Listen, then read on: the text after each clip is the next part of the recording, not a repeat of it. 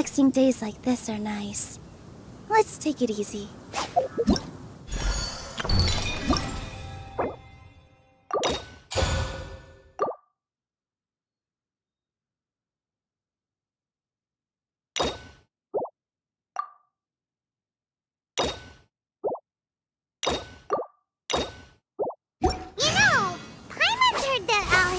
Been made acting Grand Sage, but with that personality of his, oh boy.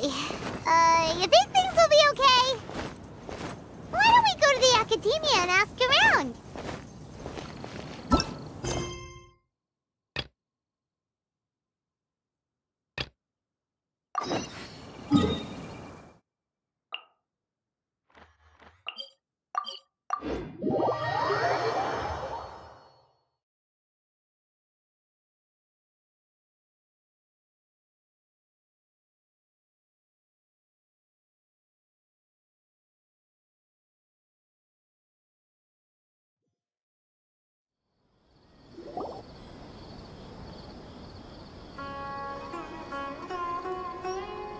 How's everything going with your thesis? I should be able to publish it next month. A few days ago, I was worried that I'd have to stop my work on it. Thankfully, that didn't come to pass. Well, Azar was one of your thesis advisors. Honestly, I was afraid that you might have gotten dragged down as well. How did things get settled? The newly appointed acting Grand Sage reviewed all of our projects and gave us permission to continue our research. Acting Grand Sage? That sounds like a new thing. Yeah, I heard that selecting new sages has been taking some time, so he's just filling in. But it's all thanks to him that our research results weren't jeopardized. Once my paper is published, I'm definitely giving myself a long vacation and getting some much-needed rest. Mondstadt sounds like a good idea. They're really out of their minds, making Al-Haytham the acting Grand Sage? Take it easy, Professor.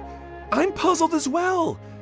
Just going by qualifications, you're one of our most preeminent scholars. I don't know why they picked a stripling like him. Fool! Do you think I'm angry because I wasn't chosen for the position? No! It's because I don't understand why they chose him! He was one of my students, but he rarely attended class. When I asked him about it, he retorted that self-study was better use of his time. What brazen arrogance, misery of miseries, for the academia to have him as the acting Grand Sage?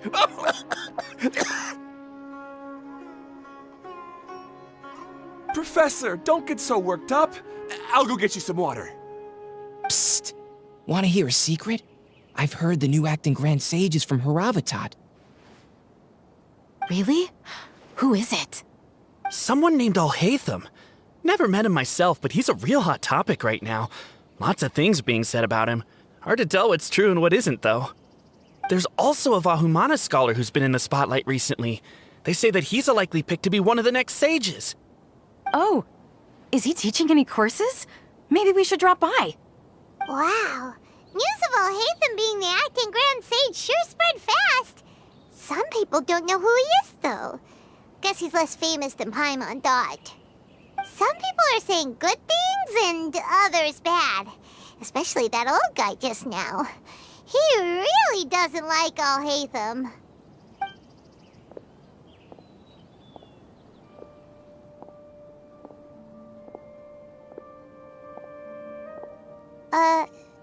Hey, are you okay?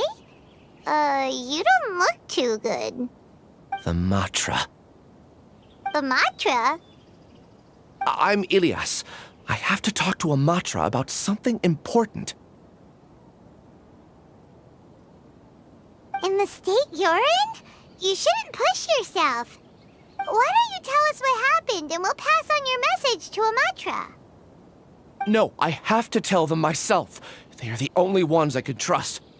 Sorry, can you lend me your arm? This is an important matter. Failure is not an option. Since you put it that way, fine, we'll take you to Amatra.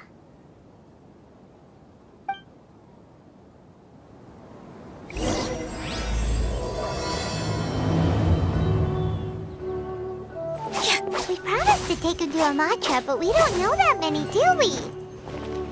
Oh, wait, Sino should be back at the Academia. Let's go find him.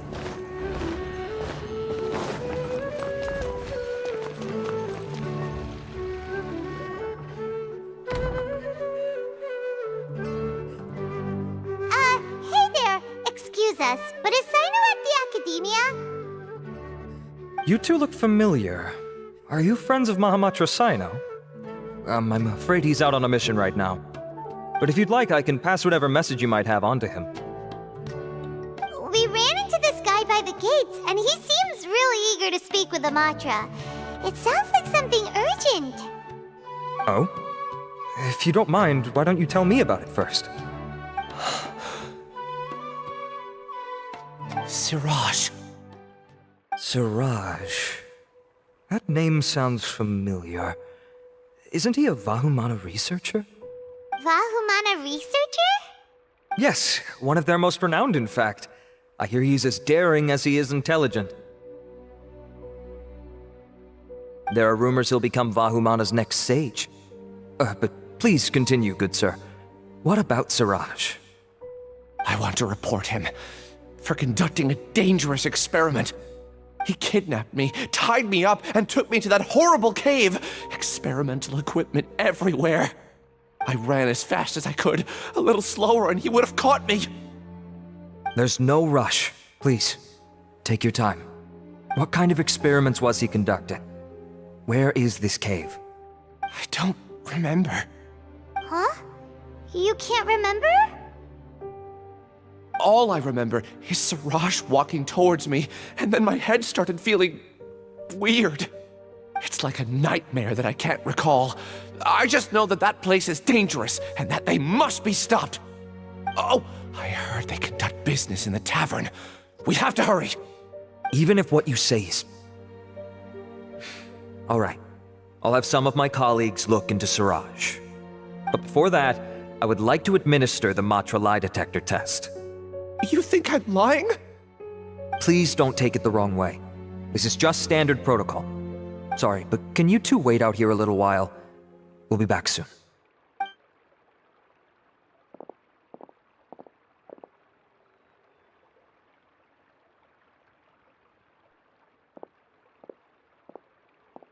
Huh? I'll hate them. Let me bring you up to speed. First things first, Ilyas passed the lie detector test. This indicates that what he said is highly credible. As such, we've decided to launch an investigation based on the leads he provided. Per protocol, this matter was reported to Acting Grand Sage Al-Haytham. After hearing about it, he left a message for Mahamatra Sino and then asked to join the investigation. Huh. It's kind of weird for you to be working with the Matra. Is there a special reason?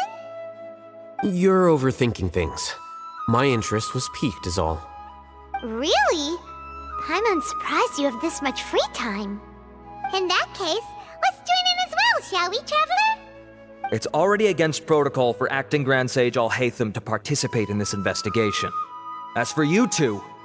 Oh, never mind. After all, you were the ones who brought Ilyas here. I'll allow you to accompany us, but you have to promise to keep everything confidential. Don't you worry, our lips are sealed. All right, in that case, I'll fill you in on what we know so far. Ilyas claimed that Siraj will be conducting some business with a Kasharawar researcher at the tavern. This is one of his few clear memories. It seems he stumbled upon this information while escaping. Incidentally, Siraj isn't at the Academia right now. He applied for long-term off-site research 1 month ago. It's close to the time that Ilyas had given, so we've decided to head to the tavern and investigate any suspicious persons. That's right. Arav, prepare to head out. You two, do as you will. Oh, come on! We already said that we're coming!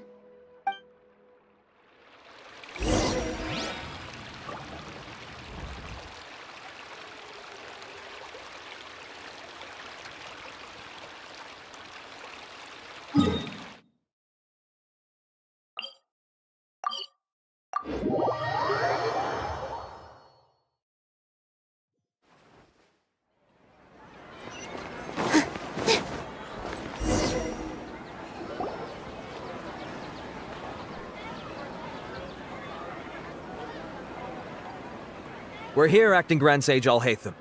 What's our next course of action? Acting Grand Sage Alhaitham? Looks like you haven't read any memos lately. The new Academia decree clearly states that even a sage doesn't have the authority to interfere with the Matra's actions during an ongoing investigation. If your superior were here, he wouldn't be asking me what to do. Instead, he'd be telling me to stay out of the way. You're right. Understood. Then please wait here as we lock down the perimeter and search for suspicious persons. Ilyas, please stay here. Acting Grand Sage Alhaitham, I'll have to trouble you with the protection of our primary witness. Sure. Though I'd rather he just protect himself.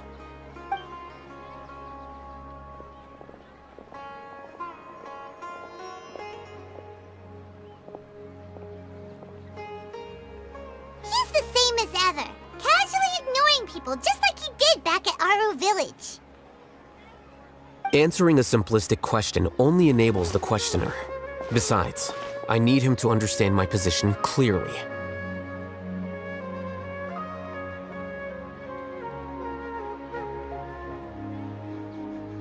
Arav has just as many doubts about my coming along as you do. But unlike you two, he's making this matter more complicated than it is, with his considerations like the acting Grand Sage is trying to seize the Matra's powers. That question was obviously bait. The Matra were once under the influence of the sages, and so were often subject to these bureaucratic traps. The test was strictly unnecessary, though. I hope that our exchange will assure him that I won't interfere with their work this time. Why is this so complicated? This is why I was against becoming the acting Grand Sage from the very first. Titles and rank inevitably make a lot of things more troublesome than usual. Excuse me, Acting Grand Sage Alhaitham. I've had a question on my mind, and I need to know the answer no matter what. Have we met before? No. I have no recollection of ever meeting you. Haha! I thought so too. I probably wouldn't have had anything to do with someone of your caliber. Then why did you ask? Well, for some reason I felt a sense of familiarity when I met you for the first time. Really? A misperception, perhaps. Or... Acting Grand Sage Alhaitham, we've apprehended a suspect. Siraj? No, it's the Kasharawar researcher who has dealings with him. His name is Narendra.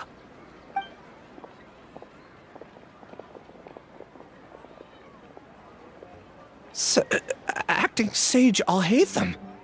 Wait, can someone please explain what's going on? I admit that I did steal some mechanical components from the lab and sell them, but does something like that really warrant the personal interest of the Acting Grand Sage? What have I gotten myself into? I know I let greed get the best of me, but please, I promise that this won't ever happen again. I would like to ask him a few questions. Of course. Do you know Siraj? Yeah, that's the name of my buyer. He asked to make the transaction at the tavern, but he never showed up. What were the details of this transaction? He's doing some kind of experiment that seems to require many power generators and electrical components that can only be found in our project. He contacted me in private and said that he'd pay a large sum of Mora if I was willing to put some aside for him, under the pretense of them being defective parts. We had originally agreed to meet at the tavern earlier today to do the trade. I sure didn't expect to get stood up, or run into you all. Perhaps Siraj was aware that Ilyas might leak information, so he intentionally didn't show up. Whatever the case, it seems that this lead ends here. The good news is, regardless of what Siraj was planning, his progress will now be severely hindered by a lack of power generators and electrical components. We still have time to conduct our investigation. Do you have any more questions for the suspect? No, he's all yours. But I'd like to borrow Ilyas for a while.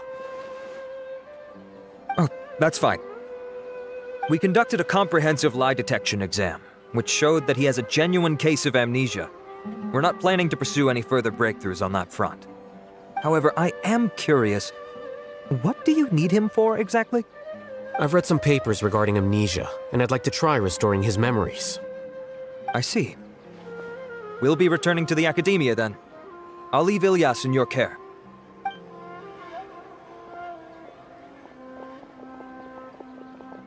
Follow me.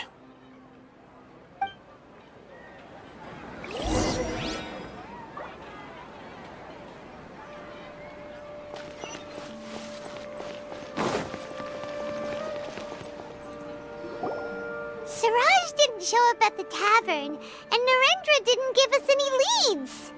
Ugh, that means we're stuck. Oh, Hatham, are you serious about seeing things through? Iman's pretty surprised that you're this interested in the case. I thought you would have guessed the reason by now. Huh? Iman has no clue. Hey, do you know? Yes, we were classmates.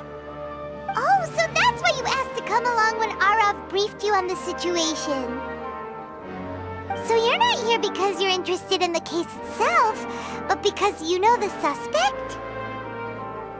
You couldn't be further from the truth, but I wasn't expecting much from you to begin with.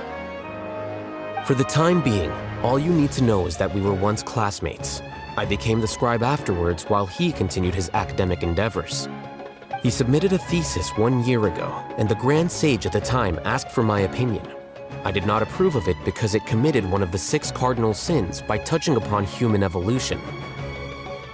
From violating matters regarding human evolution to attempting the forbidden and fearing none, the 6 cardinal sins are the origin of all evil in this world. They are also what the sages use as a reference when formulating or amending the rules of the Academia. My opinion was that Siraj's research was both overly naive and in violation of various core principles. The Grand Sage took some of my suggestions on board and ultimately decided to reject the application. So that's why he's buying energy sources and electrical components. He's most likely trying to circumvent the rules and conduct his experiment in secret. That sounds super suspicious. Oh, we gotta stop him. Ilyas, can you try to remember things again? Maybe something new will pop up. I'm sorry, but I've already tried many times. And no matter how hard I try, it feels like everything in my mind is shrouded in a thick mist. It is possible for a person to subconsciously forget some of their memories as a defense mechanism against extreme stress. However, these memories aren't truly lost, but merely sealed away. They can be restored with the appropriate stimulus. Now, try to recall things you care about. They don't need to be related to this case. Well, actually, I feel like I've forgotten more than just the memories of the time I was kidnapped and experimented on. The kind of person I am, the things I've done, I can remember some things, but I can't recall some others no matter how hard I try. But I do vaguely remember that there are 2 things that I have to do no matter what. Do tell. The first is to get my paycheck from the Academia and give it to my younger sister in Gandharvaville. I'm not sure about the details, but it seems that I would send money to my younger sister every month to pay for family expenses. And the second thing? What's the second thing? I can't remember. Sorry, there's just so much I can't recall. Not unexpected. However, you're the only one who has seen Siraj and knows the exact location of his cave at present. As such, we'll do everything we can to help you regain your memories. Losing your memories must be really painful. But don't you worry, we'll help you get them all back. Oh, thank you so much. This feeling, it's more than just pain. I don't know how to describe it. I have so few memories that I don't even have a clear idea of who I am. And my head's always ringing. It feels like I could faint at any moment. But amidst all that, it also feels like I've been set free somehow. Nevertheless, I have you all to thank for bringing me what clarity I do have right now. Now, I do remember that I worked part-time at a place in the Academia called the Research Preparation Center. That's also where I got my monthly paycheck. I see. In that case, let's go and find whoever's in charge there.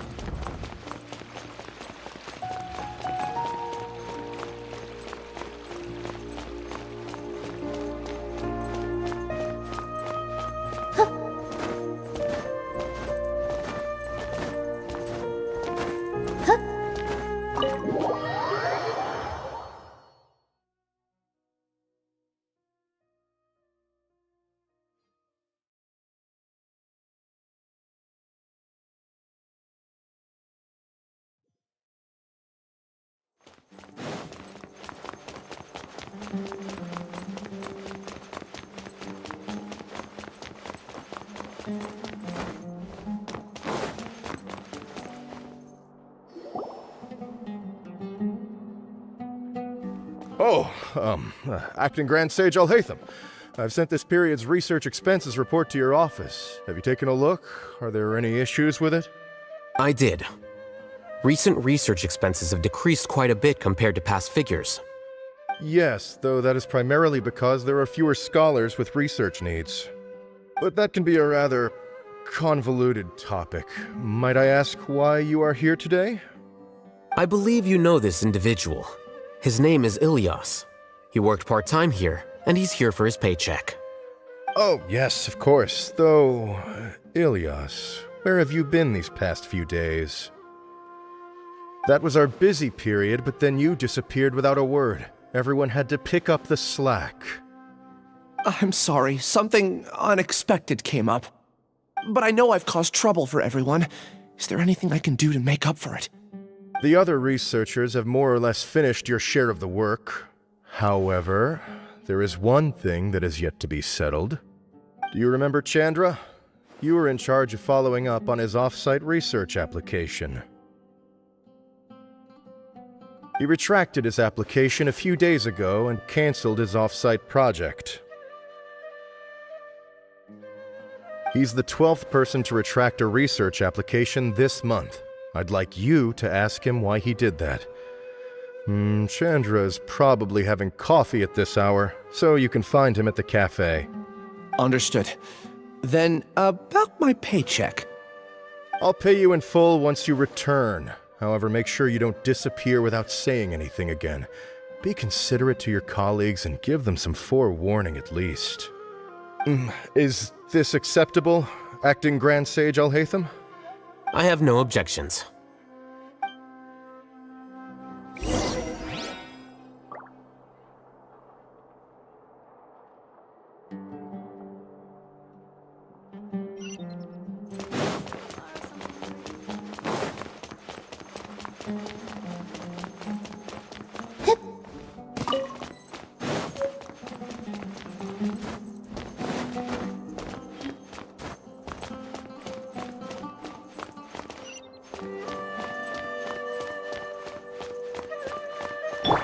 The wind rises. Please show me your credentials.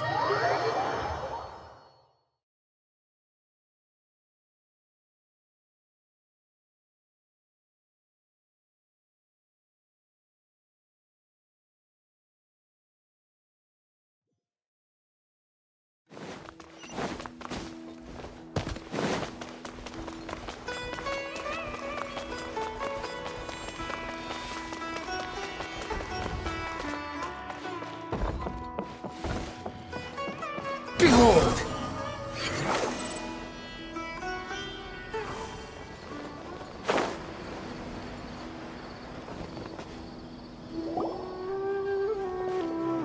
Ilyas? Long time no see. What can I do for you? I heard that you canceled your research project, so I'm just here to ask you why. Oh, that, It's really nothing special. I just don't feel like going anymore. I'm not the only one who canceled, right? I mean, people have had no motivation to conduct research lately, haven't they? No motivation to conduct research? Yeah. Say, who might you be? You look sort of familiar. Oh, don't mind me. Please, continue. Well, with the downfall of the Sages not long ago, many of the projects that they led were put on hold while they were being investigated. With the situation being so volatile, people are picking up random things to do to kill time. No one wants to risk starting any new research until it's clear how things will pan out in the future. When you say how things will pan out, you actually mean what the new Sages would have interest in, right? Wow, talk about blunt.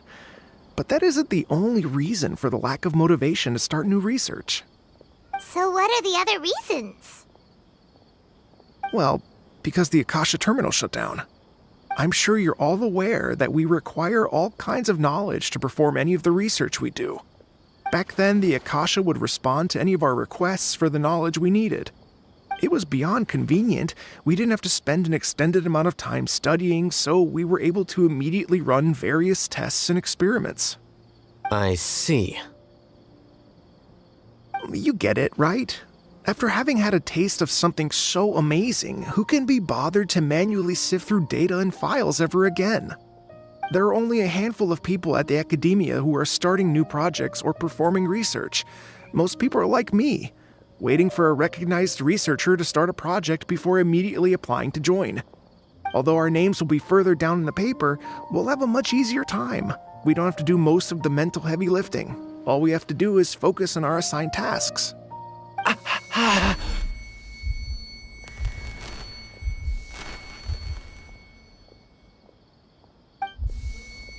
Ilias? What's wrong? My head. It hurts.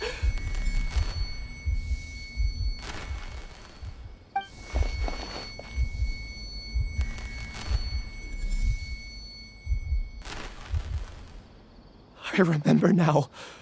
I remember what Siraj said to me as he approached. You will become Siraj number 36. Fuse yourself with a consciousness under my control. Think only in accordance with a set module, like a worker bee in a beehive. Paimon doesn't get it. What does that even mean? It's what Siraj was researching and the topic of the thesis he had submitted. Collective consciousness and the path of evolution.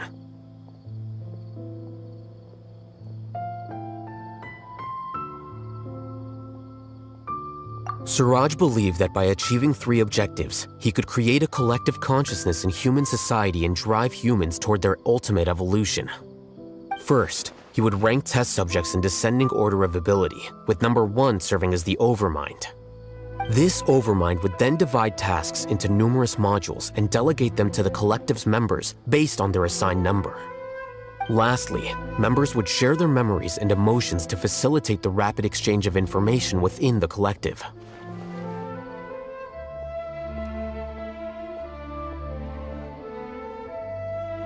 Paimon still doesn't get it. What's the point of all that? Think of it as linking many minds together and tailoring a given mind's assigned work based on its compatibility. Eventually, everyone's minds will be consolidated into a new form of existence that is both an individual and an organization. Siraj believes this collective consciousness is superior to individual humans. Whoa. Squishing a whole bunch of people together? Paimon thinks that sounds horrible. It's just as Al-Haytham said. Siraj gave all the test subjects different numbers. Bigger numbers meant you had a lower rank, so your assigned tasks were less complex, such as being responsible for everyone's basic needs. Smaller numbers were ranked higher, so you'd be given more complex assignments like planning for the future. Siraj referred to me as number 36, and I think that was a low-ranking number. I also recall that Siraj said his plan was proceeding very quickly, and that the hive would soon be complete. Oh no, then we gotta hurry! We have to stop him before it's complete! I tried my best, but that's all I can remember. I still can't recall where the cave is. I'm really sorry. Take your time. You'll eventually remember it all. However, something doesn't seem right. Some details don't add up. What's off? You were only designated as number 36? What a shame. From what I can see, your talents merit a smaller number. I'm not sure what Siraj's numbering system is based on. Anyway, we're done here. Let's go. Please, wait! I heard you all talking about Siraj just now. Are you looking for him? Huh? Do you know something? Well, Siraj is pretty popular as of late. I heard he's gained recognition from a lot of well-known researchers. Supposedly, he's a strong contender for being one of the next sages. There are many who would give up everything to be a part of his research team. I'm nothing special, though, so I doubt I'd get the opportunity. That said, I do know a researcher who received an invitation from Siraj but declined it. Her name is Janaki. If you're interested, you can try to find her. She's usually reading at the pavilion in the garden.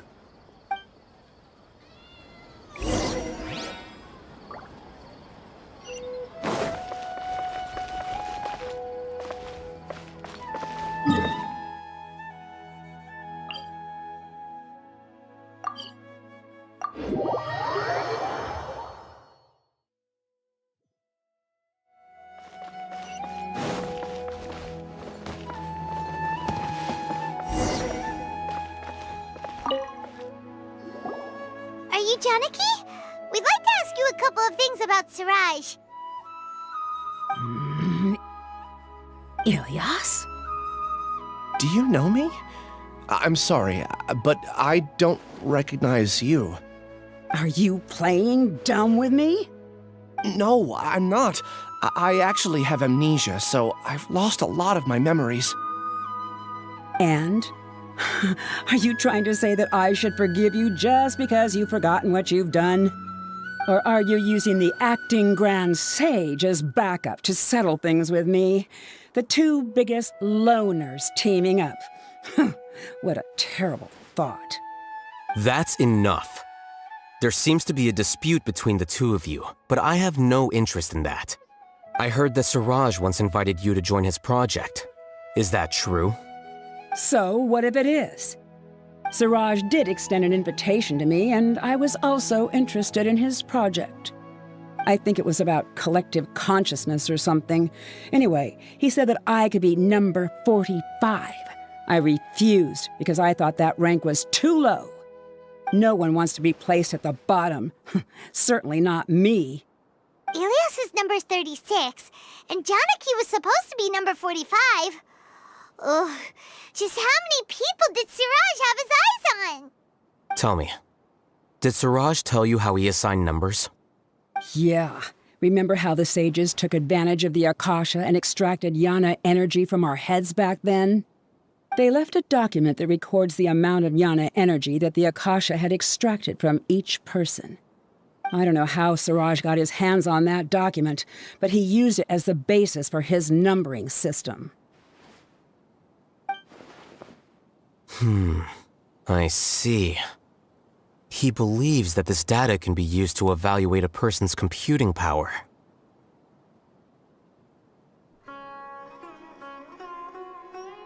Putting aside the validity of the data, it is meaningless to judge individuals based solely on their jnana energy. At most, jnana energy can only be seen as representing a portion of a person's abilities. Humans are complicated beings, so it is impossible to evaluate them using a single criterion. See? I knew I couldn't have only been ranked as 45. What else do you know about Siraj? That's it. He came to me, I refused, and that was the end of it. Is there anything else you needed? If not, I'm out of here. I've had enough of this eyesore. Please, wait, I still want to know what I did in the past. You really forgot? I swear, I don't remember anything. Paimon can vouch for him. The mantra also said that he truly lost his memories. I see. You know what? It's better this way. I get angry just thinking about it, so I really don't have the patience to fill you in. All you need to know is that you got a lot of people in trouble back then, including me. That's all I have to say. Goodbye.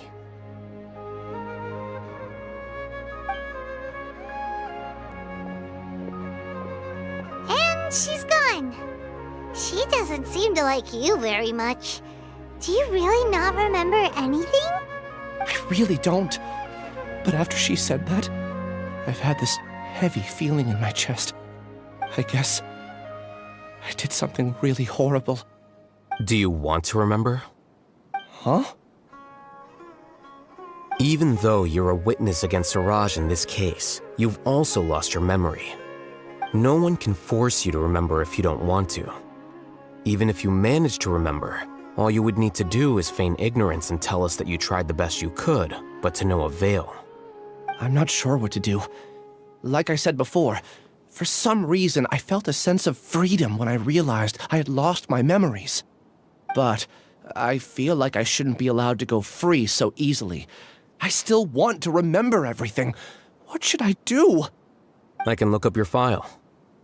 Something that caused trouble for a lot of people in the past must be on file somewhere. Would you like me to look into it? Yes, please. All right, then let's return to the House of Dana. We've spent enough time here, and you should go and get your paycheck.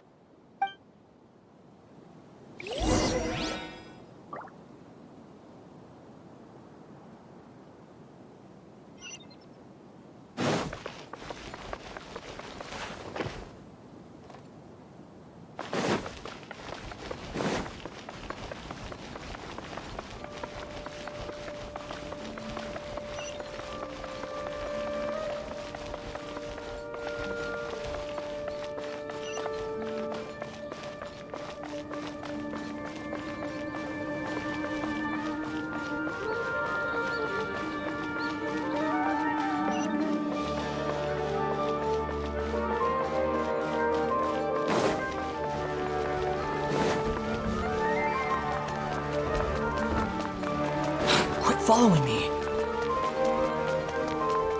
The wind rises.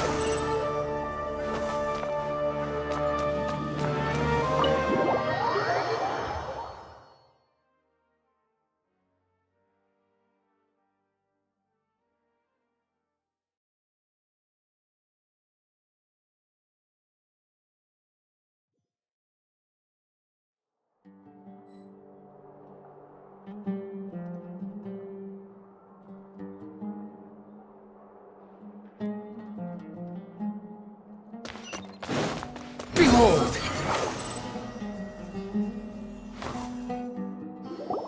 Let's split up for now. Ilyas, you go and deal with that. The rest of you, come to the archives with me. We'll meet back here later and then head over to Gandharvaville. Okay, thank you all so much. Relax, Ilyas. Being nervous accomplishes nothing. That's true. I'm ready. No matter what I've done, I'm ready to face it. I'll also try my best to remember anything else related to Siraj. We'll put an end to all of this. I'm holding you to that. See you later.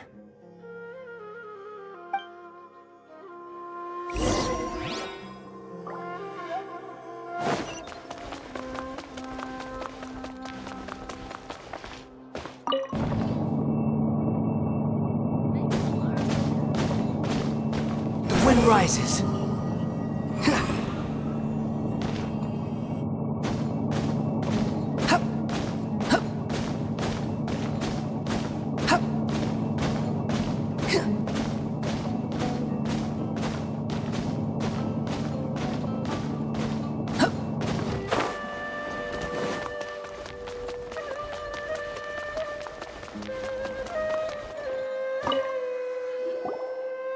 Okay.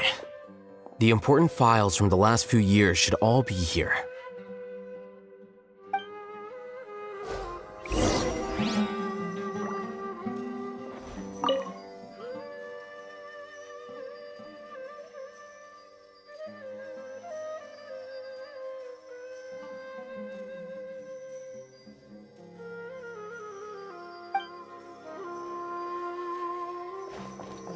Good job.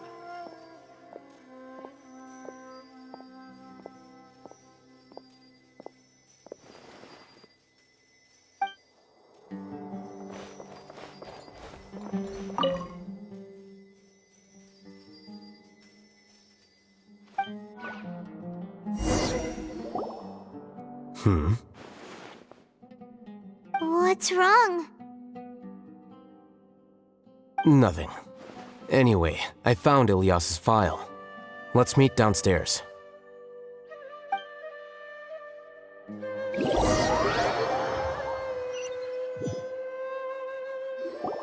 What have I done? This file indicates that you were once commended by the Academia for your courage and sense of justice. You were considered a hero. Huh? Me? Yes. Your instructor was engaging in academic fraud, and you were the one who reported him.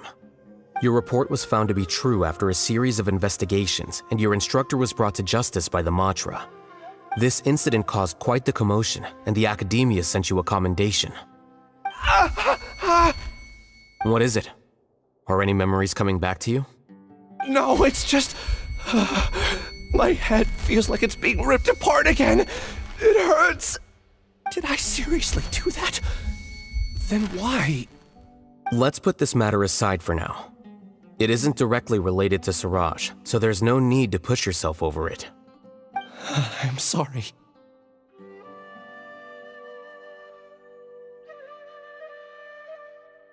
That should have been something good to hear, but my body is instinctively rejecting it. I feel like I'll black out if I try to remember. Take it slow. Recovering memories is no easy task, especially when it involves memories that you don't want to remember. Just do what you think is right. Thank you. I'm not sure how you're so calm and composed all the time, but it does make me feel more confident about the situation I'm in. Let's head to Gandharvaville and deliver Ilyas's paycheck to his sister. Come on!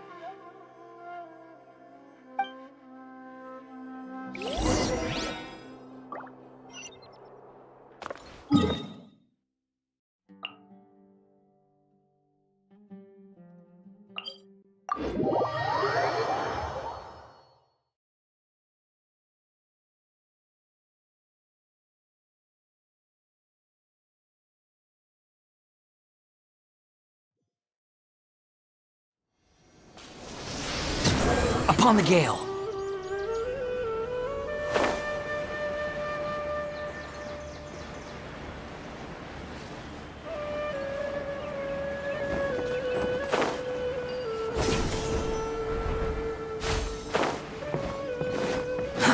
Too slow.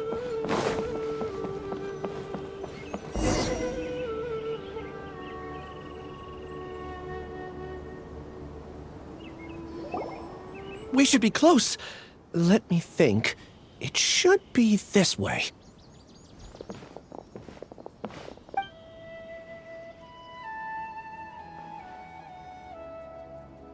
Ilyas, what are you doing back here?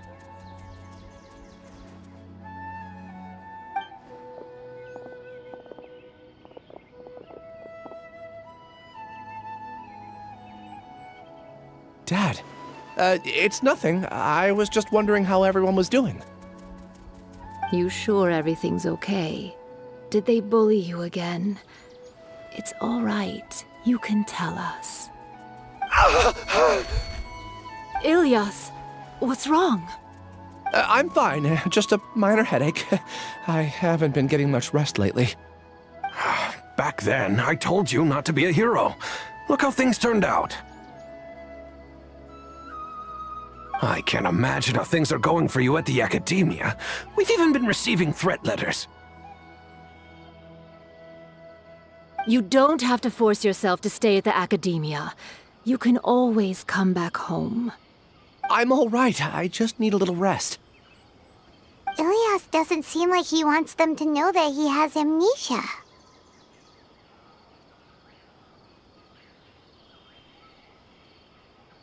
Hey! That's enough, you two! Ilyas isn't feeling well. You can keep nagging him once we get home. Ilyas, let's find somewhere to talk. So, how's your headache? It's much better now. Oh, here. It's this month's paycheck. How's everything at home? Same old, same old. It's just that everyone's worried about you. Don't mind their nagging. Deep down, they know that you did the right thing. It's just that after hearing a lot of bad rumors about you and seeing all the threatening letters, well, they're mom and dad. Maybe they just want you to conform a bit more. Conform. Yeah. You don't remember? After the incident, you... Ilyas? What's wrong? Ah, I see. I remember now. Don't worry, I remember now. You're acting a little weird today, you know? Anyway, I understand your decision. But Mom, Dad, and I just want you to be happy. I don't care if you're a hero or not. I just want you to enjoy life and relax more. Your understanding is a great comfort to him. Is it? That's good. Are you a friend of his? More so these two. My name is Alhaitham, and this is the Traveler in Paimon. Oh, that rings a bell. At any rate, I feel more at ease knowing that my brother has friends. Would you like to join us for dinner? I just happened to buy some extra food. Sorry, but I still have things I need to take care of. Well, that's a shame. Okay, I'll get going then. Take care of yourself, Ilyas. Don't worry. I won't do anything to make you guys worry again. You remember now? Yes, I do. Thanks for that. You know, you don't seem like such a bad person. Is that your way of conveying gratitude? Oh, my apologies. But I meant every word. Remember when I asked at the tavern if we had ever met? I said that there was a sense of familiarity, but what I really meant was a sense of loathing. Loathing? Yeah, but having spent some time with you, I realized that you're not someone I dislike to that extent. Strange, isn't it? Why did I have those thoughts at that time? My strength is that I don't care about what others think. If you could also develop this quality, then you won't be as bothered by complicated social relationships. It'd be great if I could think like you. But first things first, I remember where Siraj's cave is now. I'll take you there. Really? That's great! Paimon remembers that you said there are 2 things that you had to do. We've only checked off 1, right? What about the other one? Are we not gonna do that first? There are more important things at hand. We have to stop Siraj before he completes his collective consciousness, or it'll be too late. You're right. Let's head out.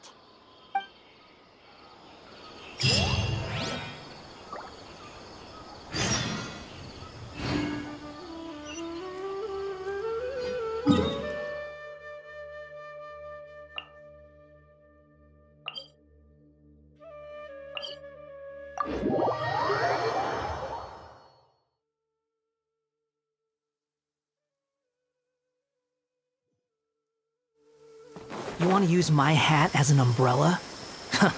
The audacity to even make that request.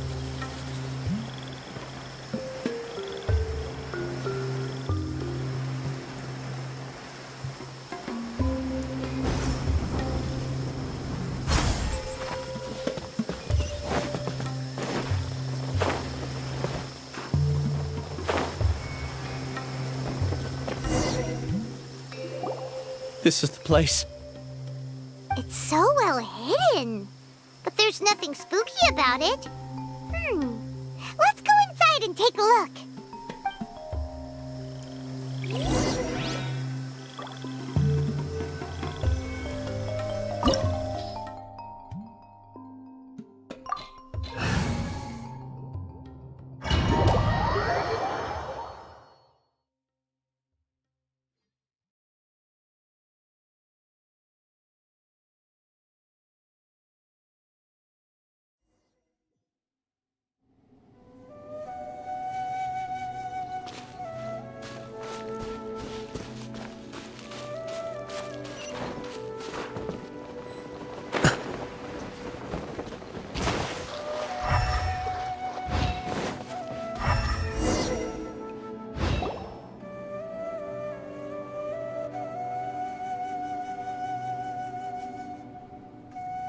Weird. It's bigger on the inside than Paimon imagined. Are you sure it's still a work in progress? Ilyas, do you remember this place? Huh? Ilyas! Where'd he go? I don't sense him nearby. Did he get separated from us? Should we wait here or turn around and look for him? There's no need for that. Let's keep moving. Alright. We'll continue in and see if he catches up to us.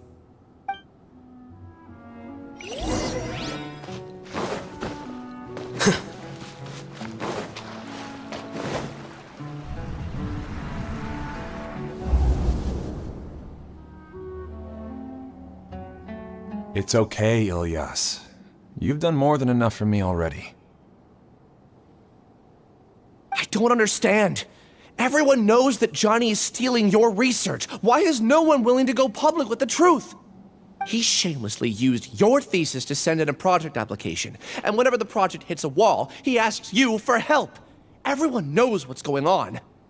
Do you know how many people are working on that project? If Johnny was kicked out because of academic fraud, that'd be the end of the project. Too many people would be affected. But he's obviously taking advantage of you! He throws you the hardest work, and after you're done pulling all-nighters, he struts around with your research data and takes credit for it. That's not right! Why are you putting up with this? A lot of people warn me to not say anything, and I think they have a point. This is just how things are. All I want is to graduate without any problems. It's okay. He's at least paying me. Half a year of your time and effort, countless all-nighters, and casual threats and insults, all for a measly 20,000 mora? He's treating people like cattle. Enough. It's fine. I just need to suck it up and get it done.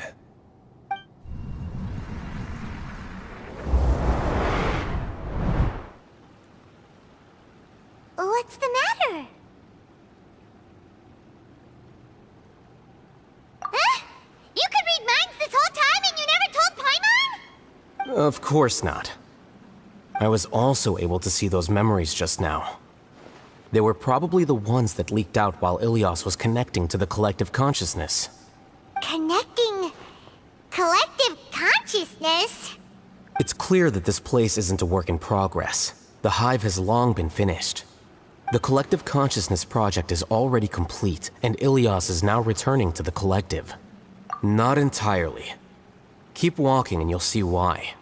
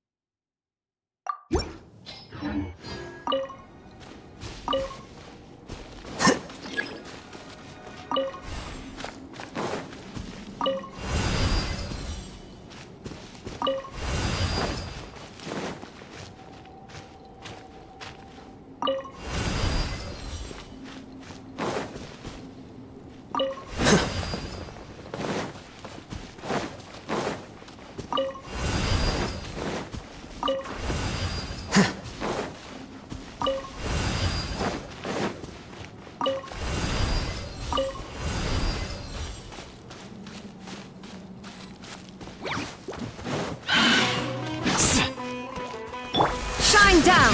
Position! Here you are.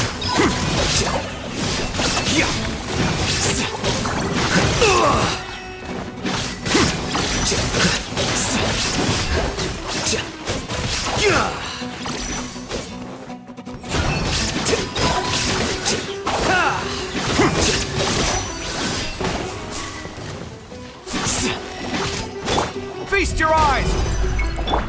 Quit following me. Squall and fury.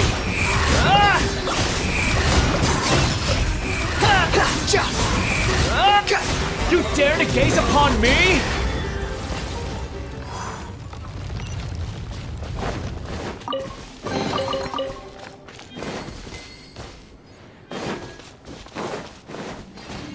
It's completely different from what Ilyas said. This place looks like it's been done for a while.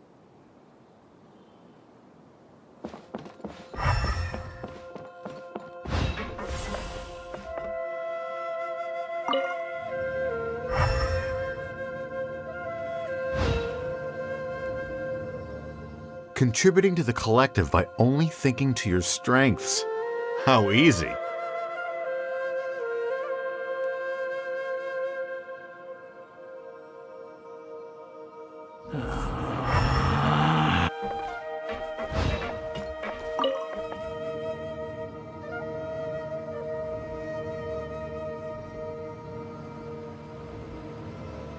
Al-Haytham. Just thinking of that name fills me with hatred. We must get rid of him.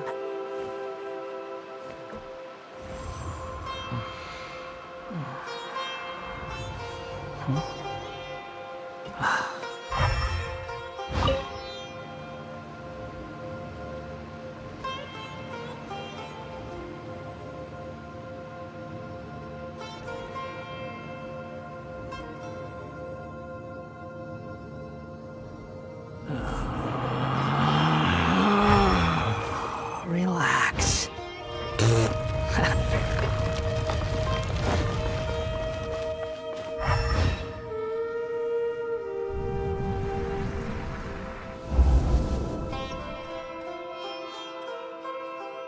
An entire year's worth of work down the drain. And for what?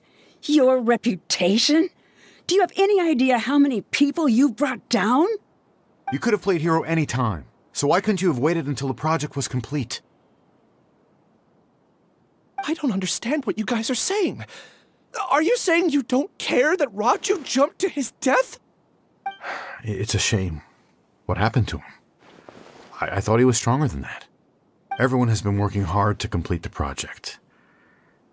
He could have endured for a bit longer, but he chose now, of all times, to...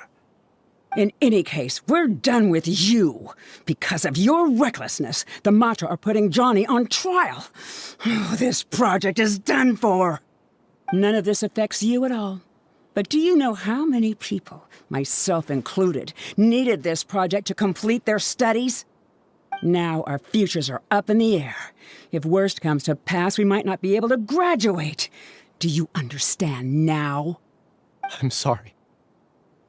There's no need for an apology. It's not like I'll accept it anyway. You'll pay for this.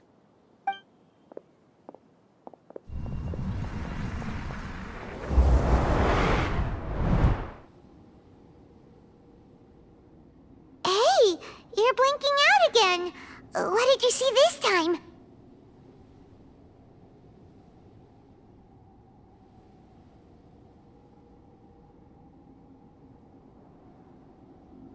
Don't jump to conclusions just yet. Save your words for when we see him.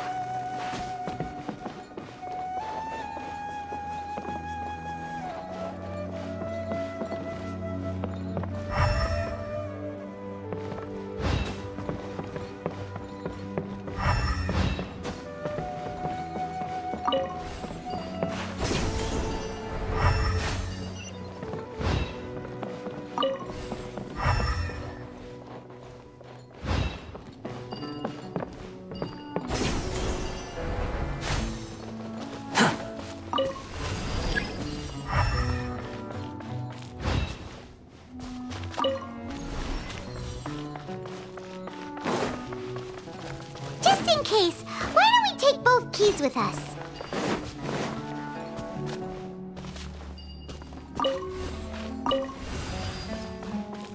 Quit following me.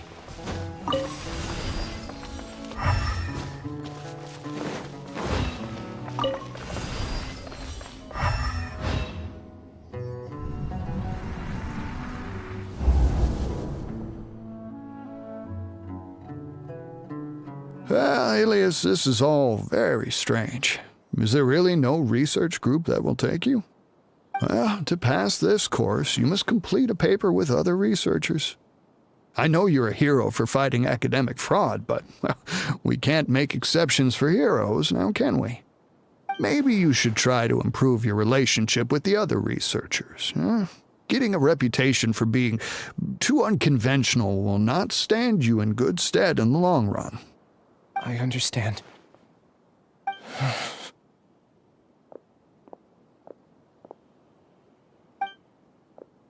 You seem troubled.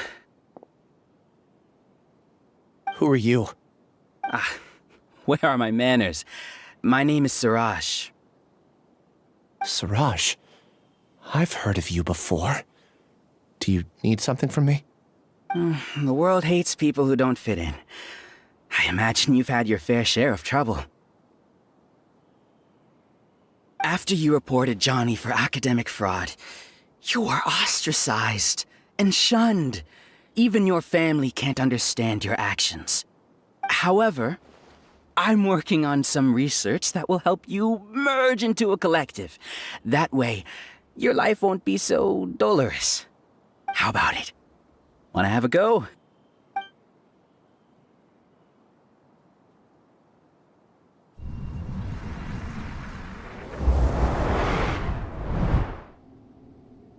What did you see?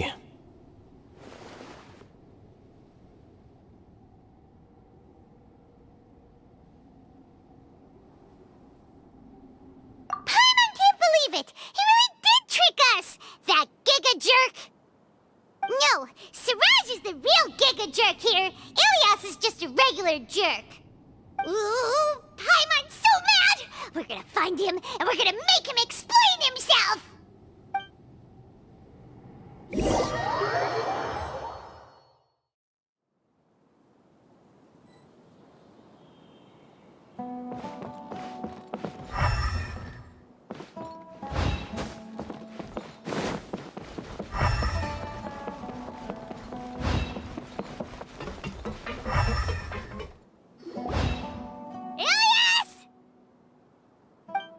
You've come.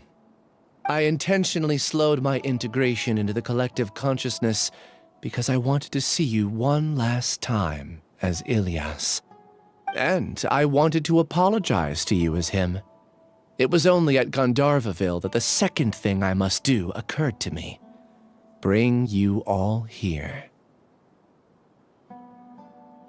To throw off the Matra and bring Alhaitham to the hive.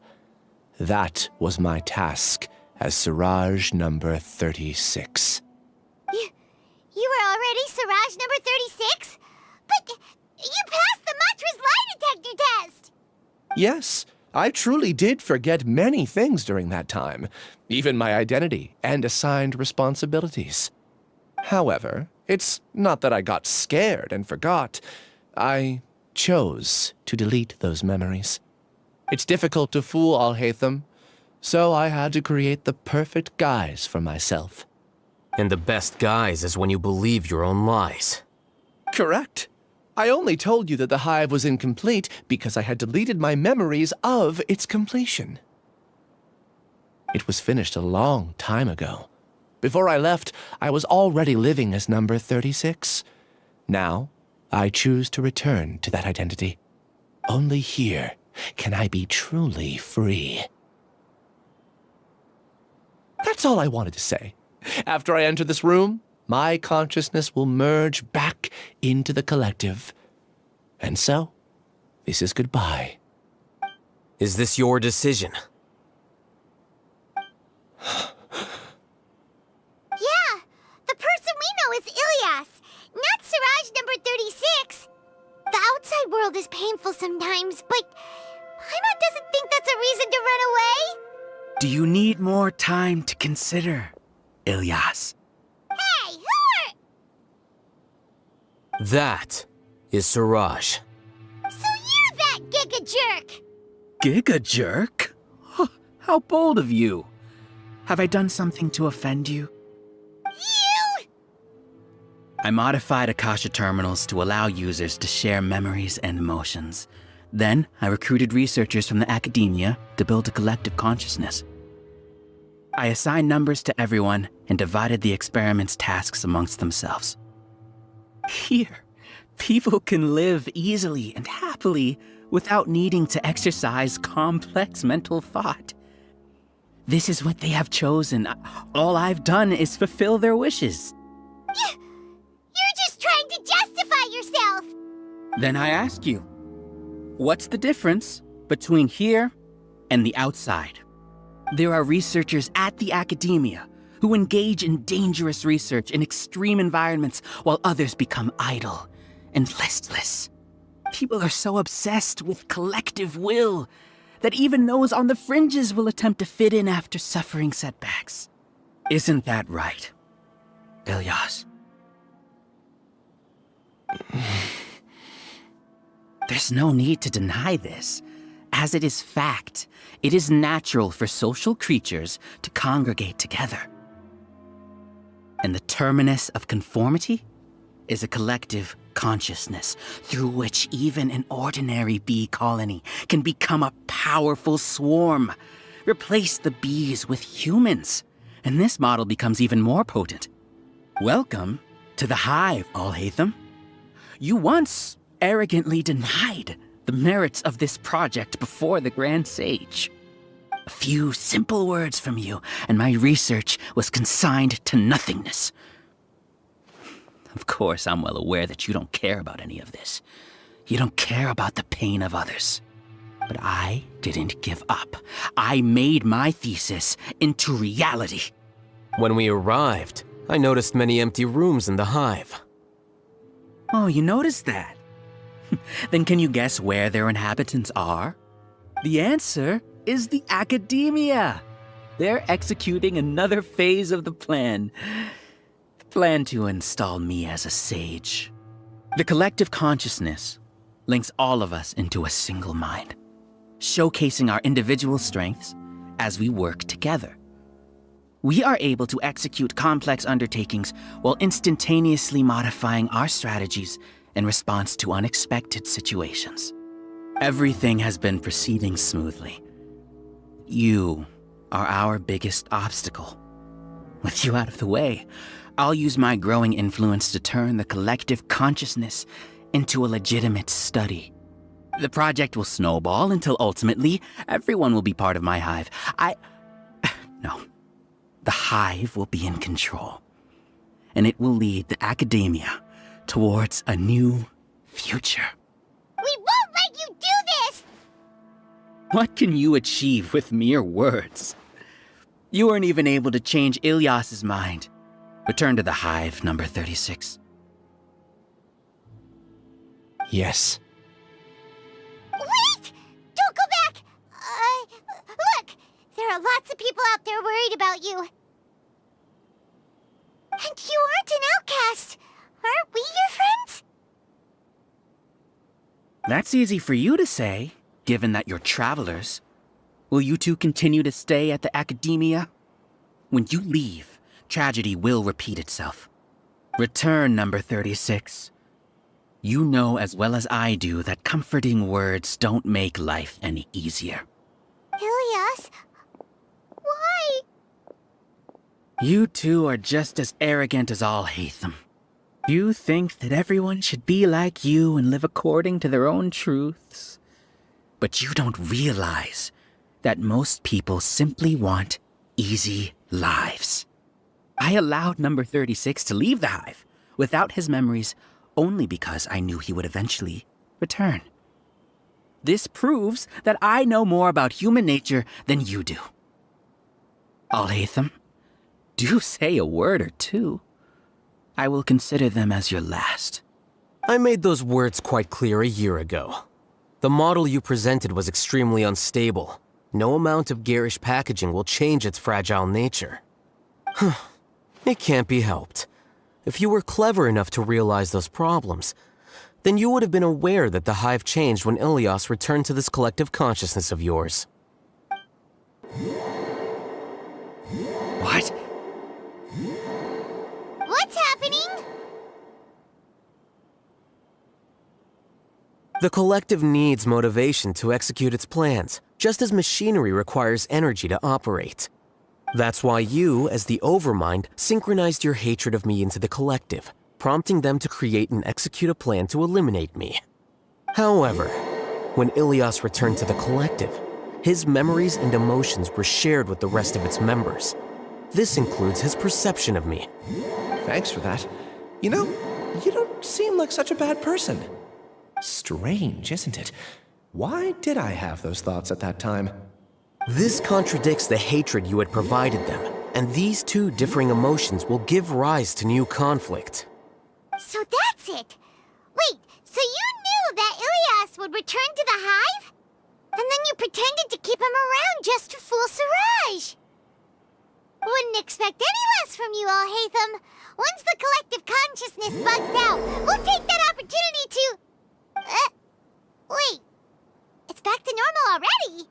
Alhaitham, I told you. You're too arrogant. Did you really think that your little scheme would be enough to destabilize the hive? Ilias's return had indeed introduced abnormal emotions into the hive, but such a meager drop cannot give rise to waves. Your struggle has been in vain, and it's time to end it. Allow me to show you what makes the collective consciousness so formidable.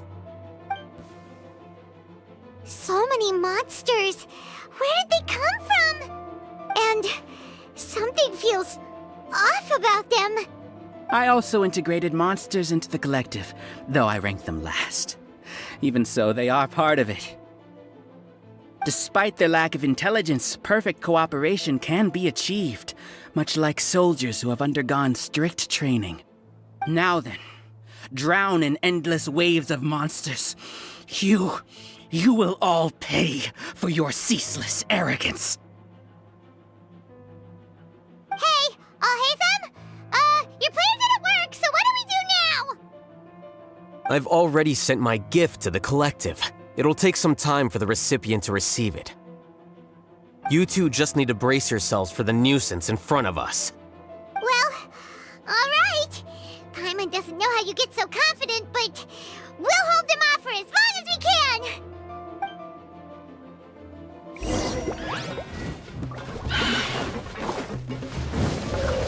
With all my strength! Behold! That's far enough!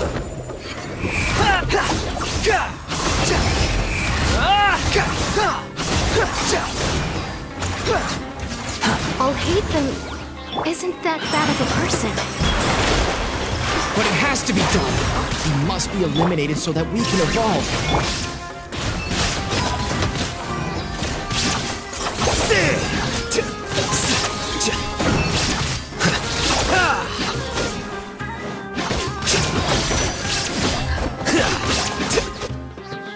You see? That is the will of the collective. Even with the hatred gone, they continue their work. An external anomaly cannot shake the collective's stability. Here! The wind rises. Upon the gale. Know your place. He won't hold out for much longer. He's a lot tougher than we imagined. Something's gone wrong with the academia. The march.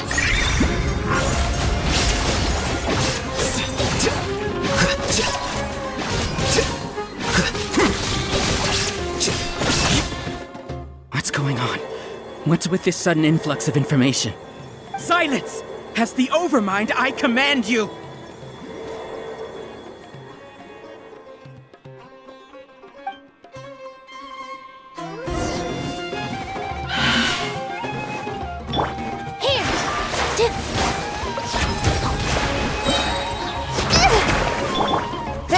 escape!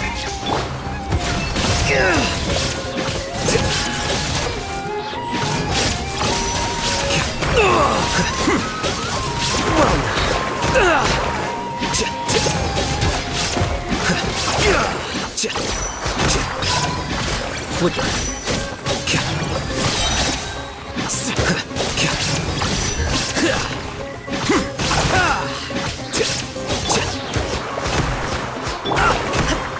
Now you shall perish!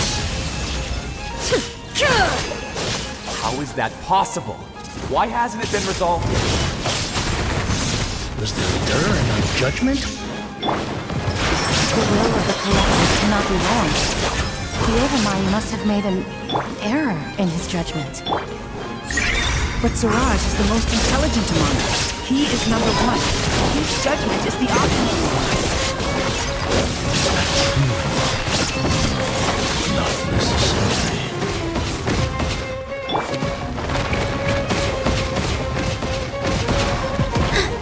With all my strength! Shine down!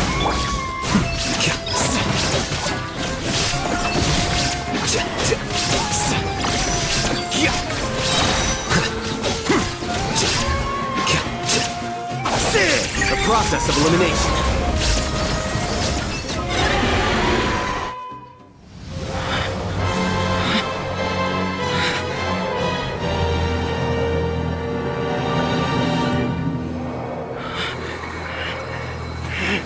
What have you done? Calm down. Don't you have an easy way to figure this out?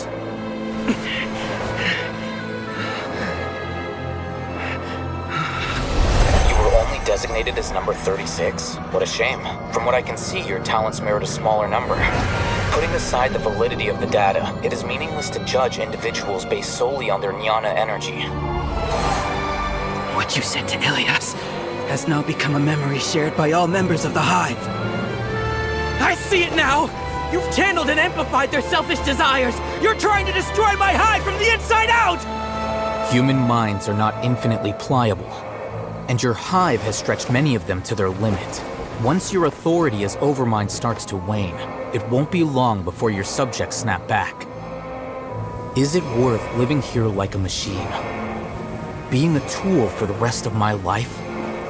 As soon as one person begins to have these thoughts, selfishness, doubt, and fear will propagate, thanks to the web of consciousness that you built. At this stage, your so-called Hive has already fallen. It's not over yet.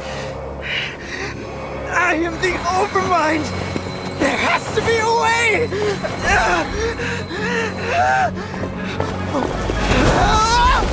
It's too late.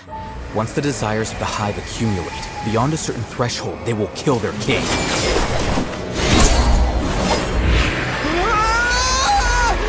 Wouldn't have suffered such a disgraceful defeat if I was the Overmind.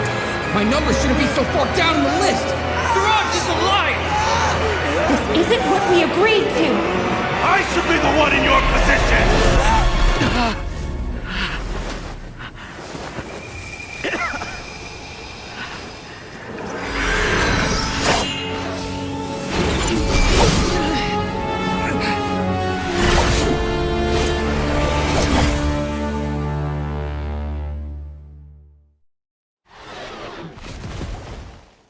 The Hive shut down?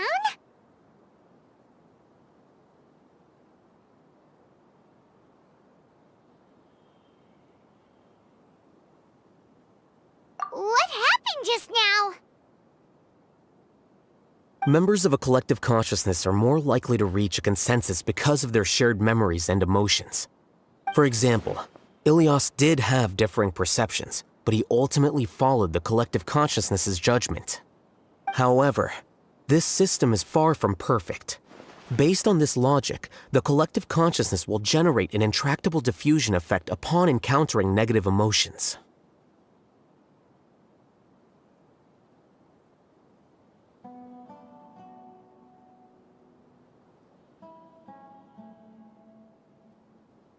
The disturbance that Ilias caused wasn't for naught. It made the collective question the Overmind. Setbacks in the plan further amplified doubt, which diminishes the Overmind's influence. This inevitably causes the collective to generate negative emotions. Apprehension, disappointment, panic, avarice. These negative emotions can be very well hidden, as humans generally do not share completely transparent channels of communication. But in the hive, where there are no secrets, negativity can spread like a tidal wave. Of course, what I said to Ilias was the trigger for all of this. A few words were enough. Believe in the power of words, Siraj. You were already thinking of a way to destroy the collective consciousness. Even back then. You knew that Ilias was the bait all along? But how did you know? Since when? I knew it from the moment I saw him. Moreover, I never looked down on you. My opinion of you has always been objective. You have a naive view towards the concepts of collective consciousness and human evolution, but you are intelligent and disciplined. You would never let a test subject escape. Mistakes like that are beneath you, and you also won't leave any mistake without a resolution. I never thought I'd hear those words come from you. But if you're saying that out of sympathy, spare me. I know very well that you've never viewed me as an equal. When you were with us, you always had a distant look in your eyes. You don't need to hide it. I know it better than anyone else. The arrogance that comes with being a genius. Nobody likes being treated like that. Your perspective is entirely born from your habitual way of looking at things. From your perspective, you probably think I'm like you, someone who doesn't fit in. However, I've never placed myself on a pedestal. I just want to distance myself from meaningless noise and look at everything objectively. On the other hand, you have failed to come to terms with who you truly are. You care too much about winning and how others perceive you. You mean to say that I'm the arrogant one here? Is that not so? Arrogant and emotionally fragile. You view people as a simple, mediocre collective, while you regard me as one of your kind. Regardless, I have lost. You can take me back to the academia to stand trial. You will stand trial, yes. But arresting people isn't in my job description. I'm just an ordinary staff member. I believe it is the General Mahamatra's duty to escort you away. Sino? What are you doing here? I followed the symbols. Looks like things have already been settled.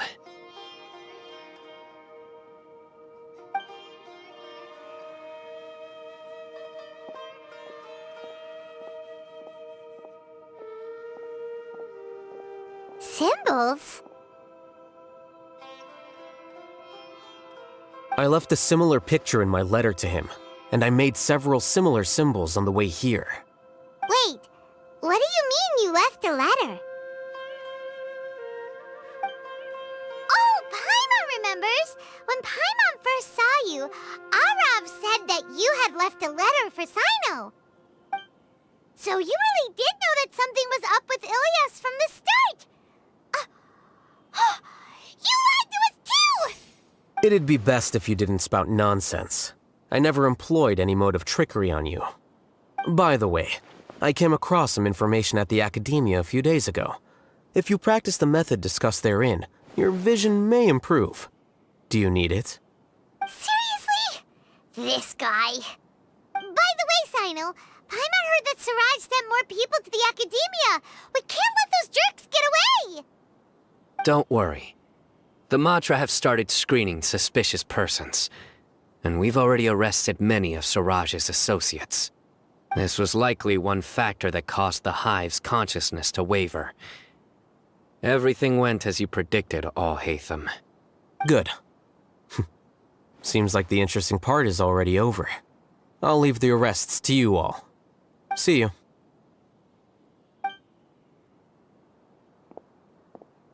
And off he goes. There still are a lot of test subjects here, so let's stick around for a while.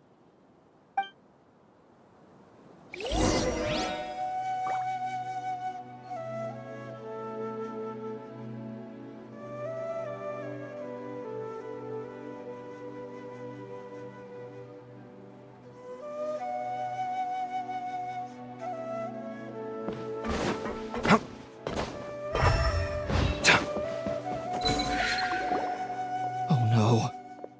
Oh no. I was involved in all these plans to get rid of the acting Grand Sage? What came over me?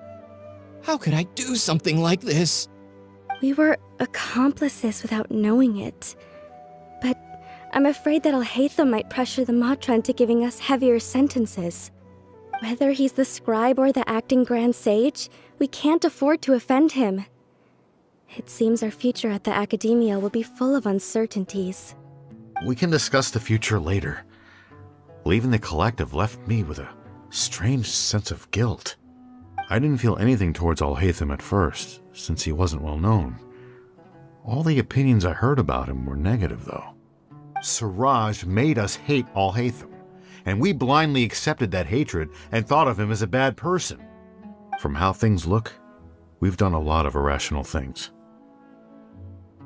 I guess we're getting what we deserve. Could you help us apologize to Alhaitham? Sure, Paimon will help you tell Alhaitham, but whether he chooses to forgive you is up to him. It's okay. No matter what he chooses, apologizing will make us feel slightly better. If he chooses to remember this, we're prepared for our punishment. It's time to go. Let's go.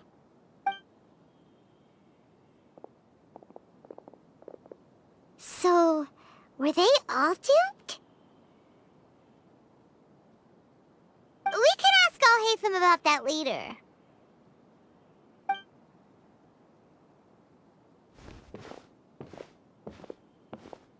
Looks like I can't exist as Siraj number 36. Yet, my life as Ilyas goes on. When I was at Gandharvaville, I thought about whether I should just come forward with the truth. But I didn't have the courage then. So in the end, I lost my sense of justice, but I also wasn't able to conform. Ilyas? Don't be sad. I'm the one who deceived you. However, I didn't come out of this completely empty-handed. The moment the hive collapsed, an idea popped into my head. I realized that the collective I was always trying to fit into wasn't as powerful as I had imagined. Understanding that gave me courage somehow. Perhaps one day I could be just like Alhaitham and not care about what anyone else thinks. You can do it. Paimon believes in you. Thanks. Well, I should get going. I'm one of the primary suspects in the case, so I'll have to receive my due punishment. Can you keep this a secret from my parents and my sister? I just don't want them to worry. Also, please apologize to Alhaitham for me. Goodbye, you two.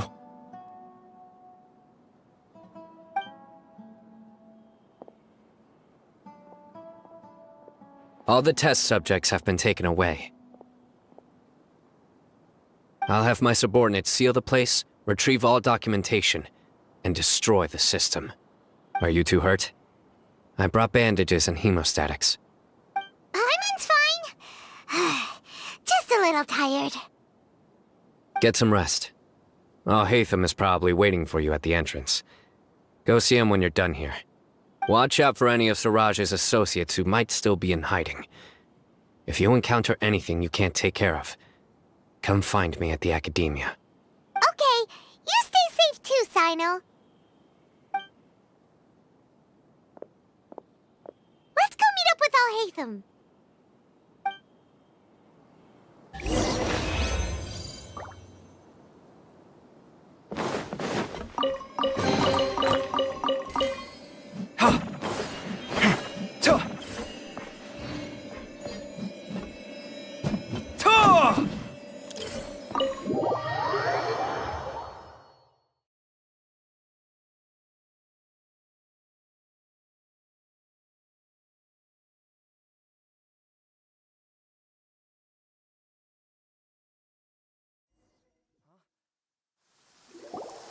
The matter's settled. We can return now. I actually thought it would have been settled sooner. This took much longer than I expected. Judging by your faces, it seems like you two still have some questions.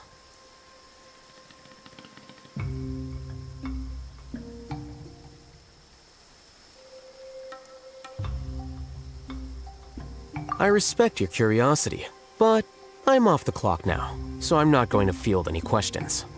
Hey, we're not your colleagues! You couldn't tell that was an excuse just now? What? Are you kidding me? You're not leaving today until you explain what happened back at Siraj's secret base!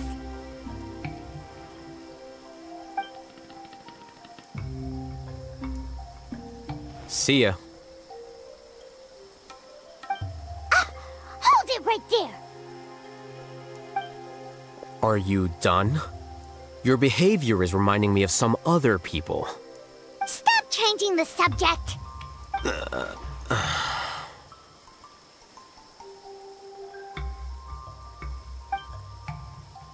It's too much of a hassle to explain everything from the top.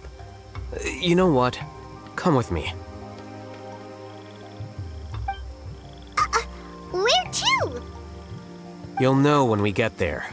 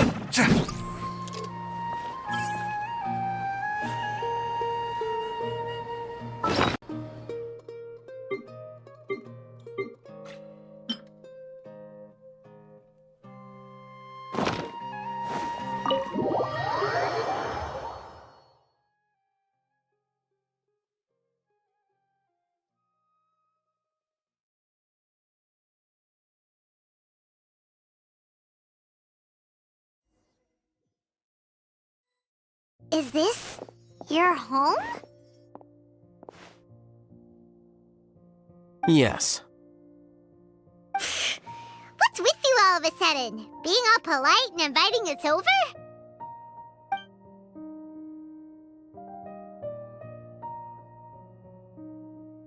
Ah, you're back. Quick, come help me see if this painting's all straightened. Huh? Who are they? Stop making a fuss. They're obviously guests. You're not from the Academia, are you?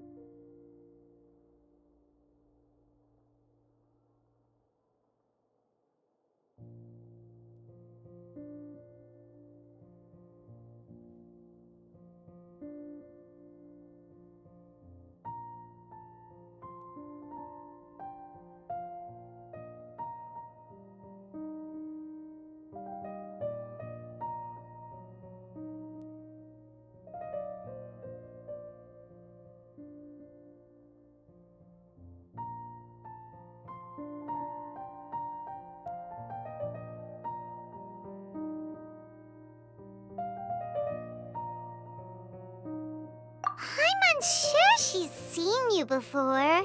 You're that person from that time in that one place! Wait, what? How do you know me? Oh no, do people know that I live here? What? You're embarrassed only now of all times? Oh, you guys are roommates! Yes we are, but keep that to yourselves. Please, don't tell anyone else. I keep a few books on collectives and the subconscious here at home. I'll get them. You all chat in the meantime. Hey! Hey! You're leaving just like that? What's the deal, Alhaitham?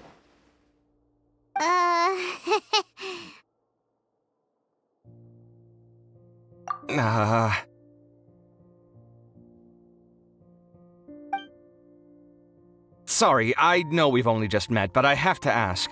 Are you, you wouldn't happen to be actors that Alhaitham hired to pretend to be his friends, would you? What? Guess not. I've never seen him invite friends home before, so please excuse my surprise. You guys get it, right? You know, with his temperament and stuff. But aren't you friends with him? I wouldn't say friends exactly. Okay, well, we used to be, but we're not anymore. Huh? Don't worry about it.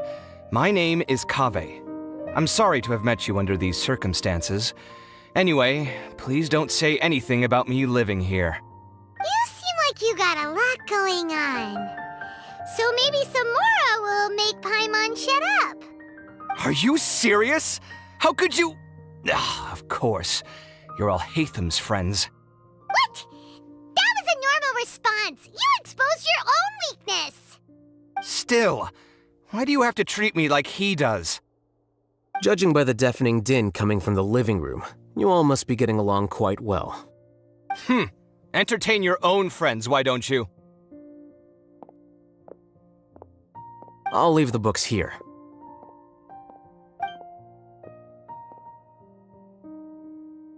Paimon's dizzy from reading. This is way too complicated. Why don't we just ask questions instead? Paimon wants to know, how did you know about the collective consciousness's weakness? A year ago, Siraj presented his thesis to the Grand Sage, who offhandedly asked for my opinion. I actually responded with 2 lines of reasoning. The first, as I've already said, was that his research was on human evolution, a subject prohibited by the academia. The second was that I thought the direction of his research was too extreme, but his approach too conservative. Wait, that's too conservative? He built such a large lab, gathered all those people, and even tried to get rid of you! One way to stabilize a collective consciousness is to remove the test subject's humanity altogether. The optimal solution to achieve collective consciousness is to focus solely on the overmind and treat the other test subjects as tools. That's way too dangerous! You're not seriously considering that, are you? 'Cause, whew. I'm merely stating the facts. If Siraj had done that, I would have felt his work to be just as senseless. It's impossible for any species to evolve overnight, and humans without their humanity cannot be called humans. That's why the academia prohibited research into human evolution. Most research of this kind tends to run contrary to evolution. Huh. Paimon gets it now. Ha! That's rich coming from you. If humans aren't humans without their humanity, then you'll probably evolve into some other species in another decade, I wager. What about you? Are you going to devolve into a fungus? At least I'd be a fungus with empathy.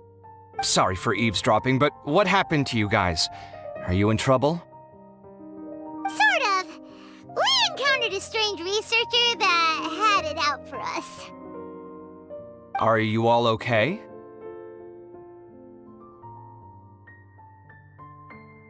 Huh. So that's how things went. Such is life. If only he'd known, Alhaitham could have stayed indoors today, and the whole thing could have been avoided, right? Plus, he could have helped me with the housework for once. See those books? They've been sitting there waiting for someone to sort through them for an age. If you're not gonna read them, tidy them away. They don't belong there.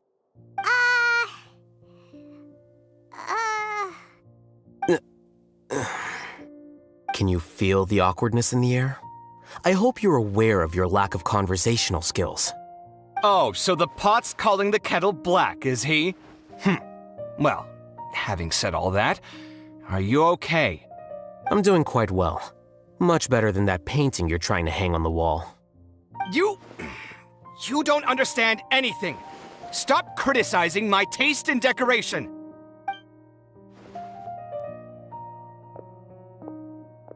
Paimon can't tell which of them is more problematic. Let's just get this over with and leave.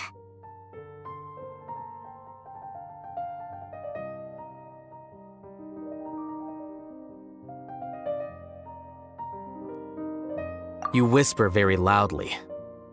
Oh, yeah, Paimon's been told that. Do you have any more questions? Let Paimon think. Oh, by the way, the other researchers apologized to you. They hope that you can forgive them. I bear them no ill will. More accurately, I don't really care about what they think of me. To some extent, they were also fooled by Siraj. The Matra will take this into account at their trials. Ilias also said that he wanted to tell us the truth at Gandharvaville, but he didn't have the courage. He apologized to you, too. It doesn't matter. I never considered asking him to come forward with the truth. Judging from his experiences, he's more courageous than the average person. There's no need to lay even more criticism on him. Criticizing the brave only shows how weak you yourself are. I'm going for dinner in 10 minutes, so I'll field one last question. Paimon doesn't have any more questions. How about you?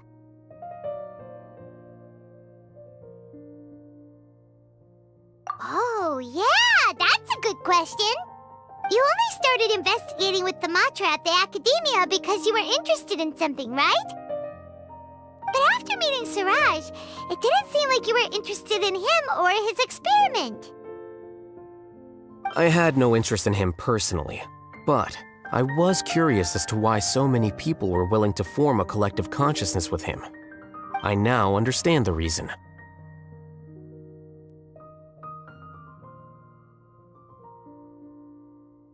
Correct. The fall of the sages and the shutdown of the Akasha terminals deeply affected the academia. The fact that Siraj's project attracted so much interest despite not being approved speaks to the lack of research projects as of late. As the acting Grand Sage, I'll have to figure something out. In addition, what happened to Ilias is worth our attention. Reporting academic fraud was the right thing to do.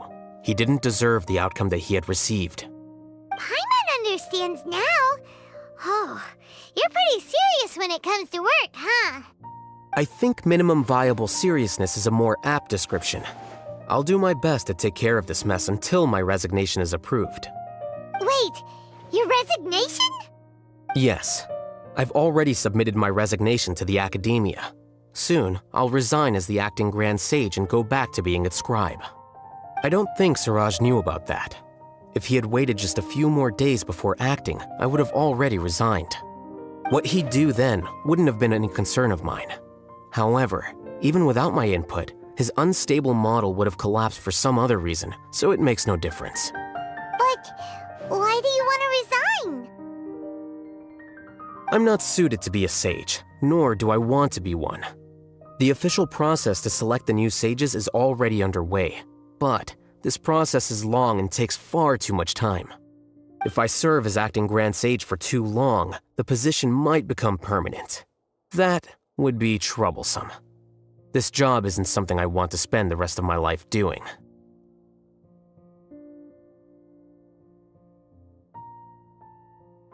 It's important to keep your priorities straight. Well, it's about time. You too should grab some dinner as well. Oh, now that you say that, Paimon's kinda hungry. See ya! We're gonna grab some yummies! See ya.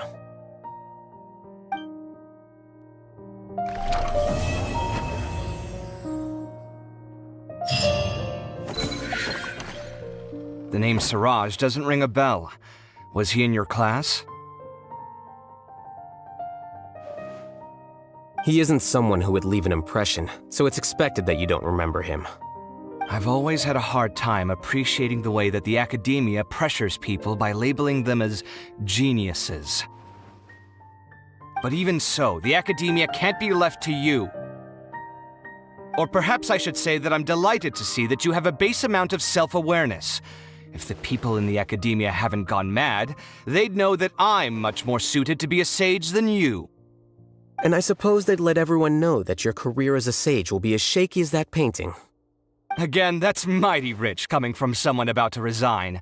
In a few days, you'll be managing files again. You'll be back at rock bottom. But my salary will likely stay the same. Wait, what? How come? Why do you get special treatment?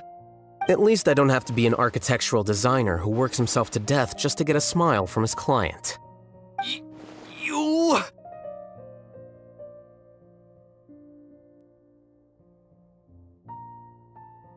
I took time out of my day to clean the living room for you, and this is the thanks I get for it? I'd have been better off catching up on my work. I still have designs to finish. Make sure to pay back the rent you owe me. I'm going to buy some furniture with that Mora. What? Are you trying to annoy me to death? The decorations you buy keep getting uglier and uglier. What's the point of having a boring wood carving in your house? You'll have to blame that on my financial freedom. Fine. Go ahead and hide behind your financial success if you want. But if we forget Mora for a second, do you have anything of true value to boast about? I think I'd have too many choices, to be honest. You, on the other hand, can you think of any redeeming features at all? Artistry, for sure. You don't know the first thing about interior design. Don't go off buying random furniture unless you take me with you. So I'll have to bring you along and then buy you drinks? Of course. But why would I do that? It would just be another form of a loan, and you'd have to pay me back eventually. Can't you just be nice and not ask for the Mora back? Pretending that you're not in debt is as ridiculous as pretending you're not living in someone else's home. Word will get out sooner or later. Speaking of which, your friends won't say anything, right? Tell them to keep all this a secret. There's no need to hide it so carefully. I think the truth's already out. You're such a lightweight that a few drinks at the tavern had you spilling all your beans. What? No, it can't be.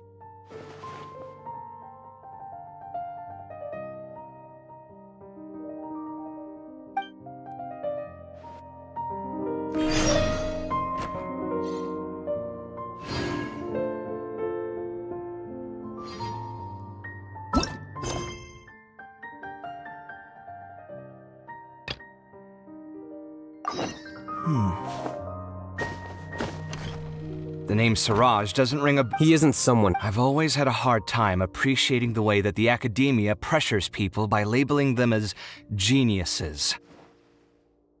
But even so, the academia can't be left to you. Or perhaps I should say that I'm And I suppose... Again, that's... But my salary... Wait, what? At least I don't have to be an architectural designer who works himself to death just to get a smile from his client. You... I took time... Make sure to pay back the rent you owe me. I'm going to buy... What? Are you trying to annoy me to death? You'll have to blame that on my financial freedom. Fine. I think I'd have too many choices, to be honest. You, on the other hand, can you think of any redeeming features at all? Artistry, So I'll have to bring you... Of course. But why would I do that? Can't you just be... Pretending that... Speaking of which, your friends won't... There's no need to... What? No, it can't be.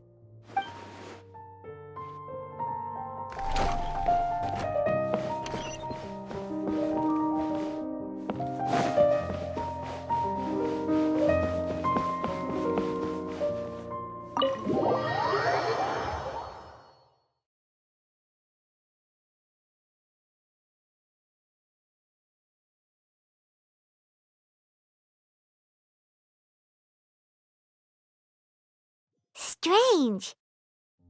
Paimon's heard lots of people talking about this academia extravaganza thing earlier. Wonder what that is.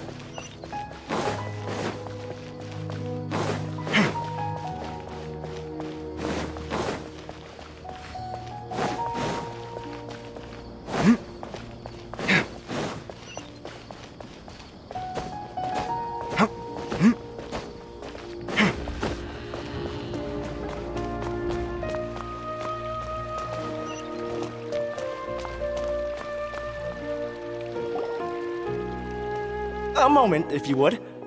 Are you two the famous Traveler and Paimon by any chance? We sure are! And who are you? My name is Wikas, a member of the Academia Extravaganza Planning Committee. Have you two heard of this festival? Yep, and that's exactly why we're here. Is that so? Looks like our advertising is working. Since you're both interested, would you mind if I gave you a brief explanation of the event?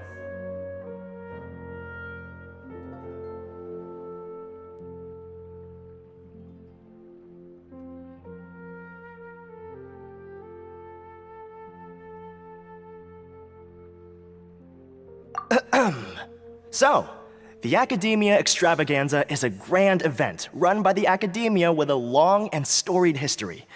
To be precise, it can be divided into the Wisdom Gala and the Inter-Darshan Championship. The gala is held annually. During this time, all 6 Darshans will set up booths throughout the city and host guests to showcase the most fascinating aspects of their school, and thus increase their influence. On the other hand, the championship is held once every 4 years. Each Darshan will send a representative to vie for the position of Grand Champion.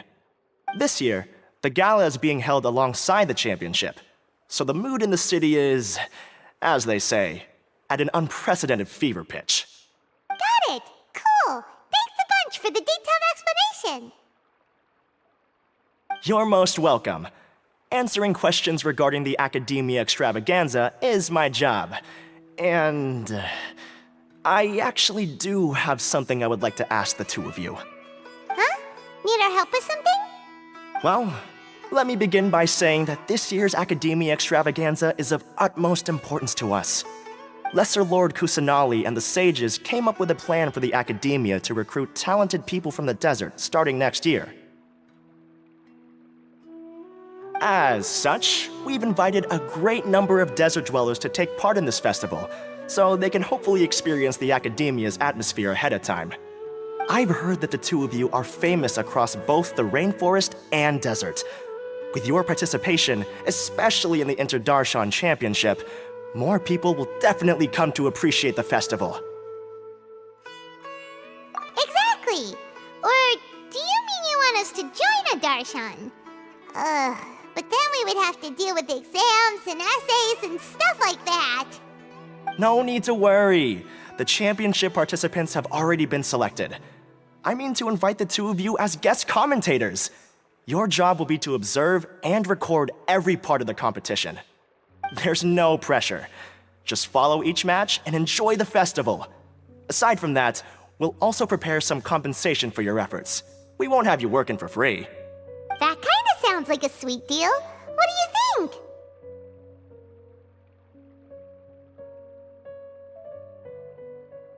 You can head over to the festival venue later. An organizer there will introduce each participant. Some of them even might be people you recognize. I'll leave it at that for now.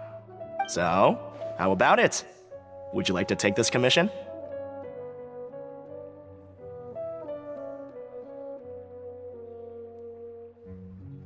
Wow! Having fun while getting paid? This sounds awesome! The main event venue is at the outskirts of the Citadel of Regzar, and the organizer you're looking for is Karina. Tell her the situation and she'll get you set up. The championship is going to begin soon. I wish you a good experience serving as commentators. If you have any doubts, come find me anytime. Alrighty, off we go!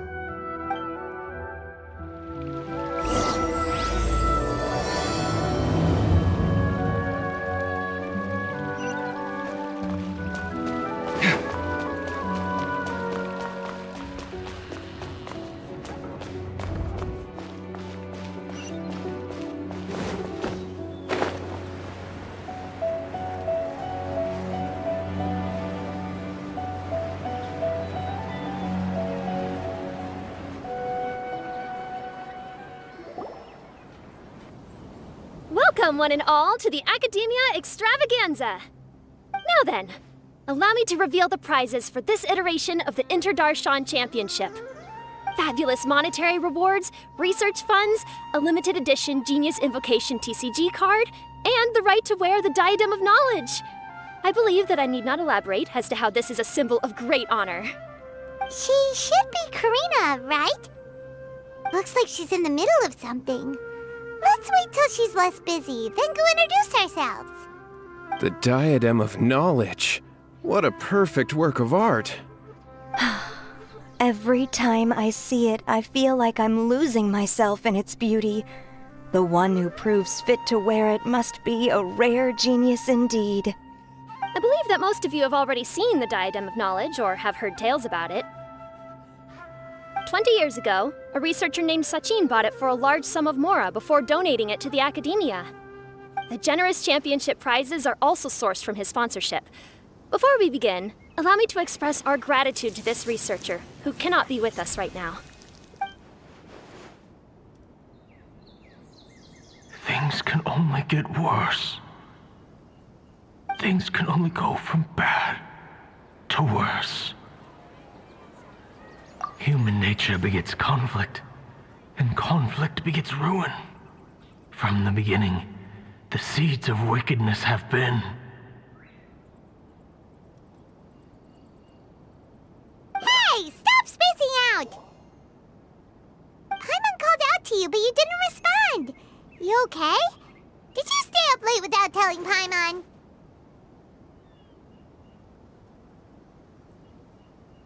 All right. I'm sure we're all more than ready for the championship to begin. Now then, let's invite our 6 Darshan representatives to the stage. Our contestants are... Representing Amorta, Tainari!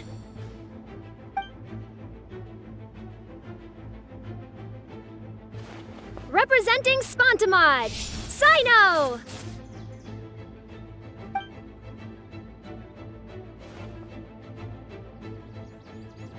Representing Ratawahist, Layla!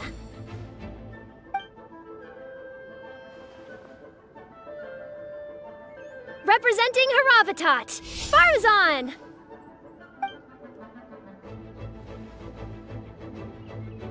Representing Kasharawar, Kaveh! And for Vahumana... Is Vahumana's representative not here yet?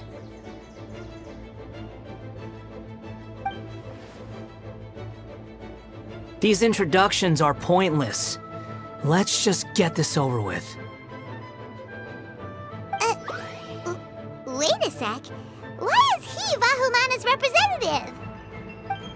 Finally, our final contestant is Vahumana's representative, Hat Guy!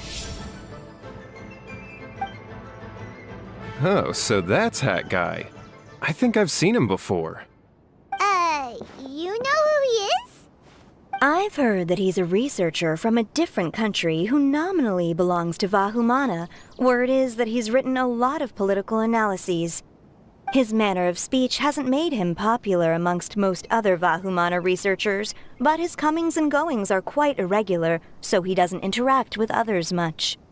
Aside from his more controversial aspects, his perspectives are considered quite incisive. Vahumana has seen a dearth of new talent lately, and some of its existing ones are not currently at the academia, so I suspect he might have been their only option. It's just kinda weird. He doesn't seem like the kind of guy who'd participate in competitions like this one. Now that we have our 6 contestants, the championship will soon begin. Who will triumph this time around? Hold on to your hats, because we're all on this ride together.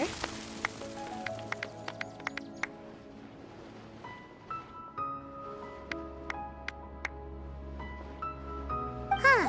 We really do know a lot of the contestants. Oh, right! We're guest commentators, aren't we? So figuring out everyone's reasons for participating is in our job description.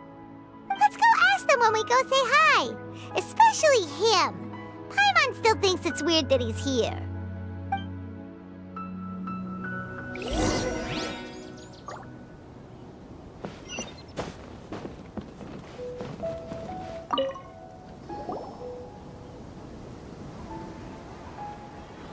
We meet again, you two.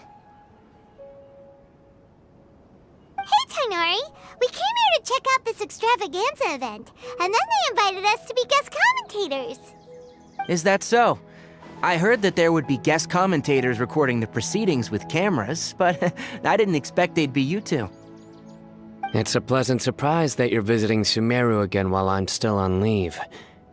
When everything comes together perfectly like this, I call it the biryani factor. Because it's always rice to meet stew again. Ugh.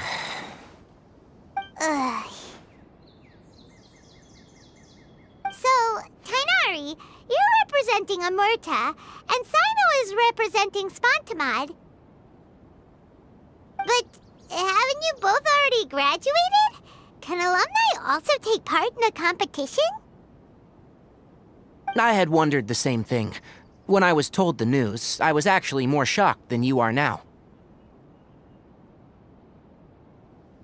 I later found out that anyone who has been a part of a particular darshan has the right to participate. Graduation status has no effect. So that's a rule, huh? There are some restrictions, though. For example, sages cannot participate. Any given person can only participate in one instance of the championship, and so on. That's right. Also, there are two methods by which the darshan representatives are chosen. One is self-nomination, and the other is to be recommended by over half of one's darshan. You must have been a case of the latter, Tainari. I heard that quite a few of your juniors petitioned for your candidacy. Sometimes I wish I could clap a few of them over the head and tell them to spend that time on studying instead.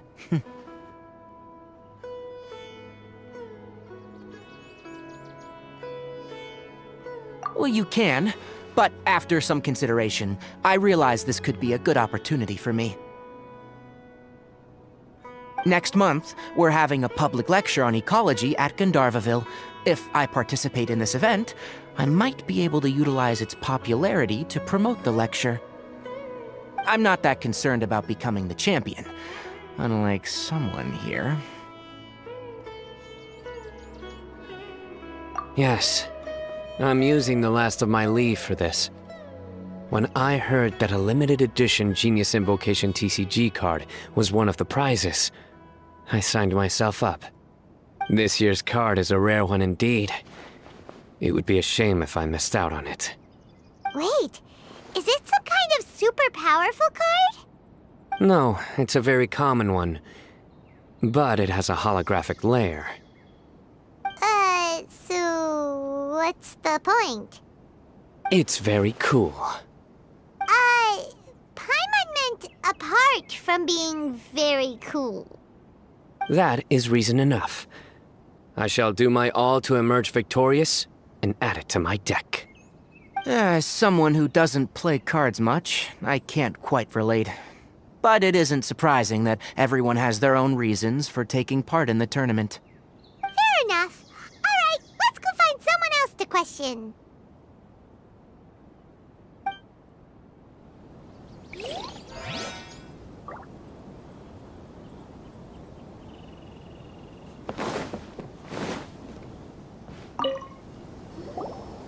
Kaveh! Farzan! Layla! Huh? Oh, it's you. Why are you here? We're here as specially invited guest commentators. Our job is to record what happens during the competition. Is that so? In that case, I'll have to trouble you to catch the moment of my triumph on camera. Remember to shoot from behind at a lower angle. You know, to capture a seniors class.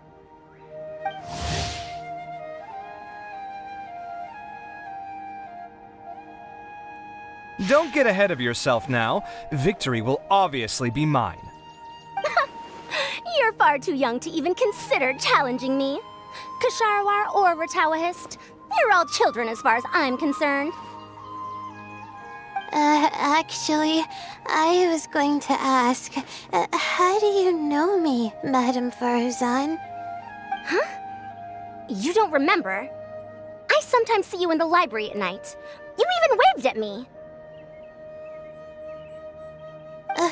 What? I don't remember doing that at all. Huh. How strange. However, this is not the time for curiosity. I am Faruzan, a household name in Haravatat. You are Layla from Murtawahist, I presume? Yes. Good. Then we are officially introduced. See? Simple as that. I like respectful ones, by the way. Would you like to join my research group? Madam Faruzan, I'm quite sure this counts as poaching. Let's dial things down. I know, but it's been tough getting people these days, and research funding has been hard to secure. But once I win this tournament, it'll be a different story. So you're just here to increase the amount of funding you're getting? Well, not just that. What, are you curious about my reasons for participating in this event? Well, I suppose that's to be expected. You are our guest commentators after all. There's been an influx of newly enrolled students, and they'll be paying close attention to this competition. If I do win, I'm certain that there will be no lack of students knocking upon my door. Moreover, research resources will be made available to the victor, so that will nix my funding issues. Therefore, my two juniors, I do apologize, but I fully intend to emerge triumphant. I'll do my best as well. At least I don't plan to lose too badly. So, why are you here, Layla? I don't know why, but a lot of people recommended me. I didn't sign up myself. I just woke up to find my name on the announcement board. That sounds like what happened to Dainari. Him too? Oh, I'm really nervous. I've been so worried about disappointing everyone that I've been losing sleep. Stress not, young one. We must all experience failure to grow and mature. But Madame Faruzan, I don't want to fail. Seriously? Everyone has such nice reasons for joining. Must I say? Yes, you do! We gotta record it!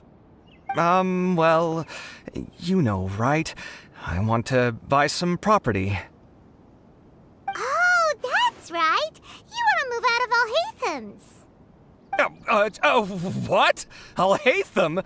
What about him? This has nothing to do with him.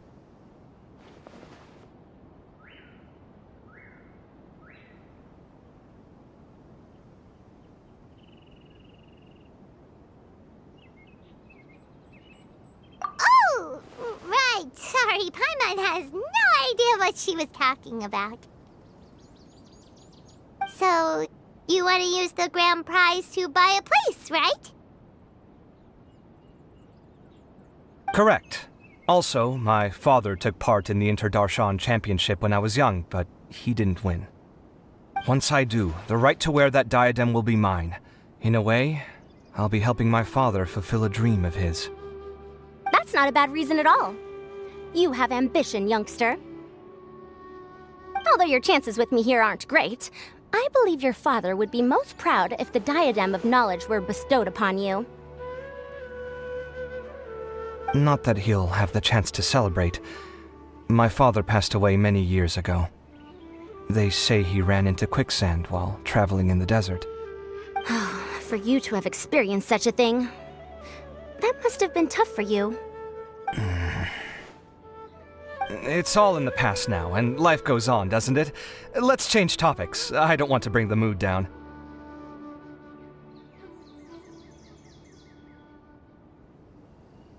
All right. Earlier, you said that you want to use the prize Mora to purchase a home. Where do you live now? Do you live alone? Well...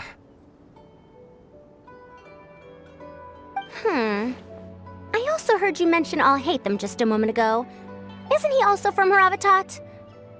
Are you two hiding something from me? No, of course not! Why would you think that? Paimon's definitely not involved either! We're gonna go interview other contestants now. Bye!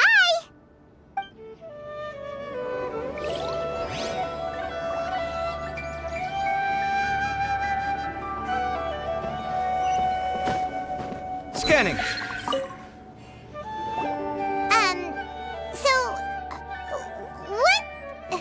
What are you... Just call me Hat Guy. That's the name I use in Vahumana. That sounds like a nickname, not a real name. So I can't go by a simple, ordinary name? Fine, suit yourself. Alright then, Hat Guy. Why are you taking part in the Interdarshan Championship? We're specially invited guest commentators, so play nice and answer our questions. You could be Matra for all I care. So what if I don't answer you? What then?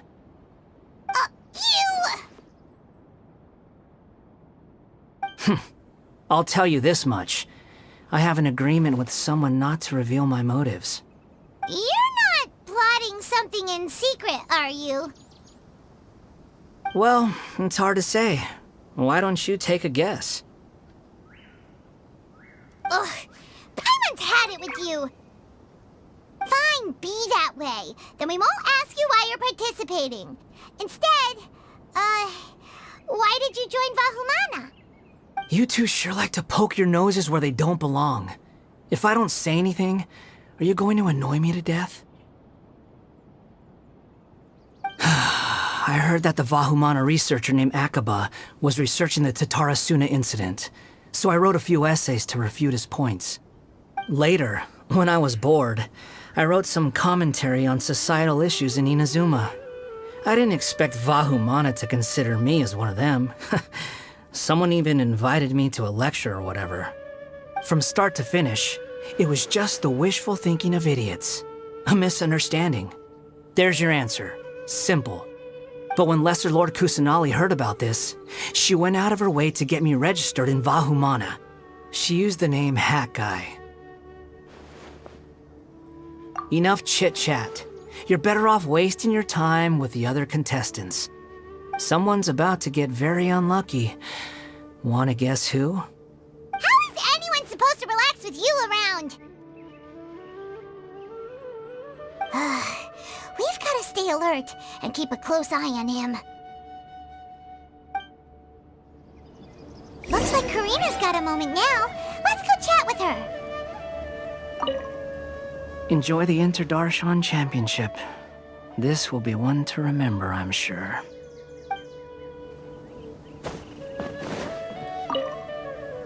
You know, I was just thinking, how did the two of you meet? I was wrestling with a particularly tricky problem, and she happened to pass by while I was puzzling over it at the House of Dana. She then proceeded to provide some comments. Provide some comments? I was bestowing instruction.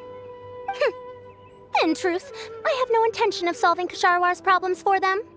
But I decided that this youngster seemed to have a decent attitude, and so we had a good chat. But ultimately, I am a Haravatat scholar, so please come to me with questions about linguistics next time.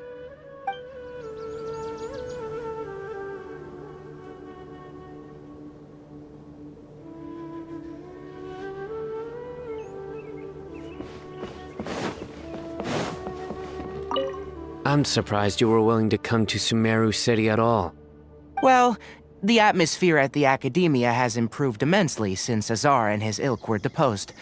Master has been busy recently, so he hasn't had the time to instruct me or try to convince me to return to the Academia. So I've been occasionally visiting the city these days. Trade and business are in greater abundance here, so it's much easier to acquire necessary research equipment.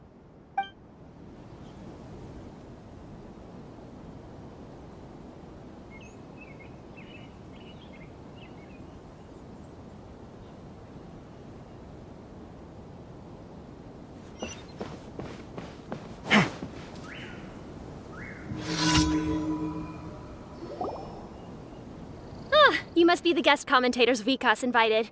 I've heard about you. I saw you two having quite the lively conversation, so I thought it would be best to wait. Are you two free right now? We were actually looking for you, too. Excellent. Then please allow me to explain your job responsibilities in detail. First, please take these two things. The first item is a custom camera from the Academia. Please use it to record the competition as it unfolds. The second is an event-specific locator that will flag all participants' locations. It will also sound when one of them completes an objective. Wow! What a convenient little thing! Aside from you two, there are two other commentators. However, they will remain by the commentators area and will not be following the contestants in real time. Speaking of which, you probably know them. Alhaitham and Nilu.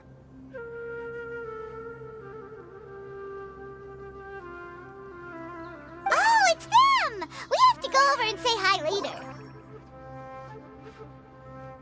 Well, don't let me keep you, unless you have any questions for me. Why do you ask? Really? I didn't see any such person. Could I ask when you saw him?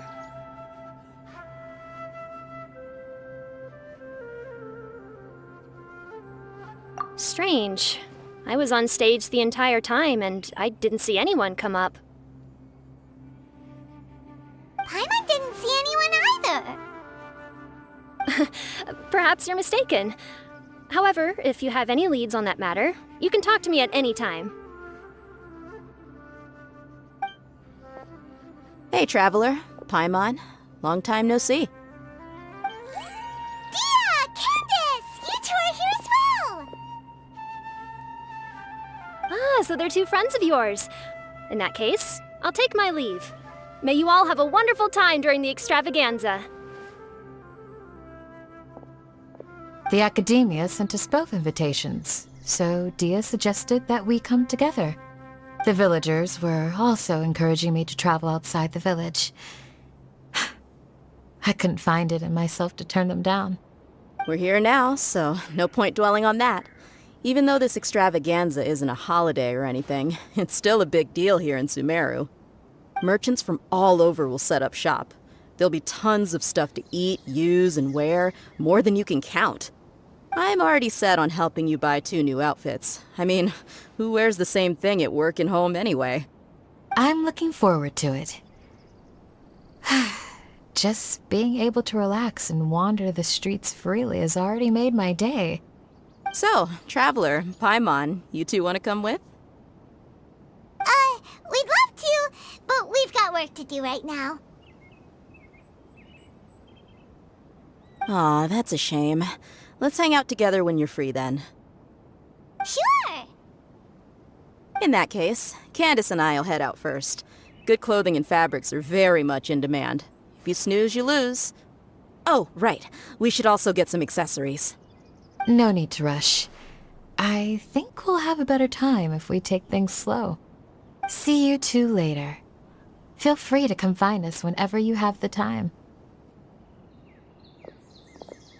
Paimon didn't think that Candace and Dia would come. Hanging out with them sounds like a great time. Still, looks like the competition's starting soon. Let's go over to where Alhaitham is and see what's going on.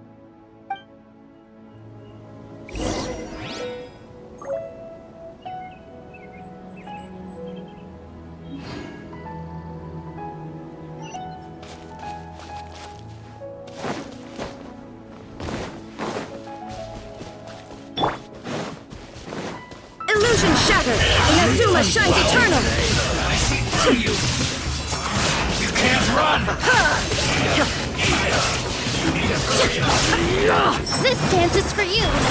This one's well done! Behold!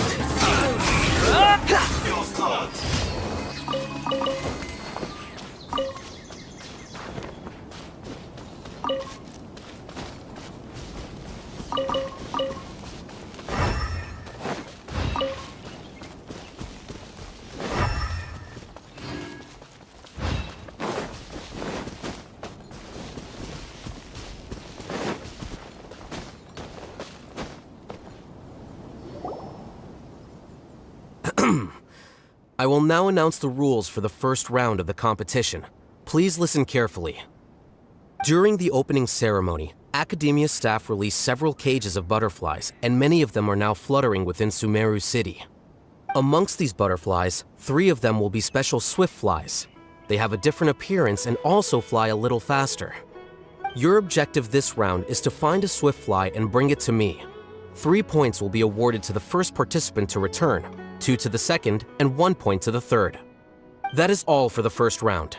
Should you require clarification on anything, please ask any of the other staff. Oh, Haytham's all business all the time, huh? That said, how did he get picked to be a commentator? Paimon's kinda curious. Finding 3 specific butterflies in a place as large as Sumeru City sounds rather improbable. If these swift flies behave anything like regular butterflies... I'm off. It will take some time to search every corner of Sumeru City. Huh? You're going just like that? A champion walks the road to victory. My dear Kasharawar Jr., I have a plan. How about some cooperation between you and me? Cooperation?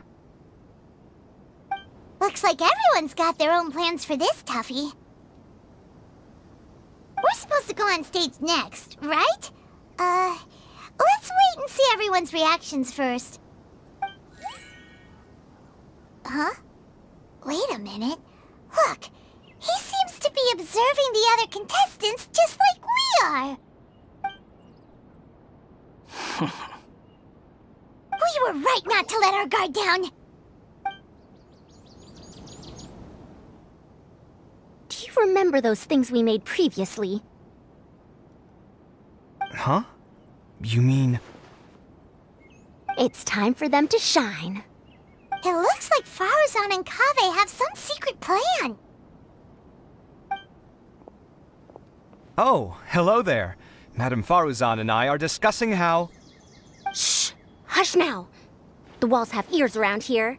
We should keep it a secret for now, but you'll find out what we have in store soon enough. Come now, let's go. Before the others act. All right, there's no time to lose. We're off to make our preparations. See you later.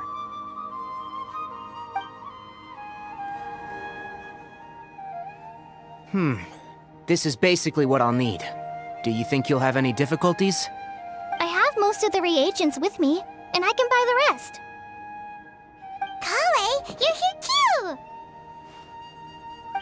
Kainari, you have a master plan ready? My hypothesis is that the swift fly's morphological variations won't significantly affect their fundamental nature. So I'm planning on using this to lure them out. Of course, I could be wrong. Every mutation opens the door to new possibilities, especially when they are artificially introduced. Details will have to wait until after the post-experimental analysis. For now, Kale and I are going to buy some reagents for our experiment. Alright, well, see you later. Okay, see ya!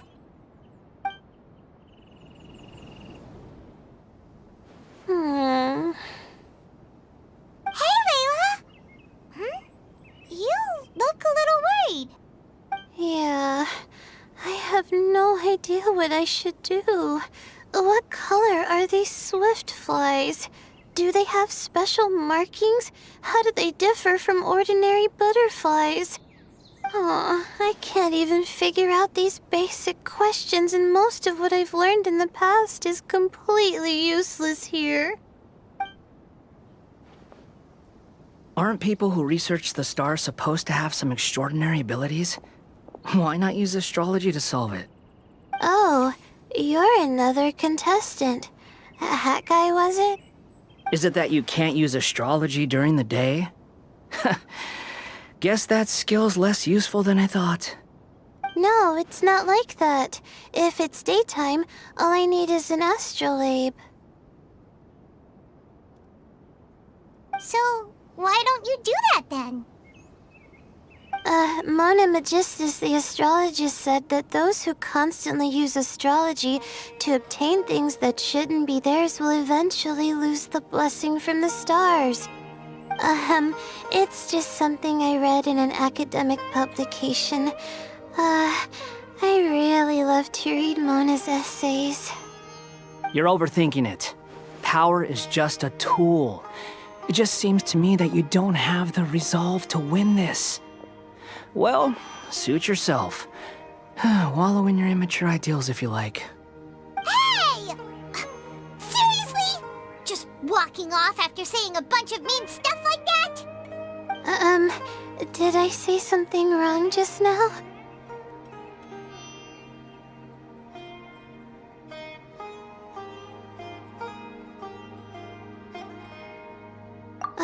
Thank you so much. I've made up my mind not to use astrology for this. I think I'll just try my luck in the city. To be honest, I've always been pretty good at observation, and if I'm fortunate, I might be able to find that special butterfly species. Lord Cyno seems to have found a swiftfly. Come on, let's go check it out. Really? Where? The butterfly flew up high, and he's chasing it now. Oh, no time to lose. Let's go see. As expected of Cyno. Actually, shouldn't you two go have a look as well? The moment when he catches the butterfly will likely be one worth recording after all. I'll head into the city shortly to start my own search. I'll see you later. Alright, in that case, let's go see Cyno first, and then we can check on what everyone else is up to.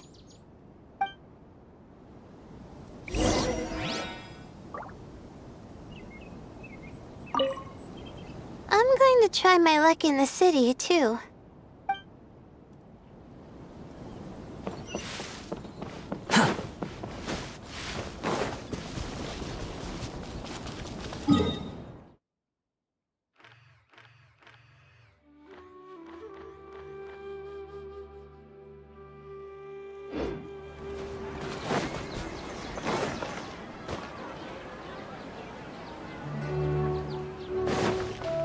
Squall Fury!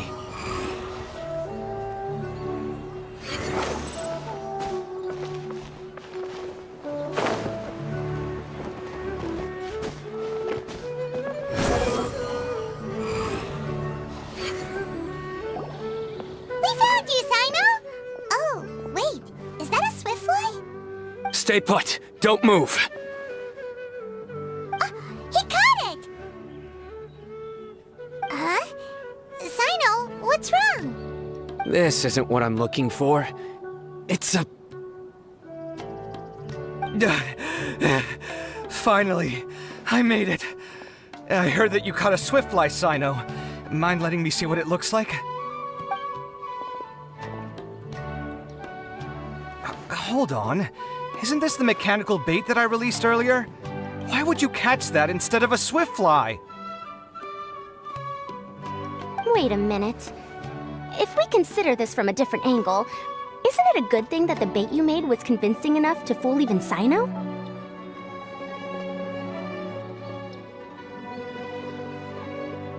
That's right.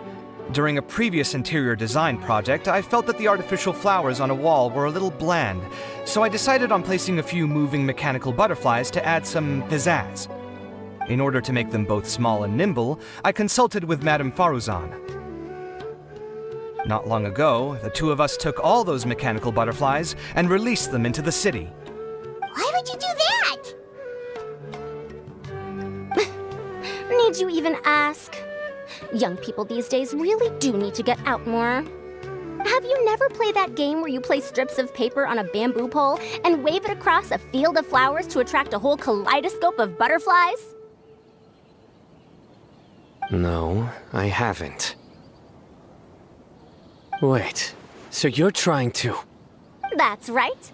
The butterflies within the city will mistake our mechanical bait for one of their own and follow them around.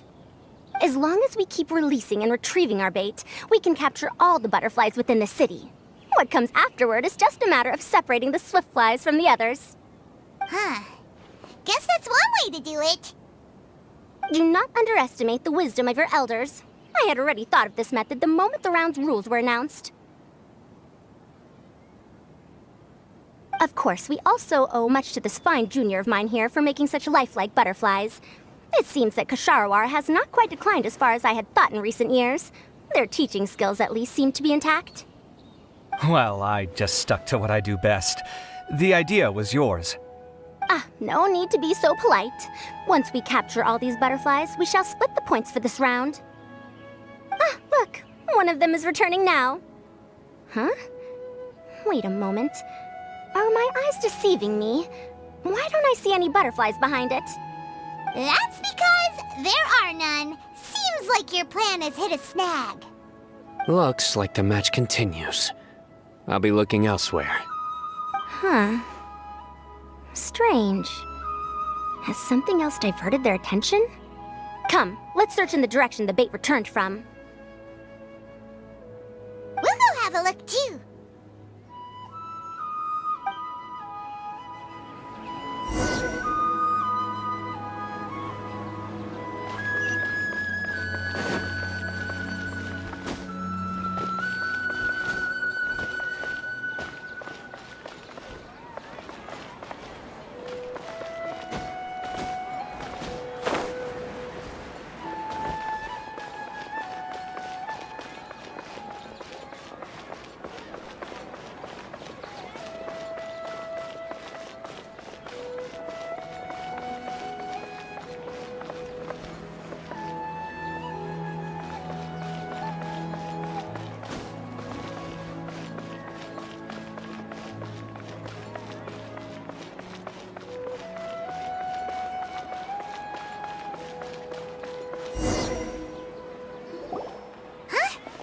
Fauzan, Kaveh, why did you two stop?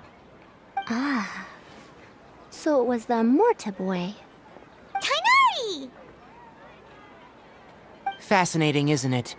The butterflies have all congregated here due to a special incense that I used. I infused it with 3 different types of honey, and the butterflies, following the fragrance, have gathered around me. Oh, butterflies must have really sharp noses then. Wait, do they even have noses? I've never seen one. They do not, in fact, and their vision isn't stellar either. However, they can use their antennae to distinguish between scents, and their olfactory senses are generally quite advanced, allowing them to detect floral fragrances from great distances. Oh, so that's how it is. I had a pet butterfly once. I picked wildflowers and placed them in its box, but it wouldn't eat any. That's normal. Raising butterflies isn't difficult, but there are many things you should take note of. Appropriate temperature, sufficient air, and a spacious environment are examples of such considerations. You must also ensure that the food you've chosen suits their palate. Most importantly, you must curb your curiosity and avoid disturbing them while they rest. Otherwise, they may become stressed. Sorry. I liked to poke at its wings at the time. Humans tend to rear many creatures due to their aesthetic value, but not all are suited to such a process. Caring for living beings is hard work. Impulse alone is insufficient. Some prerequisite knowledge is always required. You sure do know a lot. I have a question too. I bought a scarab not long ago and it hasn't seemed very active. Can you help me figure out why? I'd like to keep a dustbird as a pet. What are some key points I should consider? Is it possible to keep a Rishbalin tiger as a pet? All right, it seems like you all have a great deal of questions. But I am in the middle of the Inter-Darshan Championship at the moment, so I'm afraid I can't answer them all now. Let me propose an alternative. Next month, there will be a biology lecture at Gandharvaville, and I will be sharing some interesting insights on living organisms there. If you're interested, you can attend that lecture, and if you should have any questions, just prepare them ahead of time. I'll answer questions after I've finished speaking. All right, I'll be there. Of course, please try to ask more rational questions. For example, whether you can raise a Rishbalin tiger as a pet or not is mainly dependent on whether you can overcome one in a fight. Looks like Tainari's science lecture will draw quite a crowd. Huh? Oh. Was I listening in for that long? Seems Kale's master does live up to his title as a teacher. Madame Faruzan, I've had a look around. Nearly all the butterflies in this area have been attracted by the incense. However, we can cast our bait further away to avoid this area. All right, then let's get moving. We shan't let all the butterflies get away from us if we can help it. Seems like the competition's really heating up. Let's go see how the other contestants are doing.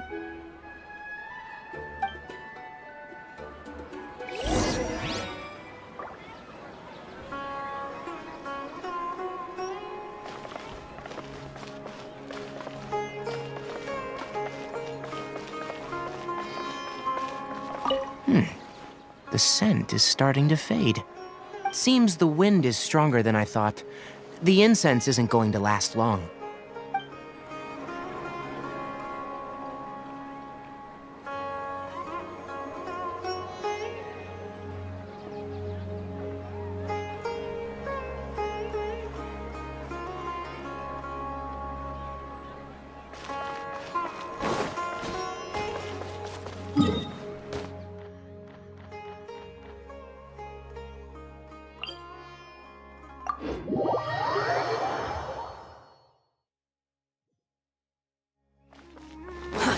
Too slow.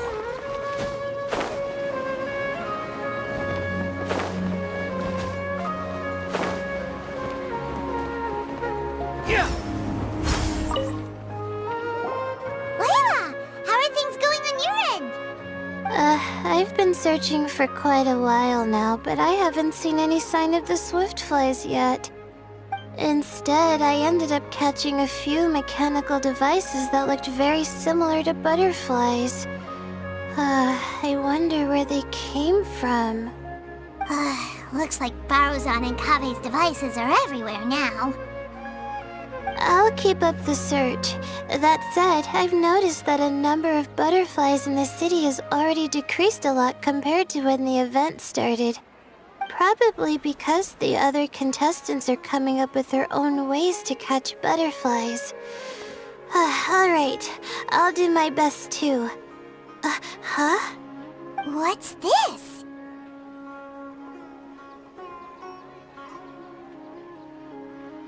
Oh, what a coincidence. I guess I just need to catch it now, right? Oh, please wait. There it goes. It's so fast! Paimon thought Alhaitham said they were only a little faster. No, come back! Come on, Traveler, let's go too! The locator's going off! Looks like someone's already caught themselves a Swiftfly!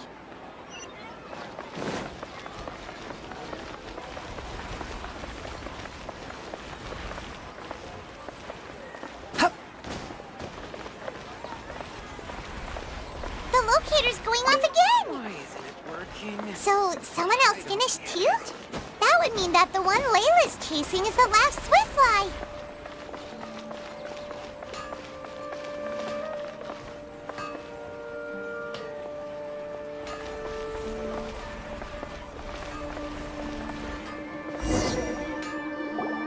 Oh, it just occurred to me that we should also get you a makeup box. No, it's fine. I don't think I'll end up using it. Maybe you won't, but it doesn't hurt to have one, right? Come on, just trust me on this one. Huh? Who are you, and what do you want? Please, don't move. Don't move? Who sent you? Dia. Don't worry, I can handle this. Now, tell me, what do you want?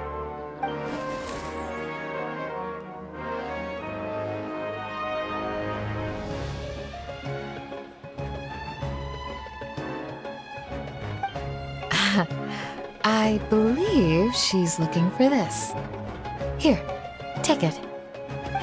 A butterfly? Was it on my head? Oh, you're... It's been a while, Layla.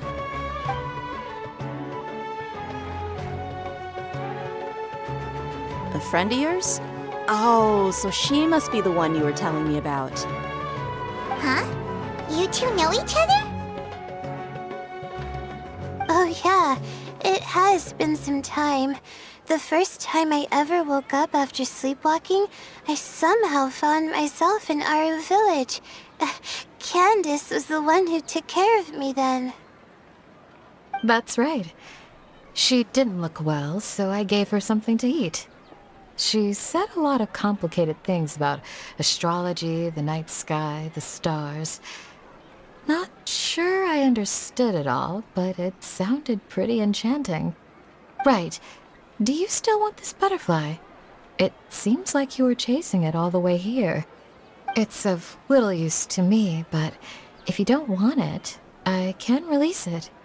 Just let her have it. It's no big deal. The Swiftfly was flying so fast, but you were able to catch it like it was nothing, Candace. Oh, it didn't seem that quick, really. I was actually worried that I would injure it. But I'm glad that didn't happen. Anyway, sorry about the butterfly thing. With the way you suddenly came running over like that, I thought you were hired to take us out or something. Huh. On second thought, I guess I've never seen an assassin that looks tired with dark bags around their eyes. Oh, you must be taking part in the championship. Take it from me. Don't let it stop you from getting some rest. I'll do what I can. Thank you.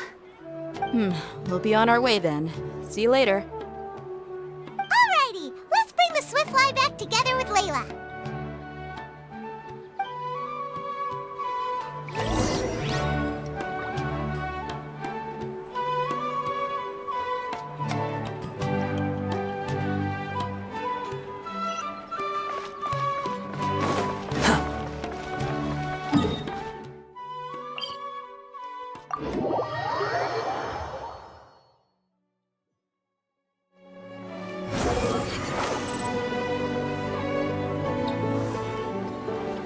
Falling into the abyss.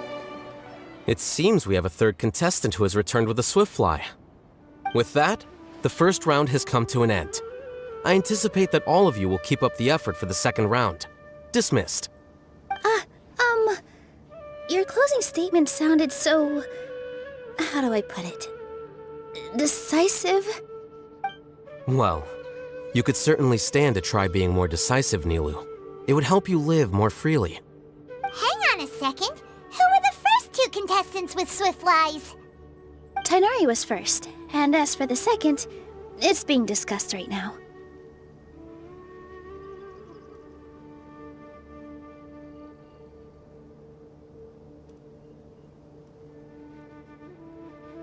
Hey, Alhaitham, I think I've come up with a good idea. Second place gets 2 points, right? Can't Madame Faruzan and I split the points between us? Quite the imagination you have there. I've read the championship handbook from cover to cover, and I never saw any rule which permits that. Then we can just add a rule. Do you really think I'd do that? Oh, come on, you're not going to stand in the way of my victory, are you? Well, you're free to send the organizing committee an application outlining your naive proposal. They'll get back to you within 3 working days. 3 working days? It'll be too late by then. Unfortunately for you, even dreaming is gonna cost you. Paimon gets it now. Kaveh and Faruzan found the second Swiftfly together, but the rules say that only one person can get the points. Oh well, the rules are the rules. Since you call me madam and politely ask for my help, I shall give you these points. So I'll put the points under Kaveh's name then? No. If I take these points, won't that only detract from your contributions, Madame Faruzan? You might be alright with that, but I cannot do it. Not in good conscience. I don't have any problem with it. There are 2 more rounds after all. Losing one isn't a major setback. But if you insist, I have another method. We can draw lots to see who will receive the points. Lots, huh? What? Is there something wrong with that idea? No. Well, let's do it.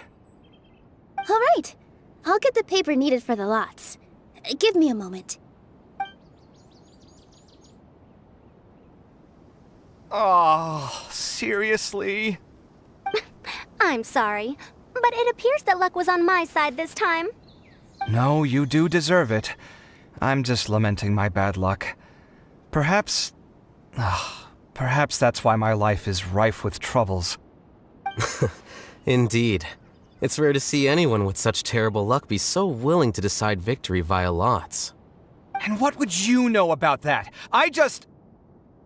We can save bickering for later. Record the points under Farazan, and that'll finally bring the first round to a close. The second round will be held in the desert. We'll be moving our commentator stand over to Aru Village. Let's meet up in Aru Village once everything is ready. I'll announce the details of the second round then. Till then, you have some free time. I'm off the clock at this point, so it's farewell for now. Wait, I'll hate them! You... Don't be upset, Kaveh. Sighing can carry away your good luck, you know. Oh, so that's how it works. In that case, I'll take in some deep breaths. Maybe that'll help me make up for all the luck I've lost. It's really no big deal. 2 points aren't enough to decide victory or defeat just yet. I'll win the next round, you'll see. Looks like you've managed to pick yourself back up, young man. Good. I must warn you, though, that I'm quite familiar with the desert. You'll have to try your best if you don't want to lose. I'm no stranger to the desert either. I'll be fine. All right then, that's enough chit-chat for now. I'm going to check the area out. So the current standings are Tainari in first place, Faruzan in second, and Layla in third. Guess we should also take a nice break before the next round starts. But where should we go first? Why, you two look a little lost. If you're not sure where to start enjoying the Academia extravaganza, then may I suggest that you have a chat with our boss? Your boss? Who's that? Do we know them?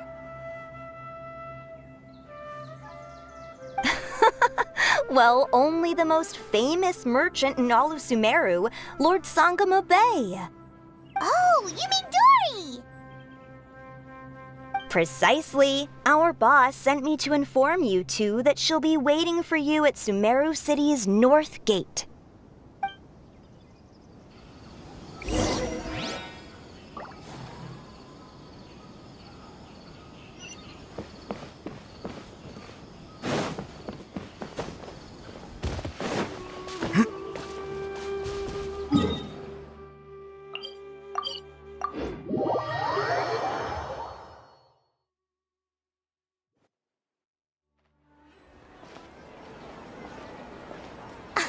Oh, well, if it isn't the Traveler in Paimon.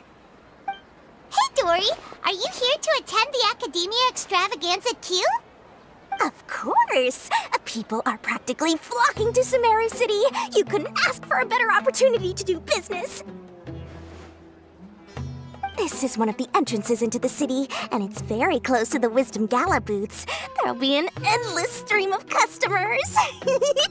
I can already hear the Mora going clink, clink, clink as they fill my coin pouch.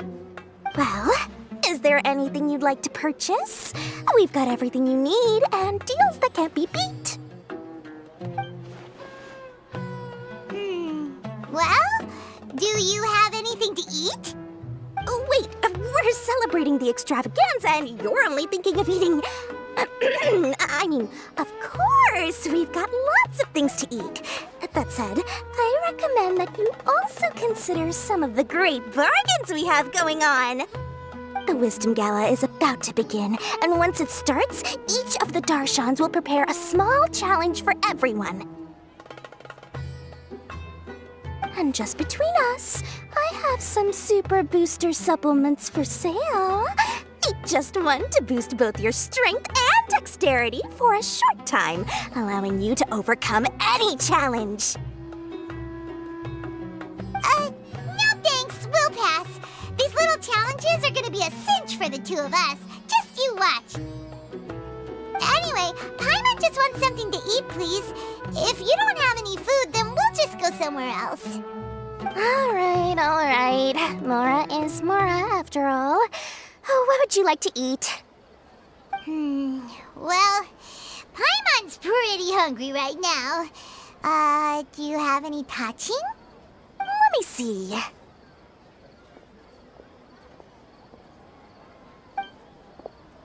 This is a huge job, isn't it? If this works out, we'll be set. Here you go. 2 servings of touching. See? I told you there's nothing Lord Sangamabe can't procure. Yay! Huh? What are you looking at, Traveler?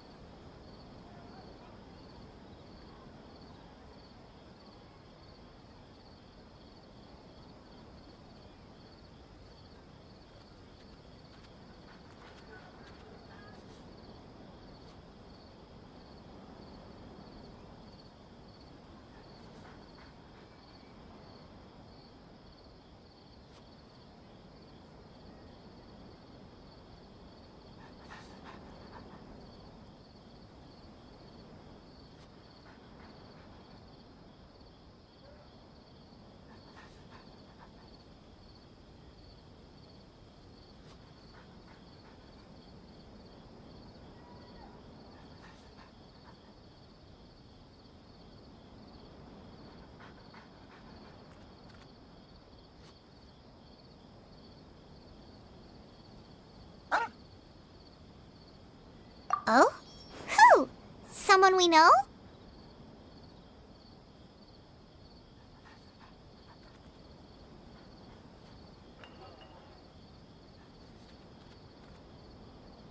Was it someone suspicious?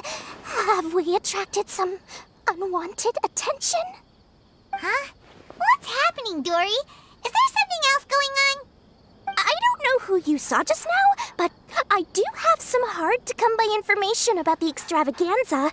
If you want to know more, we can talk business later.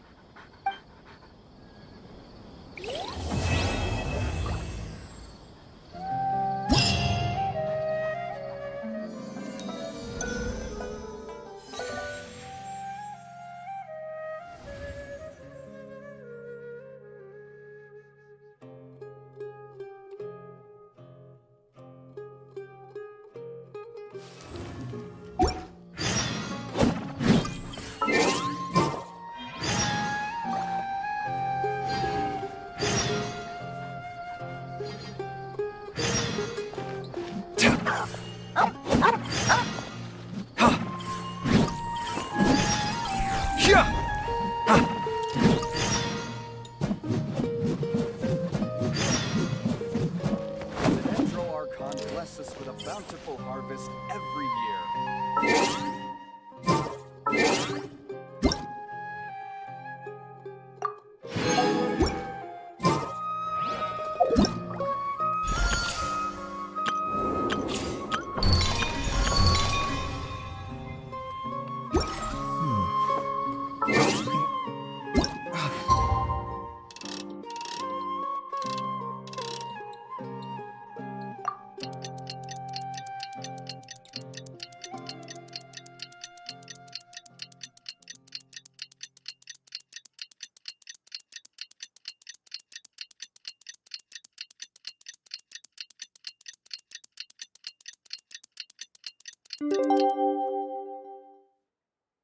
Where's my key? Not again.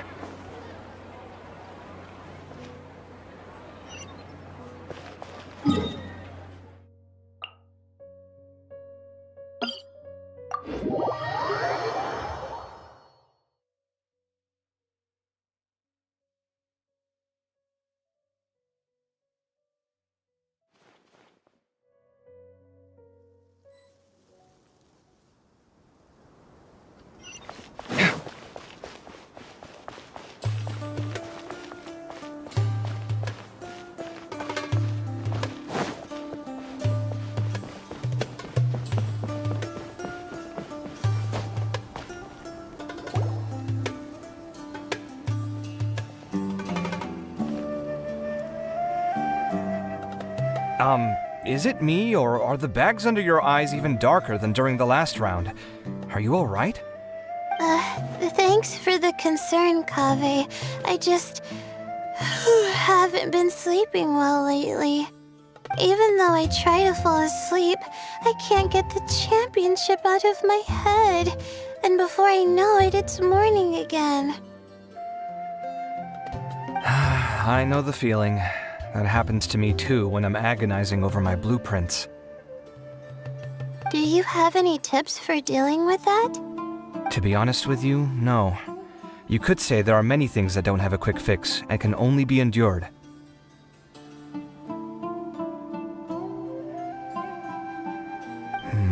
I suppose you can think of it as something akin to an illness.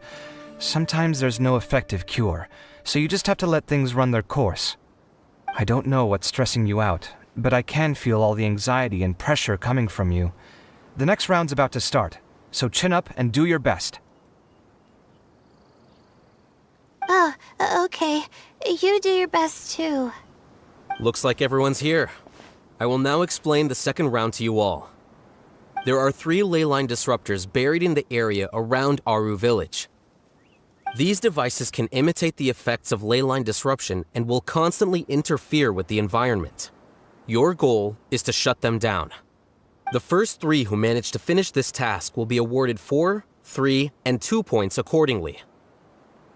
Note that each person may only bring a set amount of food and water with them, and that leaving the designated competition zone will result in disqualification. Well, what do you think? Want to team up again? I shall consider letting you have the points on account of what happened in the previous round. That's all right. I've been here many times, and in any case, machines are one of my specialties. I doubt this will be particularly difficult. It's good to see such confidence in a youngster like yourself. I also happen to be well acquainted with this place. Let's see who will find these devices first. But aside from us, you should remember that there's a favorite for Champion. We must be careful of him. A favorite to win? Who is it? Shh, not so loud. I mean that boy Tainari. He took first place in the previous round, and if he does so again this time, we may as well declare this competition over. I heard that you solved the Avidya Forest's leyline effluence problem with him not long ago. Since this round involves resolving a machine-simulated leyline disruption, it should be a simple matter for him. That's true. It does look like his odds of winning are pretty high. He already has Kale, who is an excellent pupil. If he were to win this round as well, then wouldn't we just be letting him have all the fun? As his senior, it's my solemn duty to prevent such an inequitable arrangement from happening. I'm off. I'll get going as well. See you later. How are you feeling?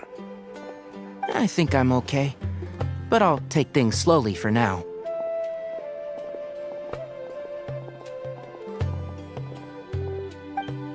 Is this all the water we're getting? Sorry, that's what the rules say. While this round seems to be about how quickly you can shut down the devices, it's also testing your ability to survive in tough conditions. I knew it'd be harder than I had expected. So we'll either need to find the devices as quickly as possible, or we'll have to save our energy and wait for an opportunity. Okay, I'll head out shortly. Thanks a lot, Nilu. You're welcome. Please take care of yourself. Well, there goes everybody. So, who should we visit this time? Let Paimon think. Oh, right! Didn't Faruzan say that Tainari's the favorite to win? Let's go look for him first.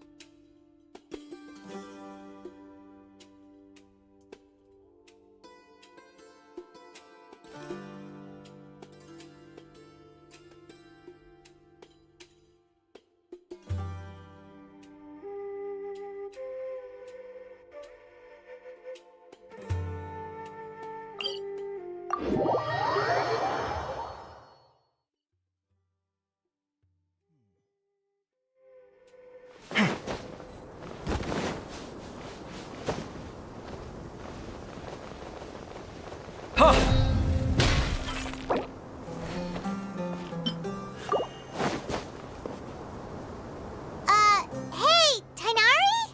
Tainari! Huh? Weird. The locator says that he should be around here somewhere.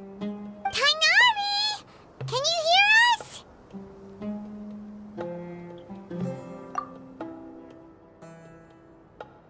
You're right! Huh? Oh no, it looks like he's fainted! We have to help him! Tainari, are you okay? It's so hot. Oh, so you passed out because of the heat? Are you not used to getting around in the desert? That's right. I usually bring lots of water when I go to the desert, precisely to avoid this situation. I went through all my water very quickly, and with the effects of the disturbed ley lines, I started feeling dizzy. My ancestors, the Volukashuna, were originally from the desert. But I guess this is what happens when a species migrates. They become intolerant of their original environment. This isn't the time for a history lesson. Let's get you some water. Humans. Such fragile beings. Your bodies can't even survive extreme changes in the environment.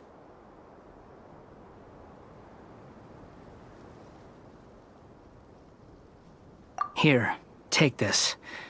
Let him drink it.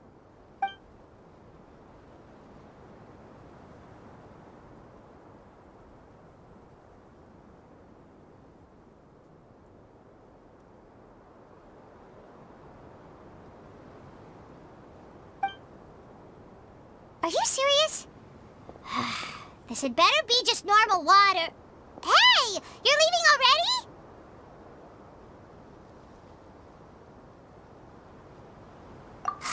Paimon really doesn't get that guy.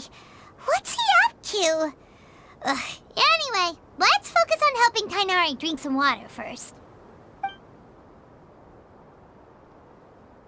I'm feeling a little better now. Thanks, you two. Oh, it wasn't just the two of us. Just now. Found you at last. Sino, you're here too. I was concerned, so I came back to check on you. Will you be able to go on? The fur on my tail is so dry, it's practically been singed right off. I don't see any purpose in pushing myself beyond what is reasonable. It appears I'm not suited to this particular round. I should probably just return to Aru Village and rest. Really? So you're backing out? Yes. I do have my results in the first round to serve as a buffer, so even if I forfeit this round, I still have a chance to turn things around later. Withdrawing now will allow me to conserve my energy. Continuing to push onward would be counterproductive.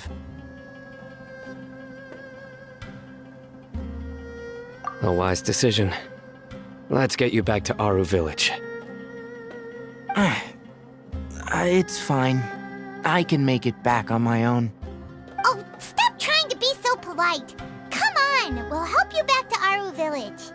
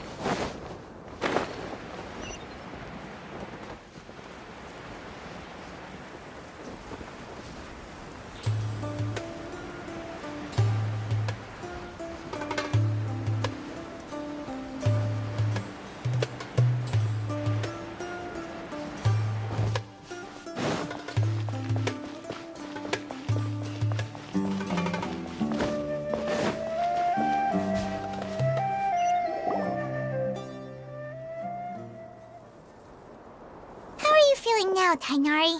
Do you want to rest some more? There's some shade here, so we can stop for a while. All right, let's do that.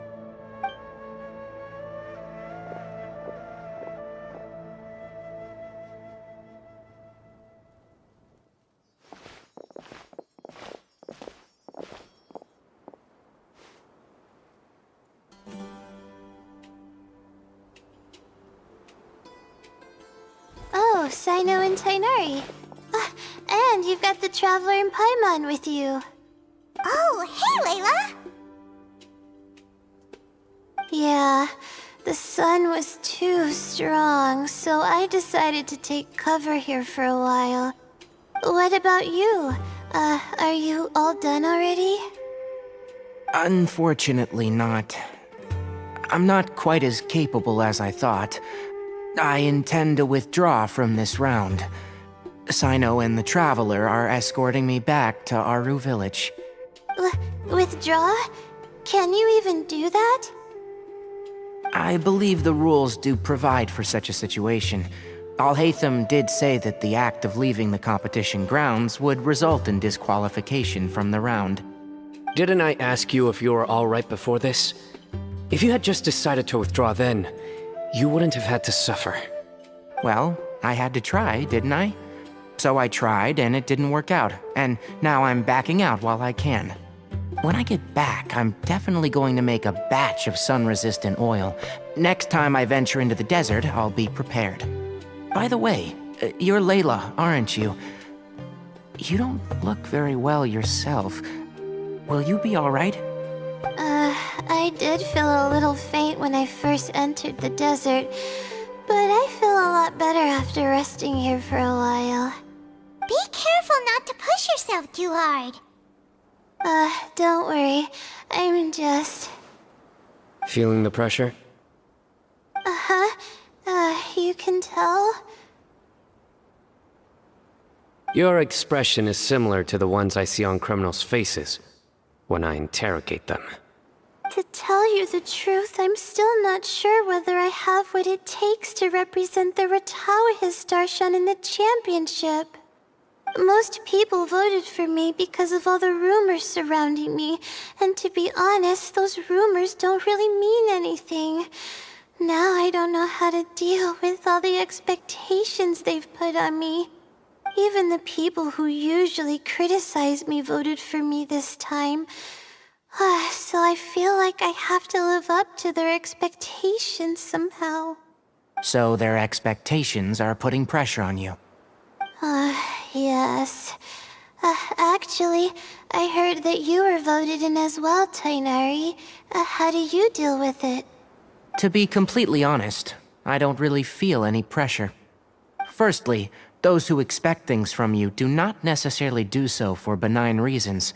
On the other hand, those who do consider your feelings certainly wouldn't want you to push yourself. Next, we are researchers. Our primary duty is to interact with knowledge, not to meet others' expectations. As for me, I took part in this competition to advertise for an academic lecture at Gandharvaville next month. I'll obviously try my best during the competition, but I won't let any additional pressure get to me. I think you can also try to find a clearly defined goal. That may help you. I understand. Thanks for your advice. I'm absolutely parched after talking so much. I've still got some water with me. No, I'll be alright. We aren't far from Aru Village, so I can go the rest of the way myself. You should get back to the competition. Don't you want to win that limited edition card? Yes. Alright then. Your spirit will live on through me. Hey, don't talk like that. I'm not dead, Sino. Everyone, I'll be heading back now.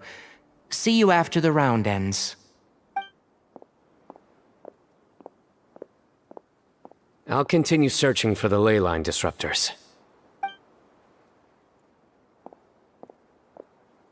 Are you feeling better now, Layla? Yeah, I feel like some of the weight has been taken off my shoulders after chatting with Tainari. It's been a long time since I first left my hometown to come to the academia, and every day here has been so precious. But of course, there have been some rough times. All sorts of complex astrological models, countless quizzes, and essays that took all my brain power to barely finish. Each of those things are like huge boulders barreling at me, forcing me to continue running forward. When I was chosen as my Darshan's representative, it felt like another boulder was added to the ones already rolling behind me. Every time I close my eyes, I think of all the people I'd disappoint if I mess up.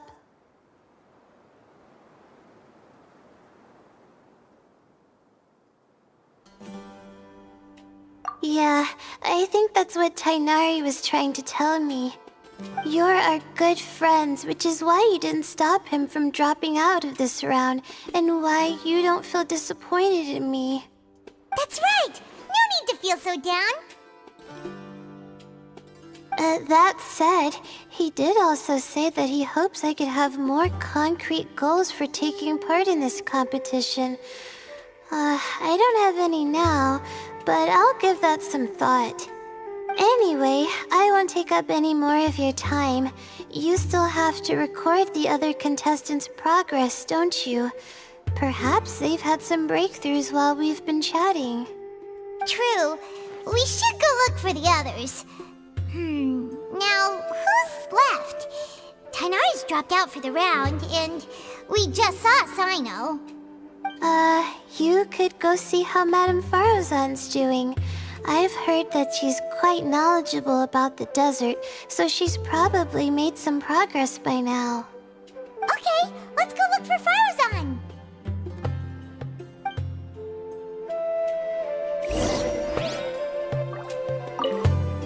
Don't worry, I'll be fine.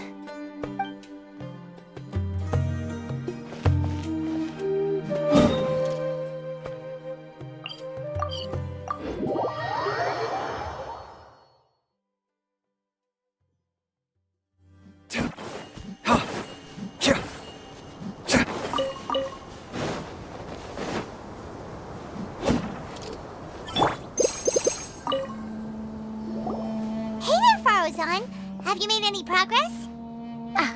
You're just in time. I'm about to start digging right here. Oh, you found the ley line disruptor already? Such a simple problem could never confound me. Not long after entering the desert, I discovered a primal construct that was acting abnormally, so I followed it all the way here. Once I got near here, it suddenly disappeared. Something unusual must be happening around this area. You're a true expert, Madame Farozan. You knew what to do right away. Well, I do happen to have more experience than most. But that aside, has anyone completed this challenge yet? Nope, not yet. Well then, I suppose I'll be the first.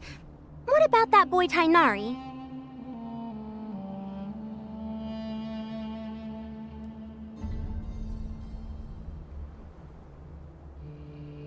Oh? And why's that? He's not used to being out and about in the desert. Huh. I didn't think he would have such a weakness. I suppose he could use a bit more training. What about the others? Is that Ratawahist girl still a bundle of nerves? Tainari gave Layla some advice, and she seems to be doing a lot better now. Sino just started his search for the disruptors, and as for that guy, well, who knows what he's thinking. And what about Kaveh? Has he found a ley line disruptor yet? Paimon doesn't think so, or our locators would have already let us know. Strange. What's he lollygagging for? With his skills, you should have heard something from him by now. Well, I'm afraid the most thrilling moments are already done here. You should probably go find Kaveh and see how he's faring now.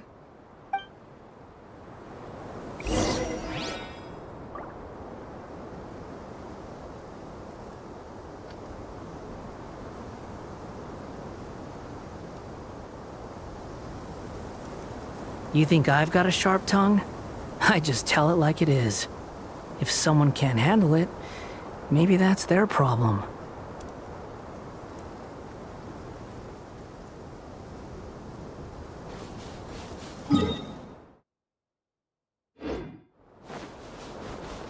Quit fall. Here it comes. I think I'm about to strike gold.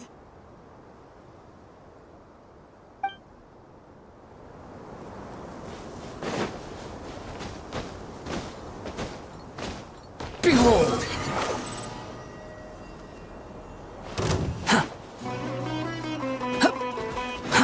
Too slow. Quit following me. The wind rises.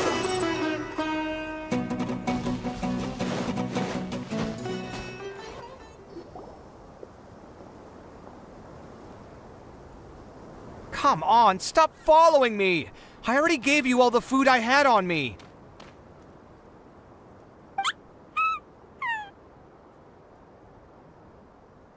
You can cry all you want. I don't have any more food.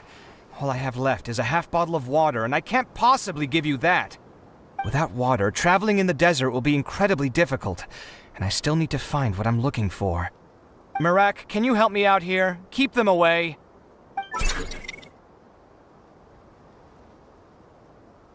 Coffee, there you are!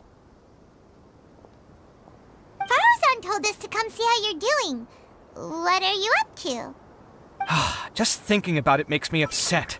Not long after I entered the desert, I was accosted by these fellows.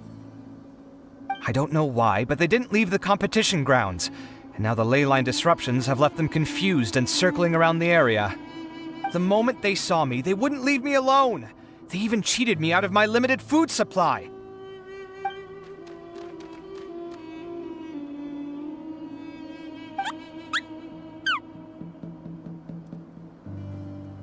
Hey, didn't I ask you to keep them away? Kaveh, is this flying metal thingy yours? That's right. This is my toolbox, Merak. Your toolbox? Huh. It seems pretty fancy. Hey there! Can you understand us?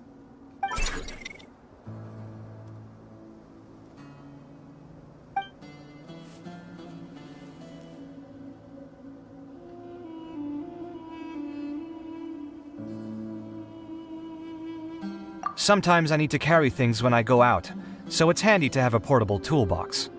Well, this definitely doesn't look like an ordinary toolbox, that's for sure. It's a long story. When I was working in the desert, I ran into a merchant group who had a machine core they excavated from some tomb. It was clearly from King Deshret's civilization. His technology still isn't fully understood, and Kasharawar has many different opinions on this topic. Our current theories cannot explain such mysteries. Upon seeing such a rare, complete specimen before me, I forked over all the mora on my person to purchase it. Some time back, I wanted to make an automated case that could store my offloaded items.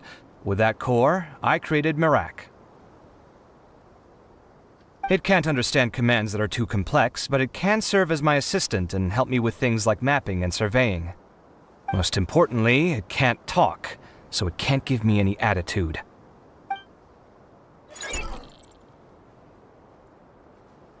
Oh, yes.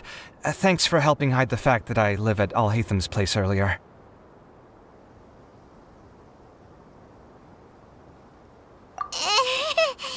Sorry.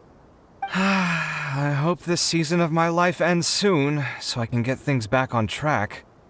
Things just started going downhill at some point. Maybe it all started when my mom remarried and left for Fontaine. Or maybe it all started when I spoke to Alhatham in the library. Or maybe it's because constructing the Palace of Alcazarzaray burned through my funds. I'm still paying off the debt from that one. Oh, when's this going to end?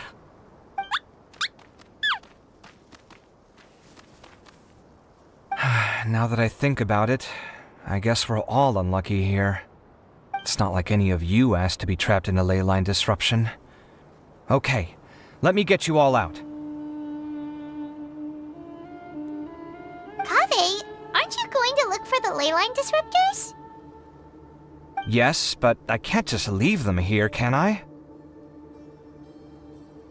Oh, forget it. The more I think about this, the more I feel a headache coming on.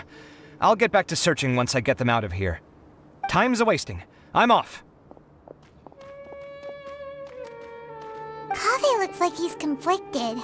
He really wants to win, but he can't ignore those he wants to help. Paimon's always felt like he's the type who easily gets himself into tough spots. Paimon doesn't mean this in an insulting way, but he seems like the kind of guy who'd be really easy to take advantage of.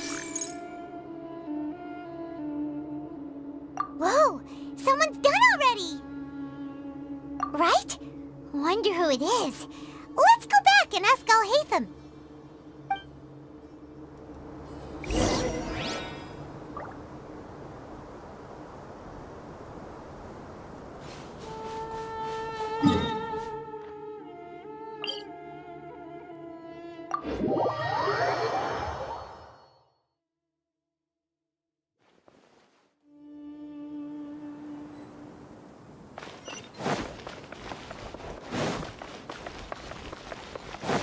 Behold!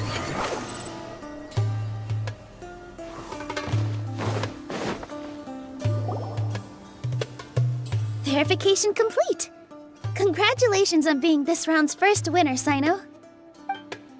Ooh, so Sino was the quickest. I am from Spontamon, after all.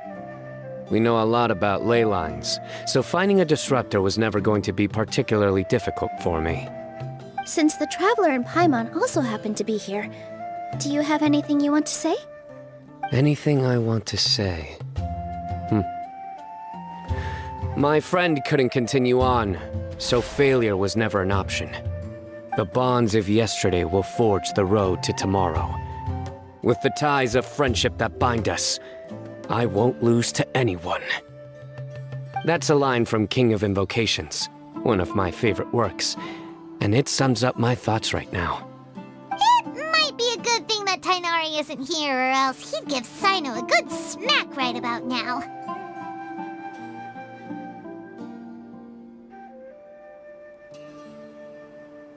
Oh wow, it's already so late. Everyone's probably running low on food and water. It'll only get harder from here on out. Something similar happened in King of Invocations. What a classic. Any thoughts on that, Al-Haytham?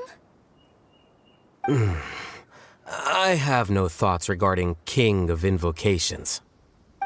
Nilo obviously wasn't asking about that. Deserts are much more dangerous at night, so this competition should be nearing its end. At the moment, only Farazan, Layla, and Kaveh remain. I wonder who the next person to find a disruptor will be. Wait, only 3 people are left? Tighnari forfeited, and Sino's already done. What about Hat Guy? He also forfeited not long ago. Ugh, Paimon can't understand what he's thinking at all. But, like Al-Haytham said, this round's almost over. Let's go see what the other contestants are doing.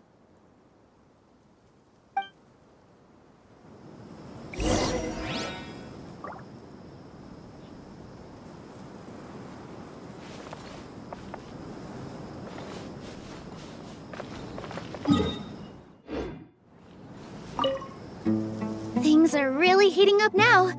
You can feel the contestants' passion too, can't you, Al-Haytham? Compared to the abstraction of human emotions, the desert heat is easier to intuit.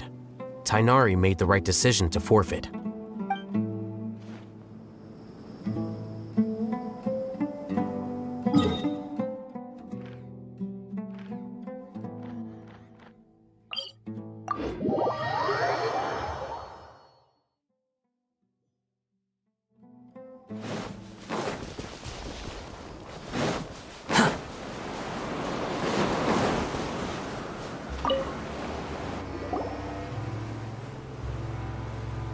Hello again.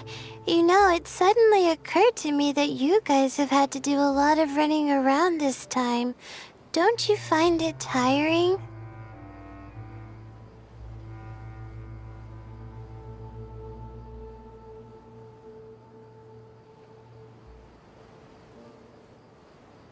Really?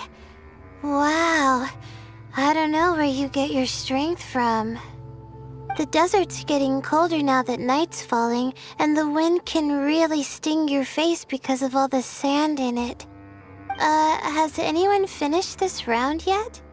Sino's already shut one down. Have you made any progress yet? I circled the whole area, but I didn't find anything. But I did have the chance to think some more about that thing that was weighing on my mind, and I realized something.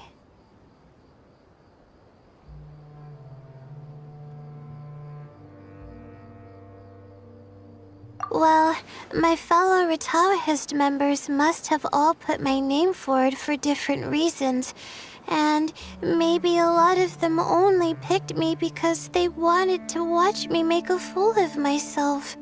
But be that as it may, I believe that a lot of them genuinely do expect great things from me.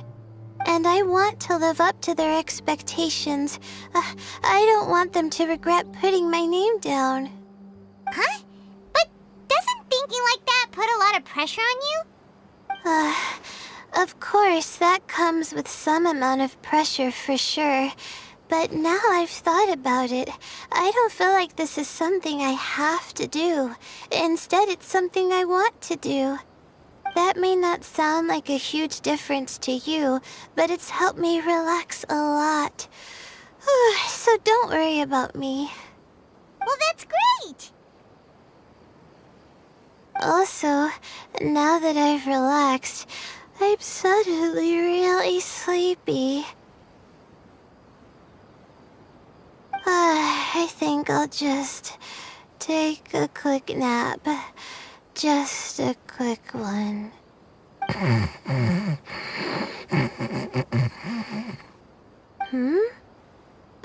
But the competition isn't over yet. Oh, Layla. She's really a bundle of nerves, isn't she? Wait, you're...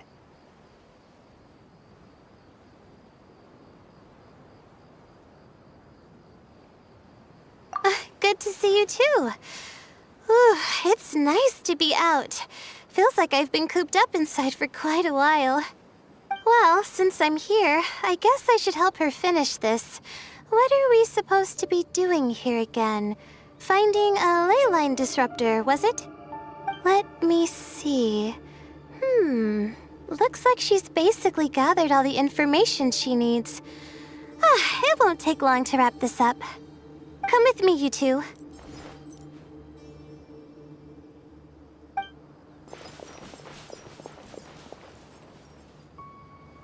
Do you ever get the feeling that the ley lines have a regular flow? Similar to the way that celestial bodies follow fixed orbits. If we were looking down from on high, I wonder whether we'd find that the ley lines are just the reflections of the stars upon the Earth. Not all astrological phenomena can be directly observed.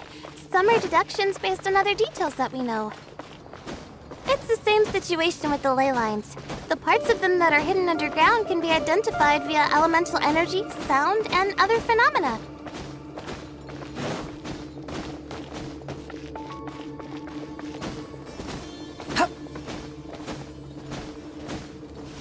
Plus, now that someone has shut one of the disruptors down, the contrast between before and after can provide me with further information still. Let me see. It should be here, I think.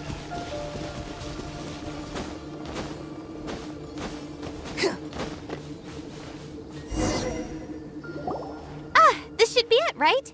I'll turn it off. That should restore the ley lines in the area to normal. Nice work! Again, I didn't do any of the real work. I'm just wrapping up. She'll probably wake up soon. No doubt she'll be a little disoriented at first, but once she's got her bearings, she'll go and report that she shut down this disruptor. Will you be staying here for a while? Or are you going to check on the other contestants? Oh, time to check our locator. Whoa, it looks like Kaveh and Faruzan are headed towards the same place. Perhaps they're about to find the last disruptor. Also, speaking of Kaveh, he's an interesting one. Huh? Why do you say that?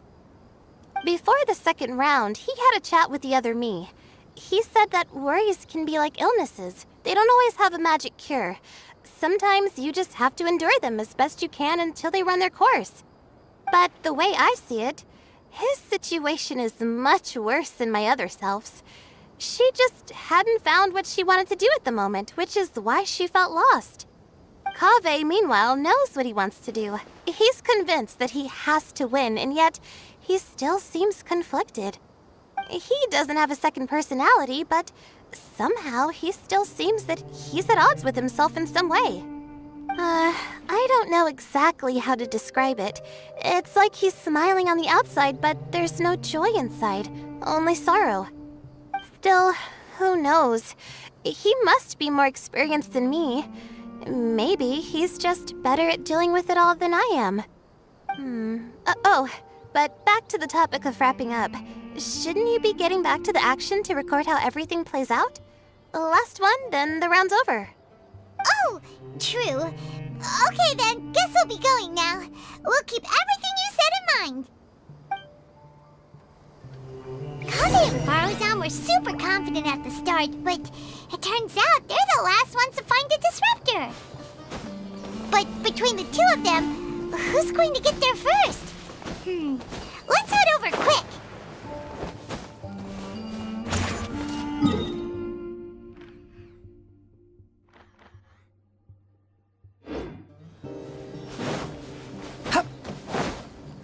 The wind rises.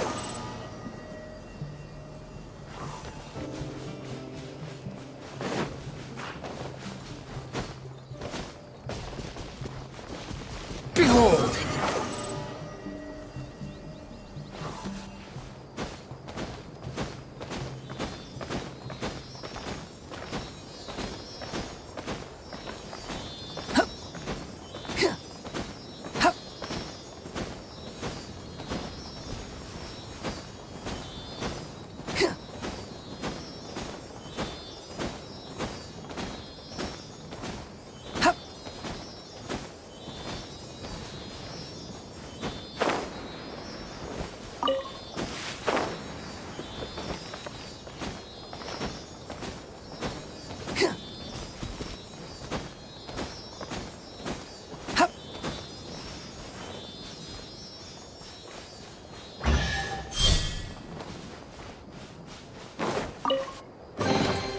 Unnecessary. The wind rises.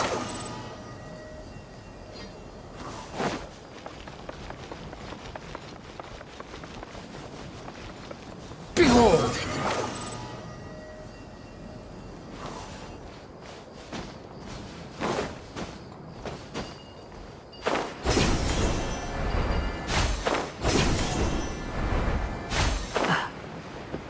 Squall and Fury!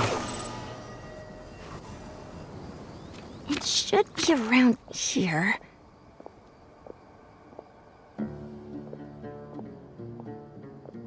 Finally found it. Kaveh? Are you? Oh, Madame Faruzan. And here I thought you would have finished this round by now. Faruzan! Kaveh! Oh, looks like Layla's already done. I didn't expect that you and I would find a disruptor at the same time. How are the other contestants doing? Tainari and Hakai forfeited, while Sino and Layla are already done. You two are the only ones left. Huh? That's weird. Didn't you start digging really early on? Yes, I kept digging, but instead of finding a disruptor, I found a ruin.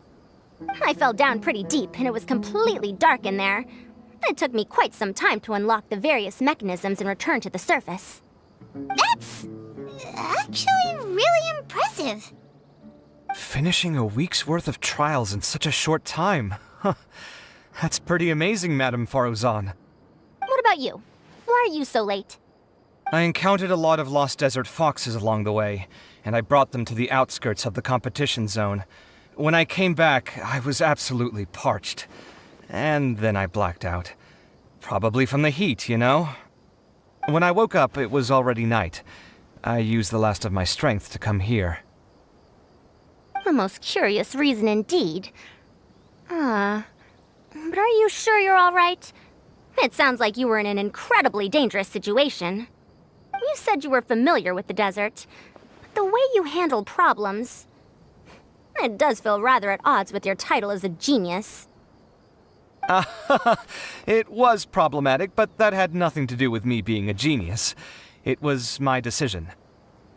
The way I did things wasn't optimal, but I wouldn't have been comfortable not doing it either. My conscience would have weighed on me. Youths these days, each stranger than the next. But back to the main issue at hand. Since we are both very certain that this is where the final leyline disruptor is, let's dig it up then.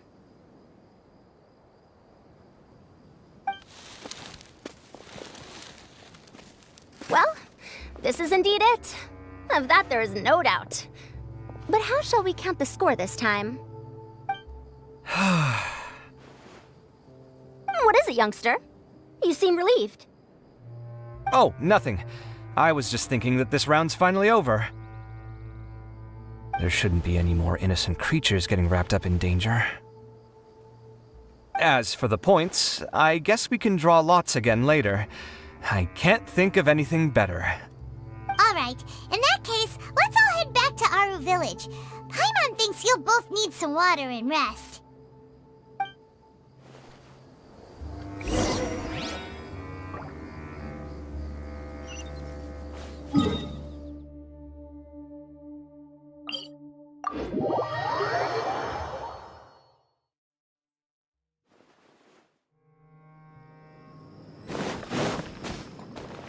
Behold!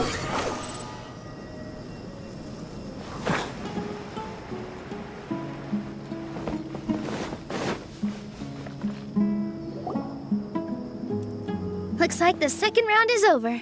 I wonder who is faster, Kaveh or Madame Farazan? Huh? Where's Madame Farazan? She went to get water. She'll be back shortly. We basically arrived at the same time, so we'd like to draw lots again. You get caught up in some things so easily, like drawing lots. I'm not caught up in anything! Don't make it sound like I take pleasure in having bad luck! Really? Then should I say that you have a curious affinity for drawing lots? I'll go get the box and slips of paper for the lots. Please wait a moment.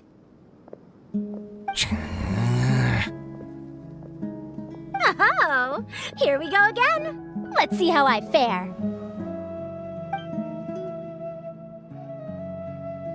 I got it! Did you see that? I won! Congratulations! Looks like Kaveh's luck's taking a turn for the better! Oh, finally! After all this time! It looks like you've been rewarded for your tribulations in the desert. This round's points are yours.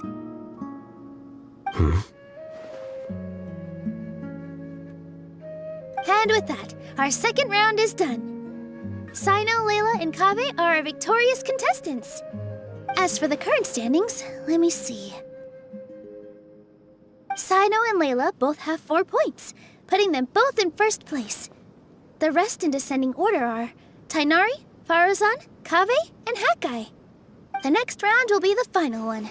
Please rest up before then, everyone.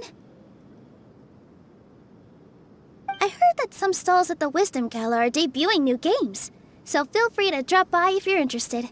Otherwise, see you next round!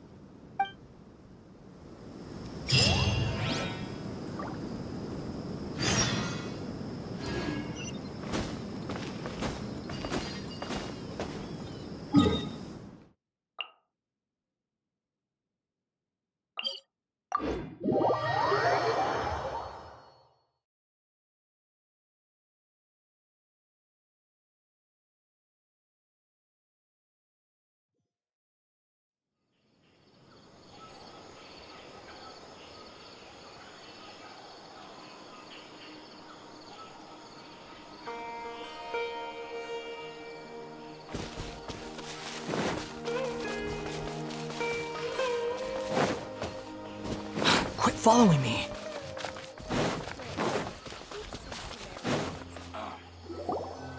It's hurting again. It feels like something's been on your mind this entire time.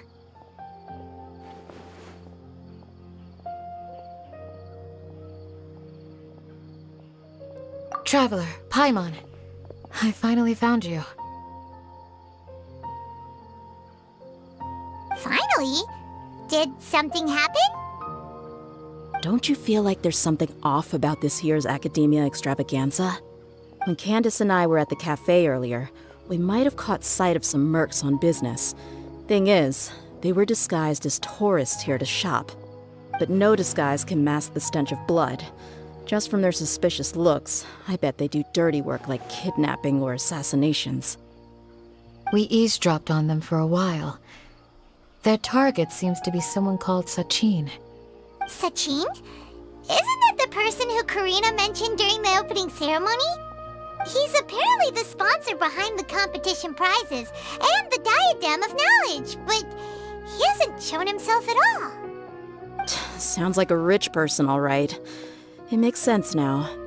The Eremites have been struggling to make ends meet recently, so a lot of groups have been doing private work that involves the rich. In their words, one gig sets you up for half a year. Just one job like this nets them enough mora to take it easy for a while. The extravaganza has brought many tourists to Sumeru City all at once, so it's likely that they took advantage of the bustle to sneak in. Dia and I wanted to directly capture them, but they were on guard and made some excuse to slip away. I would have tied him up if it wouldn't have caused a scene. Who's legally supposed to take care of this kind of thing? The Matra or the Core of 30? If Sino were here, he'd definitely get involved. Why don't we head over to the Academia and tell Amatra? Thanks a million, you two. Not at all. It was coincidence on our part as well. Yeah, don't sweat it. The Eremite's reputation is gonna get even worse if these scumbags succeed. But this is Sumeru City. Candace and I don't have as much freedom to act here, so we're leaving this in your hands. Should you require our aid, come find us at the cafe.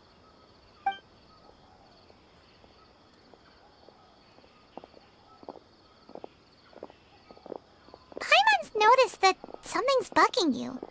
Is it the extravaganza? 'Cause Paimon's starting to think that there's more than meets the eye here, too. But thinking like this isn't doing anything. Let's just go find Amatra.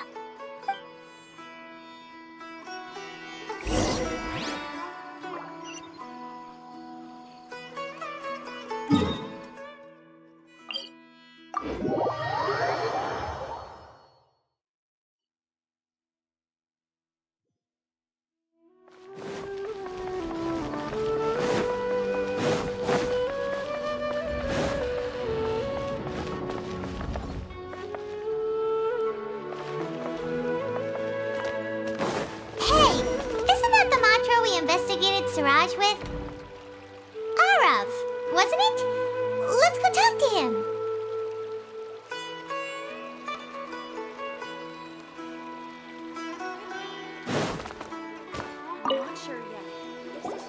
Hello, both. It's been a while.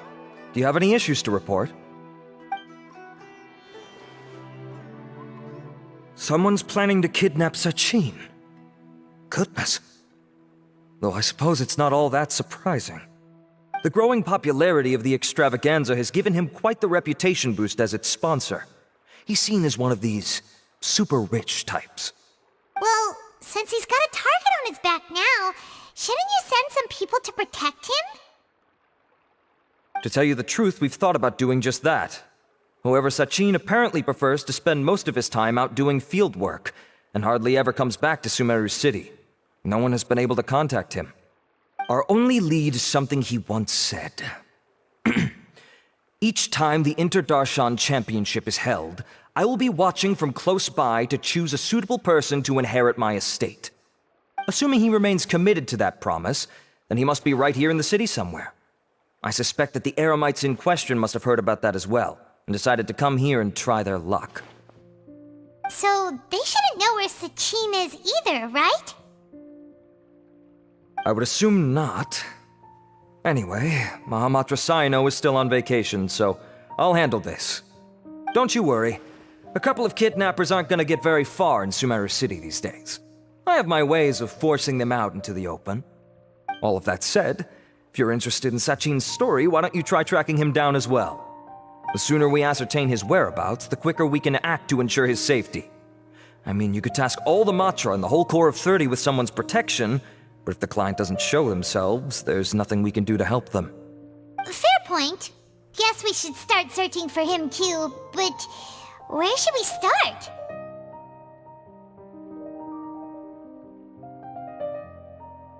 None, I'm afraid. He's never committed any crimes or broken academic protocol, so we don't have a very detailed file on him. I've heard that Alhaitham has now stepped down from his post as acting Grand Sage and is back to being the scribe again. Maybe it's worth checking to see if he knows anything. Good idea! Okay, we'll head back to the extravaganza venue and see if we can find him.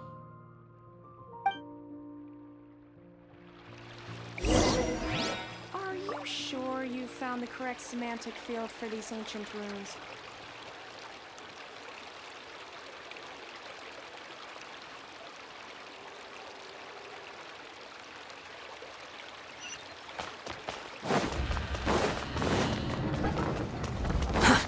The wind rises.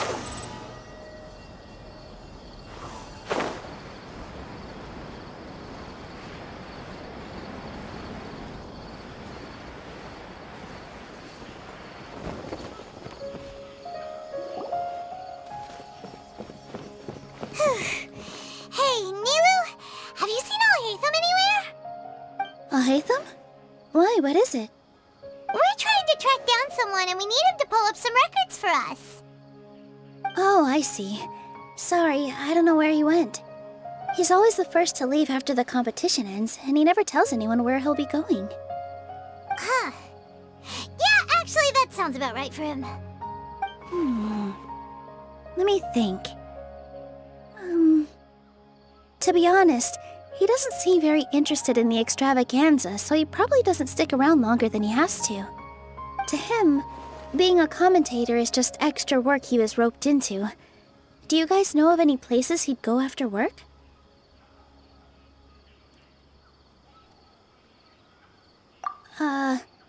There's still one more round to go. Would he really go to a tavern in the middle of the competition? Oh, here's a thought. Maybe he just went straight home. Paimon remembers that his house isn't that far from here, so we might as well check it out.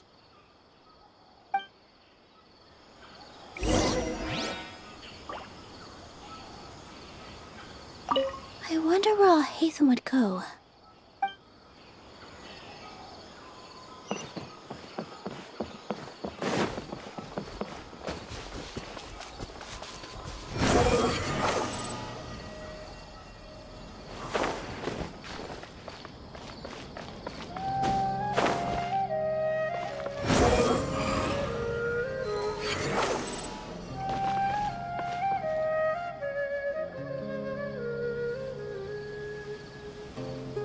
Let's try knocking.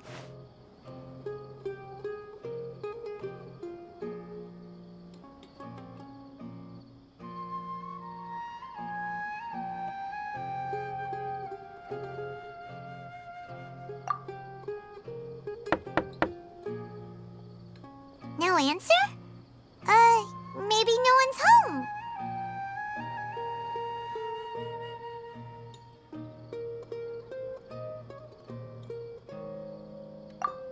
Hello? Alhaitham? Are you in? We need your help with something. Oh, it's you two? Oh, Kaveh, you're home. Come on in, I'll get the door for you.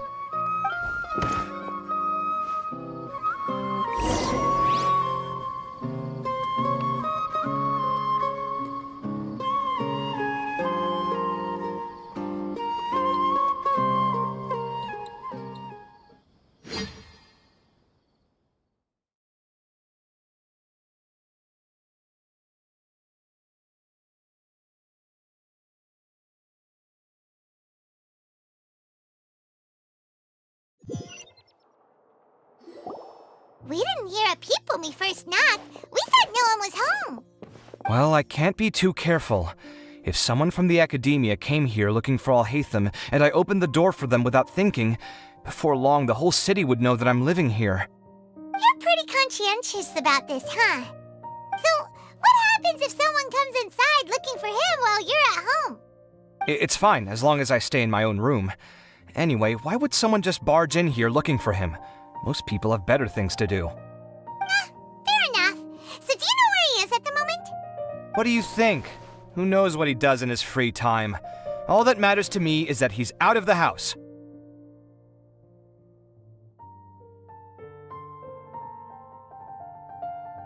I wouldn't call it that. He's just incapable of saying anything pleasant at all. I told him how the second round went. I won the lot draw, remember? Because of good karma, of course. My luck's on the rise. But him, being him... Oh, you wouldn't believe what he said after I was done talking! You're always quick to remind me that you're my upperclassman, and yet you do not problem solve in the manner becoming of an upperclassman. This begs the question of why we attach prestige to seniority at all. What does he mean, manner becoming of an upperclassman? What, am I supposed to earn the title of upperclassman now? And he didn't stop there. He said, I'd encourage you to reflect on why you've ended up having to rely on luck every round. Frankly, it's incomprehensible to me how you've managed to make it to this age without acknowledging the proverbial elephant in the room of your life. Yeah, that does sound like something Alhaitham would say. I've had it with him. Every time I talk to him, it's the same way. He finds a way to infuriate me every single time. Anyway, the disdain is very much mutual between us, so I'll be moving out as soon as possible. I'm actually packing my things right now. He'll have to get used to doing his own cleaning and tidying from now on. See those perfectly hung paintings on the walls? They're coming with me too. If his life wasn't utterly devoid of artistic sensibility already, it certainly will be after today. Wait, you're moving out already? But the competition isn't even over yet. How can you afford it? Well, obviously I can't just yet. I'm just packing early to get ahead of the game. I've got my new place picked out already. The moment I have my hands on the prize money, I'm going to buy it and move my things right in. It'll take me 3 days tops to move out of here for good. I now know what I have to do to achieve this goal. No matter what happens in the third round, I will win. I will emerge triumphant. You'll see. Well, we'll be rooting for you. But are you sure you'll be all right? In what way? Layla said that she thinks you'll get caught up in internal conflict. Meaning what exactly? Oh, don't tell me you think I have serious personality flaws too. Oh, we didn't say that. But think about it. You say you want to win, but you also turned Farozan down when she offered to give you her points. Plus, you took it upon yourself to help those desert foxes. Wait, what's so unusual about all that? I gave you my reasons. I would have felt guilty otherwise. Where's the conflict in that?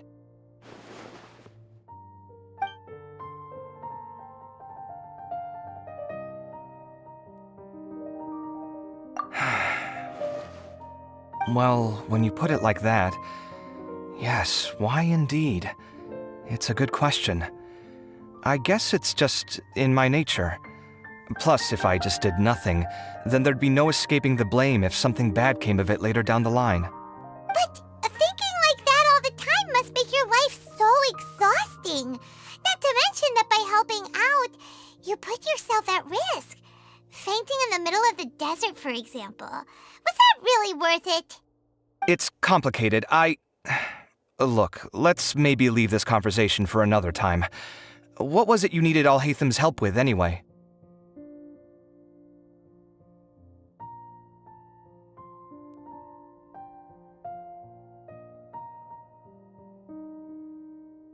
Sachin? Huh. He did actually mention a Sachin recently. I remember he brought a few documents home that day. He was thinking out loud as he looked through them, making some notes and doodling as he went. He even suggested that I should take a look, but I didn't. Give me a moment. Let me go find them.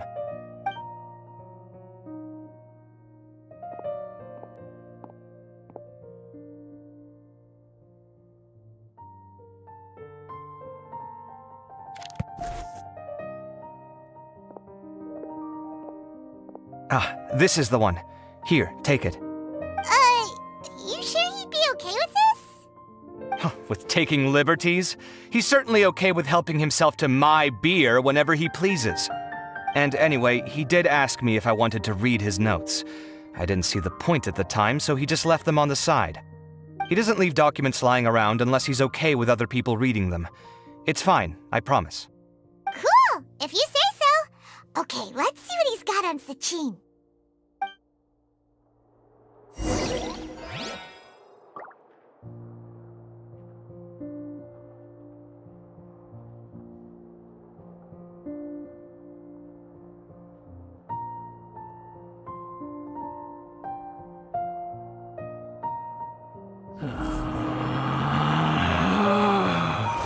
Relax.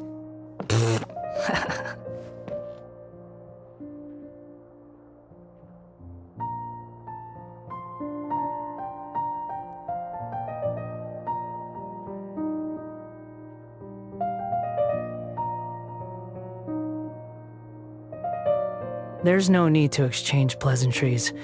It's rather pathetic to force a conversation just to occupy silence.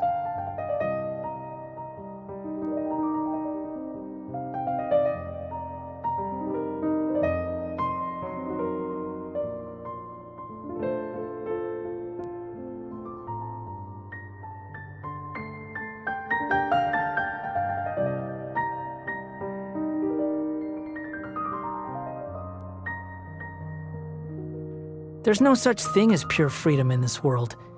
Even the wind cannot blow on forever.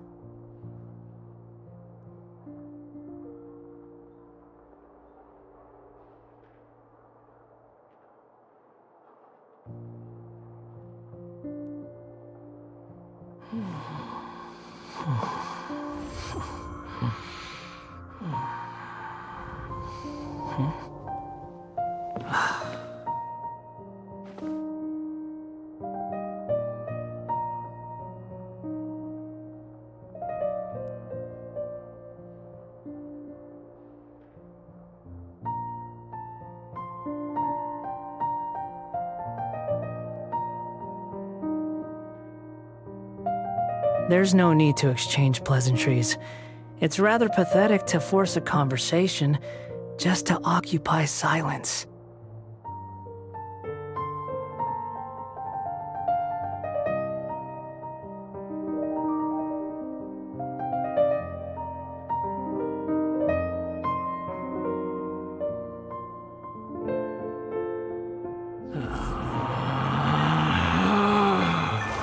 Relax.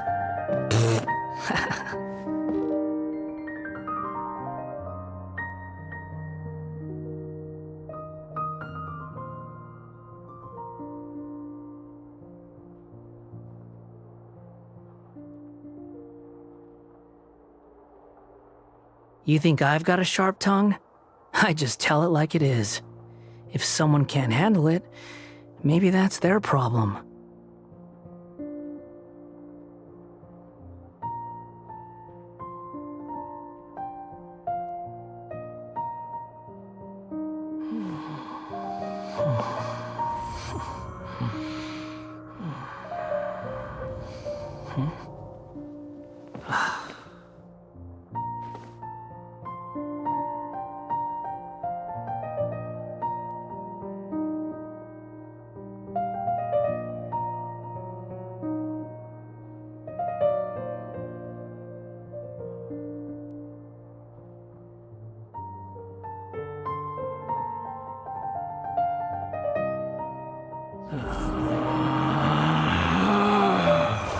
Relax.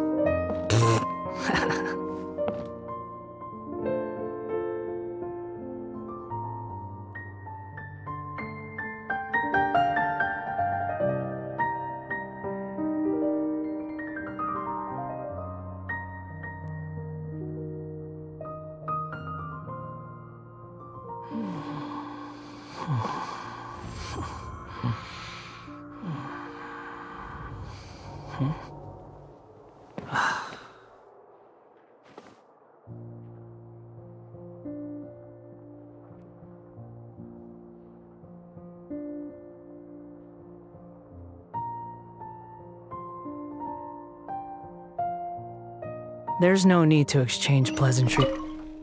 I fetched the documents for you. Feel free to look through them at your...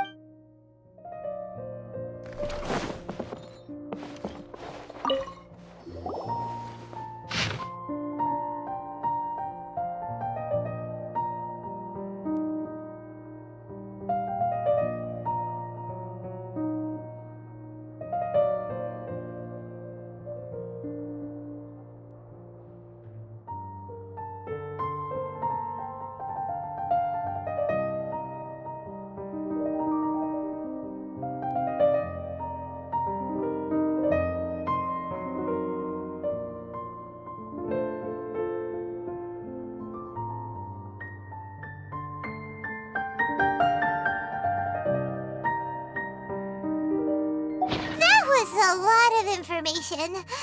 Paimon's getting a headache. So, to sum up, Sachin put the academia in charge of managing his estate and went off to do research, right?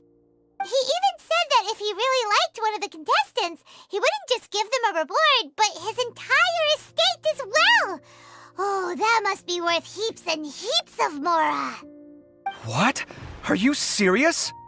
All of Sachin's wealth, that's more than I could spend in a lifetime, surely. Heck, if I got chosen, I'd be able to pay off all my debts, then buy a new place, and still have cash to burn. I could build another Palace of Alcazar's array, except this time, I'd make it 10 times bigger. Oh, then there's that new project in Port Ormos, of course. The bridge renovation. To do it properly would take upwards of... Hey, snap out of it! You're getting way ahead of yourself there, mister! You're right. First, I need to focus on winning and moving out of this place. Huh? Wait a moment. There's a loose slip of paper tucked in between these pages. Did Alhaitham write this? It looks like he was jotting ideas down as he was thinking things over. Let's see. Two phrases have been circled. Sachin, dead or alive, unknown. And diadem of knowledge. Some of this stuff is just plain incomprehensible. Is this written in some other language? Let me see. Huh. I recognize this script. Give me a second. Lofty ideals may provide no defense at all against nihilism, but perhaps little decisions can. That's a rough translation anyway. I can't guarantee it's 100% accurate. There's another smaller line of text underneath. Why would he bring that up? Wow! It's so cool that you can actually read this script! We worked together on a project once when we were students. The title was Decoding the Runes and Architectural Philosophy of the Ruins of King Deshret's Civilization. I had to familiarize myself a little with this script at the time. Oh, interesting. So, any idea what Alhaitham meant by all this? Who knows? The way his mind works is one of the great mysteries of the world. Fair enough. Well, guess we've learned all we can here.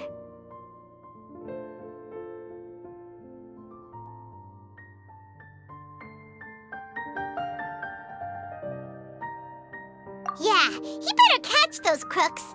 But until then, let's just head out for a stroll.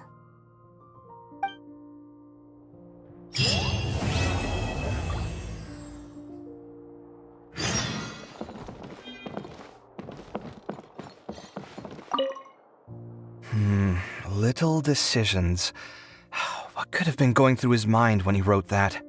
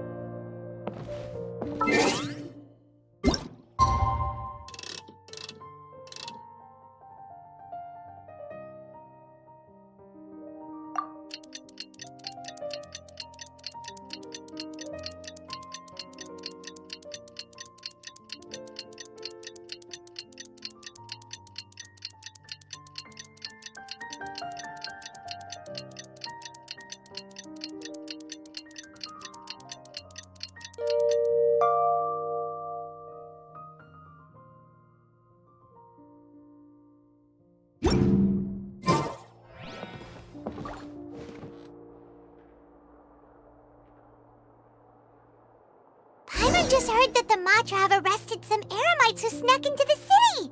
Maybe they were the ones plotting to kidnap Sachin. Let's go to the Academia and check with Arav. I just tell it like it is. If someone can't handle it, maybe that's their problem.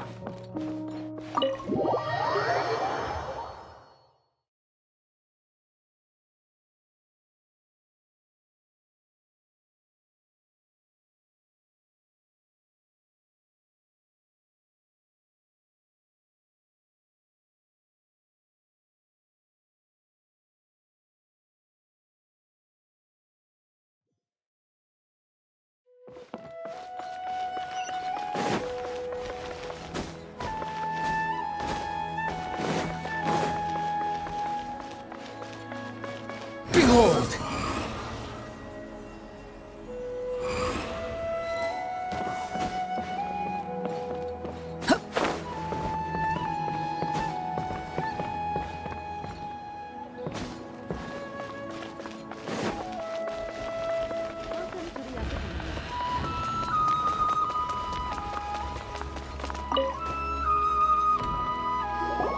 Ah, you're here. Sorry, I was just about to send someone to inform you. I only just finished interrogating the suspects. What did you find out? Well, lots of unexpected details, let's put it that way. The mercs themselves were surprisingly easy to catch. We just had someone dress up as Sachin and they took the bait. But then it starts to get messy. During the interrogation, we learned that they were hired by Sachin's own child. What? Why would someone want to kidnap their own father? What's up with that? It's anybody's guess at this point. In any event, apparently the guys we caught are just the tip of the iceberg. Most of them are still snooping around outside the city. We're diverting manpower as we speak to try and round them all up. Would you like to come along? Sure! Let's go get to the bottom of all this!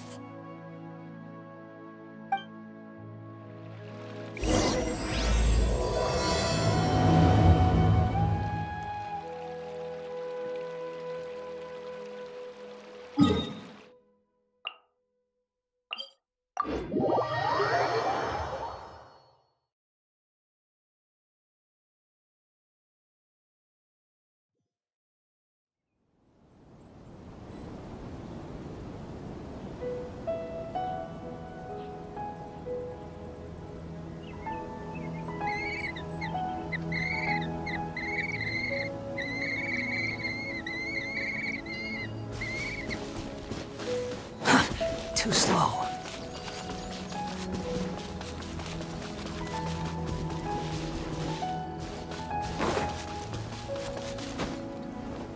Arav, are you sure this is the right place? Something feels off. I'm positive. But I don't understand why they're all unconscious on the ground.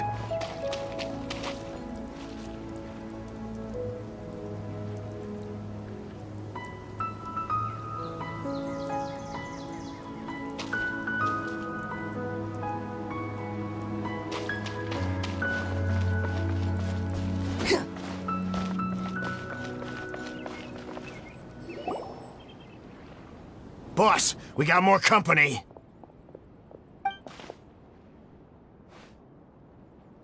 Look, we were just doing what we were paid to do. You're punishing the wrong people here. You want the real culprit? It's this guy. He hired us to kidnap Sachin. What happened? Who beat you all up?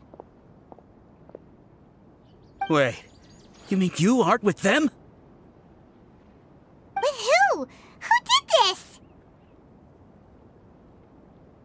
First there was this flying brat. Didn't bother asking any questions, just started throwing punches. After that, some guy wearing green came along and interrogated us for a bit. I've got the confirmation I needed. This is the one who masterminded this whole plot. Jawani, Sachin's son. If you have any questions for him, now's your chance to ask them. When you're done, I'm arresting them all and taking them back to the Academia for further interrogation. So why did you hire people to kidnap Sachin? What do you think? 20 years ago, he upped and left to go and live a carefree life. not giving a second thought for my welfare. As if that's not bad enough already, he went and put his entire fortune in the care of the academia, along with a contract saying that one day he'd pass it all on to a genius he admired. That's my inheritance, by rights. You expect me to sit back and watch it go to someone else? If he won't give me what's mine, I'll just have to take it from him. Of course! Didn't he say he would be here somewhere, watching the championship from the shadows? So, I figured I'd get some people to nab him. Then I make him change the contract. And if the academia doesn't agree to hand over the goods, I make him publicly announce that I'm his chosen genius.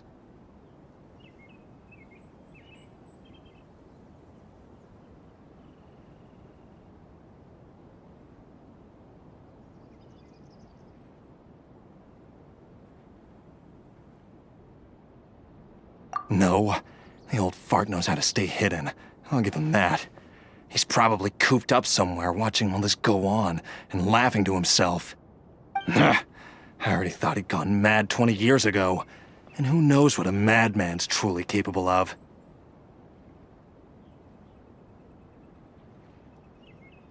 Diadem of Knowledge? You mean that thing he donated to the academia? Well, I can tell you that it's very expensive. He sold a lot of assets to purchase it back in the day. Weird things started happening after he brought it home, too. For example, sometimes we'd hear a high-pitched voice coming from the storage room. Also, before donating it to the academia, he once shut himself in that same storeroom and researched it non-stop for days. Something was already seriously wrong with him by that point. Nothing he did shocked me. What do you mean, something wrong with him? I only have a vague memory of it, since I was very young at the time. But I have the impression that he went out into the desert for research and didn't return for many years. When he finally did return, he was a changed person. He would mumble incomprehensibly and write essays day and night. I asked if I could see what he'd written, but he chased me out of the room. Later, he went out somewhere and took his written essays with him. When he got back, he signed his contract with the academia. Part of me wonders whether he'd already stopped being my father by that point. Perhaps the man we called Sachin was a demon from the desert who was wearing his skin. Okay, you can stop now. You're creeping Paimon out. You can believe me or not. Doesn't matter to me. I told you all I know. But if you do see Sachin, tell him this for me. Whatever it is that he's researching out there, he'll always be garbage in my eyes. You finished? In that case, come with us. Well, we finally caught the guy behind all this.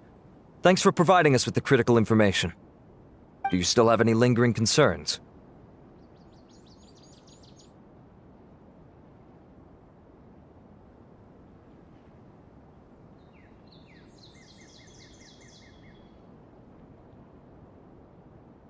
Yeah! Al-Haytham's notes do mention that item. Scribe Al-Haytham looked into this matter. Understood. Well, if you believe there to be an issue with the diadem, I'd suggest contacting the organizers and getting them to pause the competitions while we investigate. That makes sense. Okay then, let's get back to the venue. We need to tell Karina what's going on.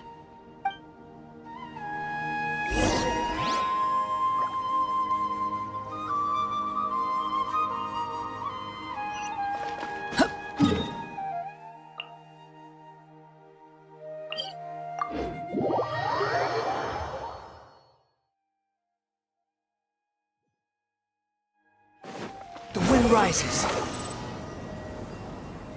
Gah!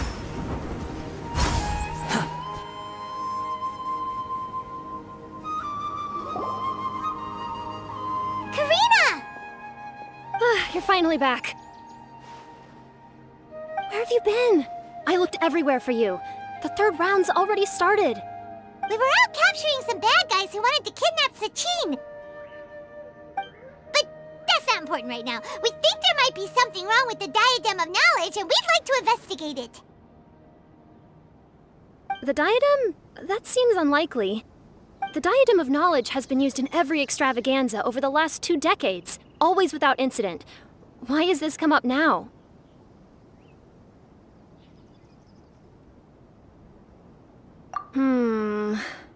This is pretty serious. Let me think. Okay, here's the situation. The Diadem is currently in Mount Ima Forest. We moved it there before the 3rd round began. In the 3rd round, contestants have to go into Mount Ima Forest, find the Diadem, bring it back, and place it on the stand. The first person to do this gets 4 points. Considering how close the scores are between our contestants, whoever wins this round is very likely to be the winner of the whole competition. As such, I suspect competition to be very fierce. You might not make it in time. I'll mark the Diadem's location for you. Please head there immediately. Let's hope nothing happens. All right, let's go! That's weird. The locator stopped working. Is the forest interfering with it? Ugh. Let's just go grab the diadem.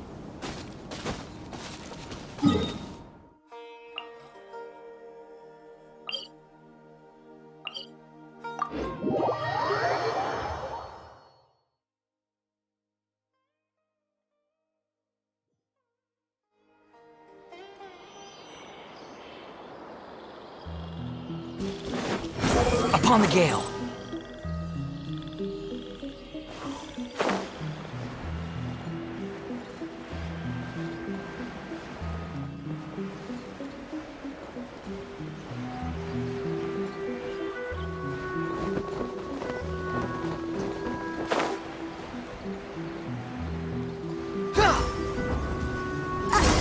Uh-oh.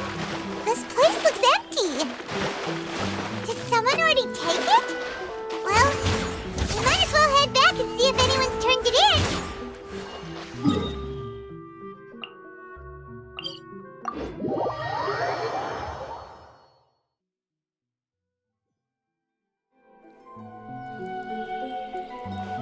Behold!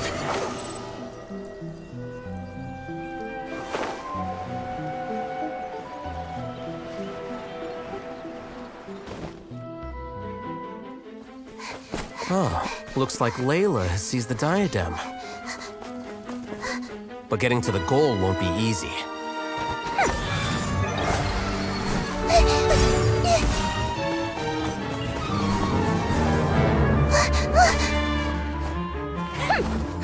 That guy enters the fray.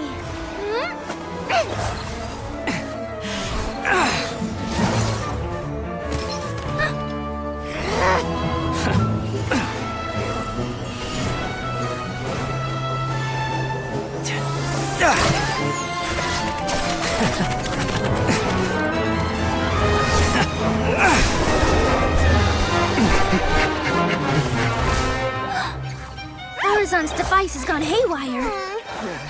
The competition is heating up. Oh. And here's Kaveh bringing up the rear.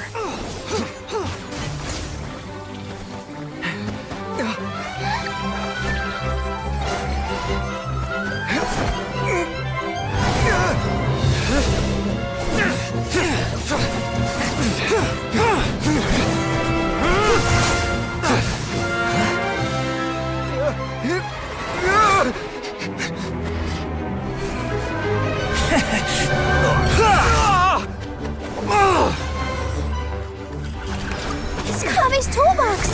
Throwing the diadem to its owner!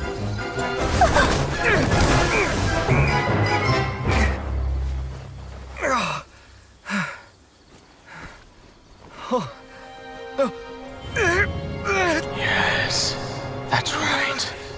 Put the diadem in place, and you shall gain all you desire. Who are you? I need you to get out of my head! I am confident that you will not disappoint me.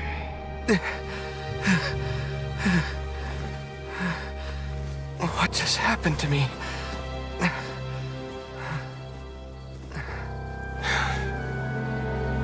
Something's wrong.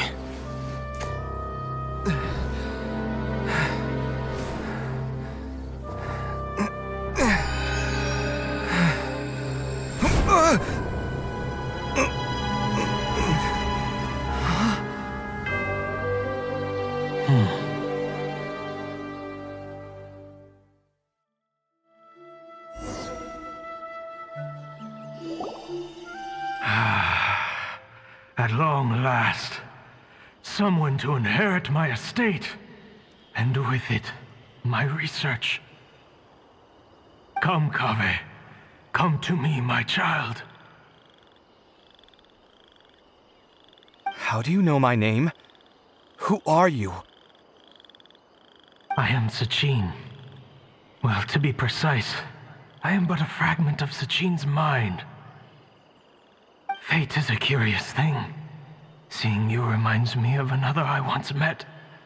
But you are made of sterner stuff than he, more cognizant of the trials and tribulations of this world. It is you who are worthy to inherit all that I once owned. We meet for the first time, children. But what I mean to say now is of utmost importance. So please, pay attention and bear witness. You have all performed outstandingly in this Interdarshan Championship. The Academia has many rare talents among its ranks, and you are the creme of the creme. But if I were to choose a successor, I would choose you, Kaveh. Not only because you were victorious, but also due to our similarities in character.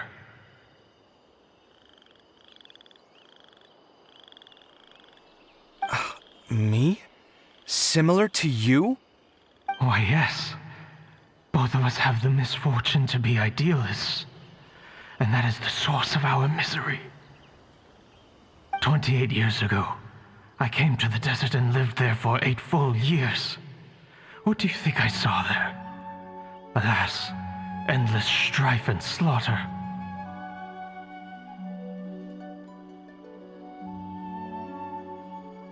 Conflict over water sources, robbing of merchant caravans, exploitation of the people relentlessly, day after day.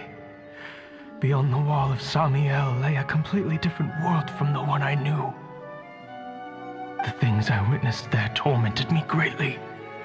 I wished desperately to find a way to save them. So, did you find a way?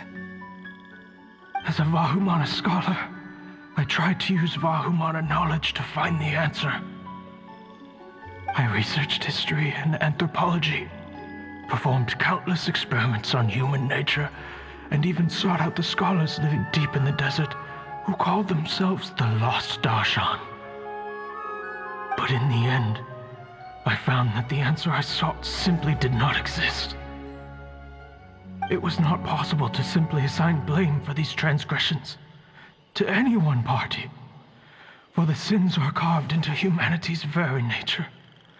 Our nature begets conflict, and conflict begets destruction. This is the inexorable truth. The aim of my research was to draw lessons from history, but what I discovered was that history offers no such guidance.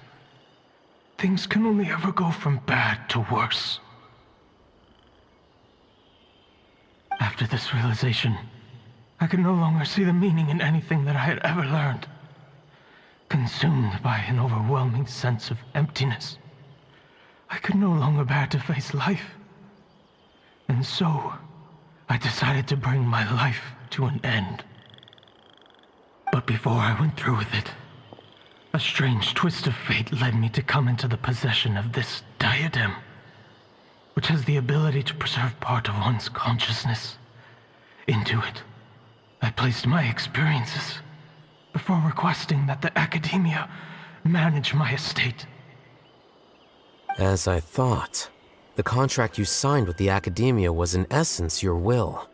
But if you'd given up hope on this world, why did you feel the need to do this?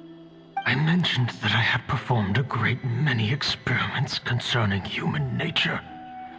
You may regard this as the very last experiment of them all. The Academia has no shortage of genius talents, nurturing the brightest minds of every generation. And so, with a handsome reward to draw out the worthiest of individuals, My hope was that one day I would find one who could untangle the mystery of human nature once and for all, and help to move the world onto a better path. I see. So you desired a successor who was not only a genius, but who also understood the suffering of ordinary people. Such a person would have a clearer understanding of humanity, society, and the world. Huh? But did you ever consider that wealth numbs the human heart to the pain in the world? Even an idealist may be incapable of following through on your wishes after inheriting your wealth. You are highly intelligent, yet you are not the sort of person who would understand my line of thinking. To me, this is also part of the experiment. Part of my investigation into human nature. Whether my successor suffers as a consequence of my research, or succumbs to an indulgence in pleasure-seeking, my research will have progressed. I grieve the fundamental sickness of the world. I regret the unbearable weight of its history. And I lament the research that I failed to complete. And this, Kaveh, my dear child, is why you will be of great utility to me. You're absolutely certain that you want to give me everything you owned? For me to do with as I please? I have faith in what I see in you. Now wear the diadem, Kaveh, and complete the journey that I could not.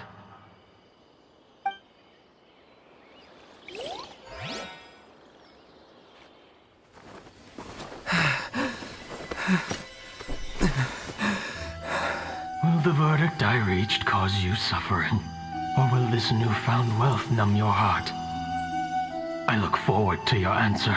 All of my research materials are being stored at Huh? I've heard enough! My life's enough of a mess already. The last thing I need is more suffering. Keep your Mora. I don't need it. Didn't you say that you saw a lot of people in pain? Well, if that's the case, then your wealth can go to them.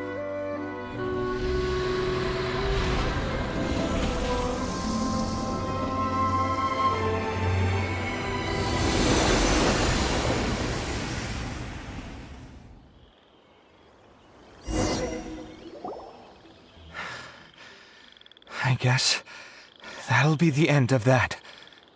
Kaveh. Are you all right? Any physical discomfort? I'm fine. Thanks, Tainari. Don't worry about me.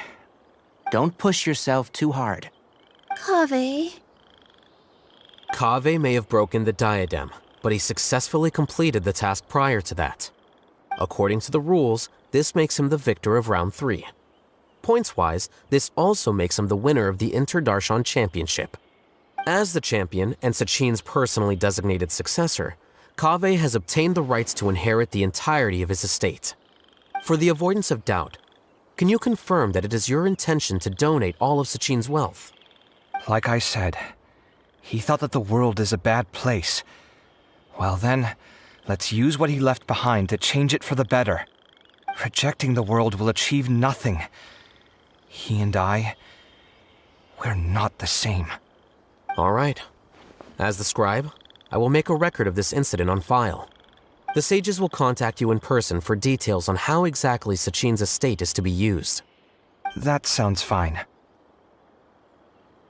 I don't know if his research findings were right, nor would I know how to finish his research for him. But what I do know is that by ending this here, no contestants will have to suffer. We won't be the last. There will be more championships to come, and countless future scholars will follow in our footsteps.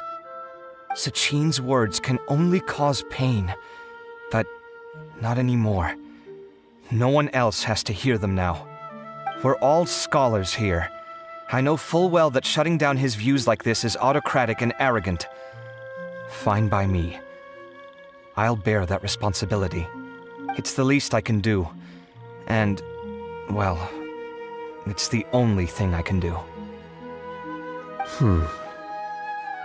Well said.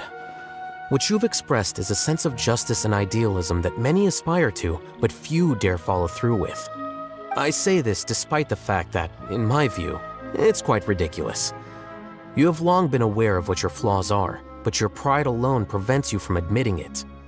Nevertheless, your perspective is well suited to appearing in a victory speech. Contestant Kaveh, on behalf of the organizing committee, it is my honor to congratulate you on your victory. What? Please. I don't need your insincere praise. Anyway, this isn't the time or place for debates. Keep your commentary focused on the competition, not my views. Congratulations, Kaveh. Also, you'll need to prepare for the award ceremony. Looks like the ceremony will be held at the main venue. Let's head over and check it out!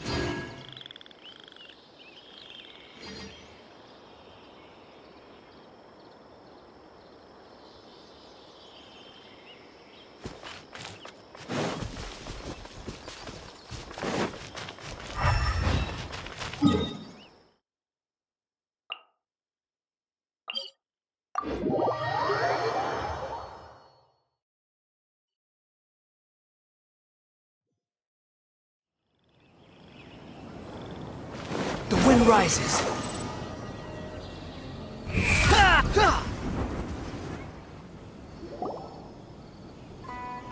Thank you all for your excellent performance. And that brings this year's Interdarshan Championship to a close.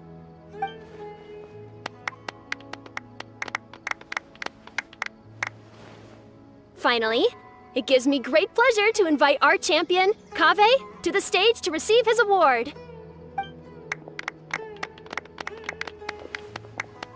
Typically at this point, we would crown our champion with the diadem as well as presenting them with their award. However, we have just received word that Kaveh has inherited Sachin's estate and made the decision to donate it all to charitable causes. Sachin's estate is getting donated? So much, Mora. And he gave it all up? Kaveh's generosity will give many struggling families the chance to change their lives for the better. Of course, without the diadem and prize money to present, this makes the award ceremony a little more concise than expected. Would you like to say a few words, Kaveh? I'm sure many of our audience, like myself, are curious to learn why you decided to give all this wealth away. I'm not entirely sure what I should say under these circumstances. I'm glad to have won, even though I'd say luck played a big part in that. As for why I want to give the Mora away, I don't support Sachin's views, and I don't want to take his Mora. With a lot of things in life, people need to experience them for themselves. It shouldn't be up to one person to make a judgment on. Not him, and not me either. Anyway, this isn't really the time and place for such weighty and complicated topics. So, I guess that's all. I'll leave it there. Thanks very much. Oh, Kaveh, just one moment. While this is a short and sweet award ceremony, we do still have a prize to present you with. Please take this limited edition Genius Invocation TCG card.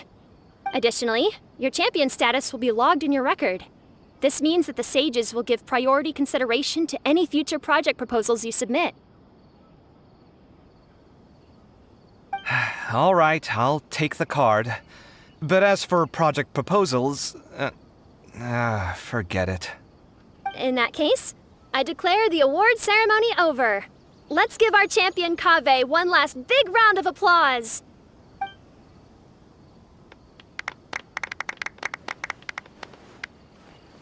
I still don't really get it. The sum of Mora would have been enough for me to live in luxury for my entire life. That just means you're not strange enough to understand the way that geniuses think. Come on, we've still got the whole Wisdom Gala to explore.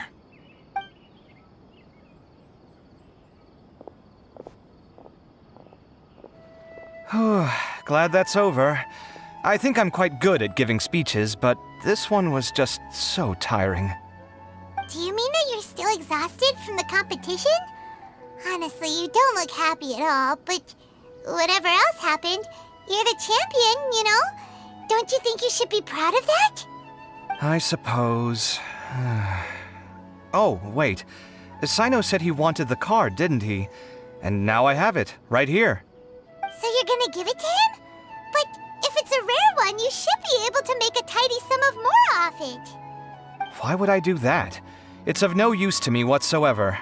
I may as well just give it to him. Could you pass it on to him for me when you next see him? Whoa! This is a super big deal! You should do it yourself! Come on, let's go find Sino.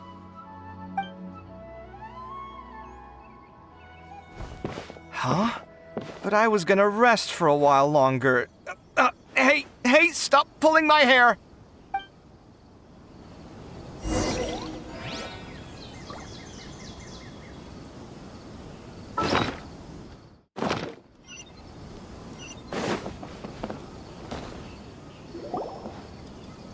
What you looking at, Sino? I'm still thinking about the Sachin issue. What brings you here? Well, they gave me this limited edition Genius Invocation card, and I figured you'd have more use for it than I. But it's a limited edition. Are you sure you want to give it to me? What else would I do with it? I have no use for it.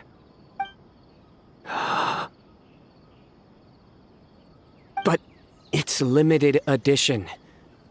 Kaveh, are you in trouble? You don't have to do all this. Just tell me what's wrong and I will help.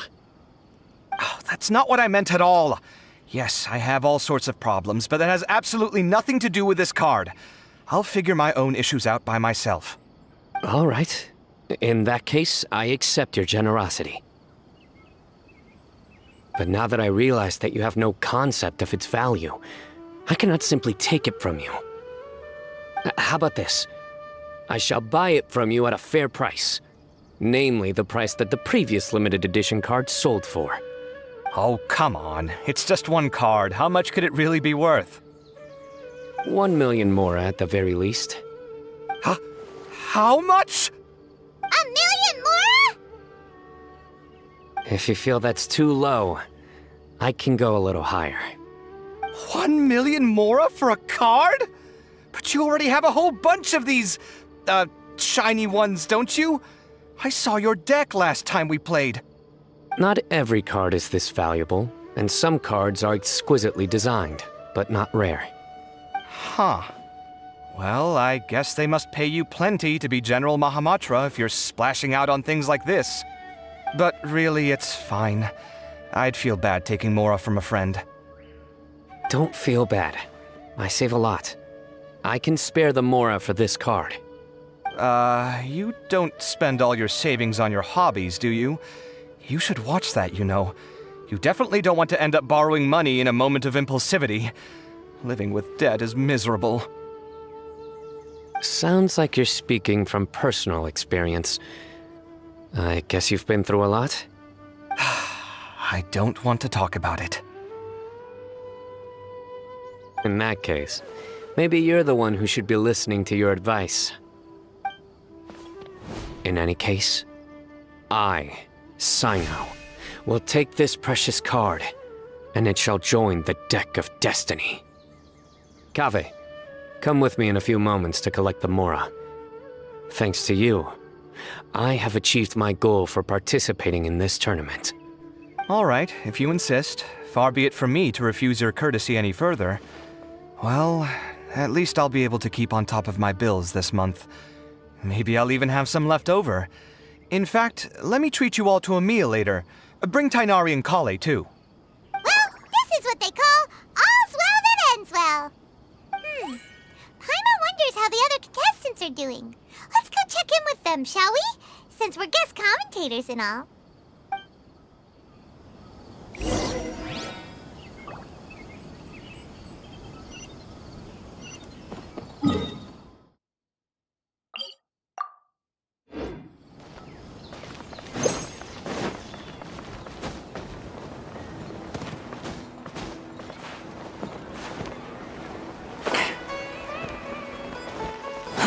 Too slow. I'm telling you, you can't go wrong taking advice from me on what to wear. Back in the day, my fashion style was considered cutting edge by everyone in the academia. Really? Well, then, sure, Madame Farzan. Maybe you could pick out a few fashionable outfits for us. Farzan! Nilu! Even Dia and Candace are here! What are you all up to? Candace and I bumped into these two while we were strolling through the streets. Madame Farzan here's pretty friendly. When she heard that we were buying clothes, she decided to give us some help. I don't really see anything I'm familiar with. Never mind. We can purchase some textiles and make the clothes ourselves. Let's go with the plain fabric as our base, and embroider red and pink flowers on. Oh, and some green leaves. Oh, wait a sec. You sure that's the latest style? That sounds a lot like what the older folks back home would wear. Don't worry. This style is a timeless classic. No thanks. This is actually sounding pretty weird. Wait. Madame Farzan's right. That style is a classic, and used to be mainstream fashion. But these days, there are some other options too. If you don't mind, how about I pick some clothes out for everyone? It's not often that we get to meet up, especially since Candace rarely makes it to Sumeru City. Also, I know a few places where I can get a great bargain. Sure. I'm happy to leave it to you. I'll come with you to have a look. One always has to keep on top of what the youth of today are into. Madame Farazan? Come quick! She's over here! Who are you? We're new in the academia. We saw all the amazing things you did during the competition. Do you have any classes we could sign up for? Of course I do. And you're both very welcome to join. That's great! We can't wait. What's your area of research? Precision mechanics? I'm from Haravatat. Huh? But you seem like an expert in machines. Wait, sorry. I remember now. You were representing the Haravatat Darshan in the championship. Oh, their classes are so boring, though. I'm sorry, ma'am. Let me know if you run any other classes in the future. I'll be there. I knew it. What about you? Aren't you going to leave with your friend? I think you're amazing, Madame Farazan, and I'd like to learn from you for a while, if possible. I can take the class you're teaching as an option, even though cross-Darshan lessons might be a little tough to arrange. But I look forward to learning from you. I see. You're a good egg, child. Don't worry. Study under me, and I promise you, you will get the best teaching available. Thank you so much, ma'am. Well, I won't disturb you any further. See you in class. I don't quite understand what happened there, but congratulations, I think. Traveler, Paimon, would you two like to come and pick out some clothes? Sorry, we can't. We've got a meal with Kaveh later, and we have to check in with all the other contestants before then. Oh, by the way, have any of you seen Hat Guy or Layla? I don't know where Hat Guy went. We just saw Layla not too long ago, though. But she was hanging out with some other Ratahoa students, so we didn't get a chance to speak with her. Are you gonna go and see what she's up to? Ratahoa students? They must be the ones who voted for her to enter the competition, right? Oh, she didn't end up winning, so Paimon wonders how they feel about that. Let's go take a peek.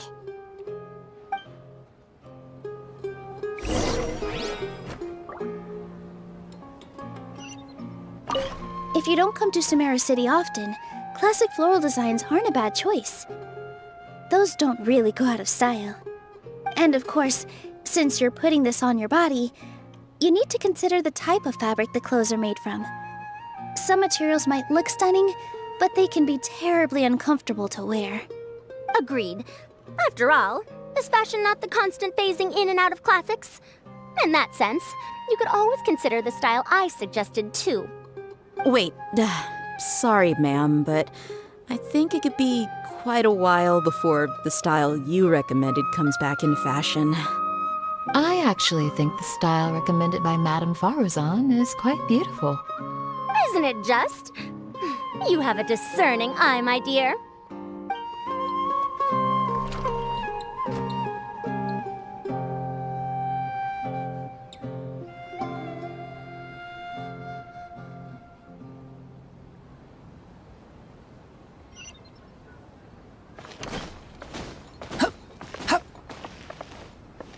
Welcome. Get your spices here. We've got all.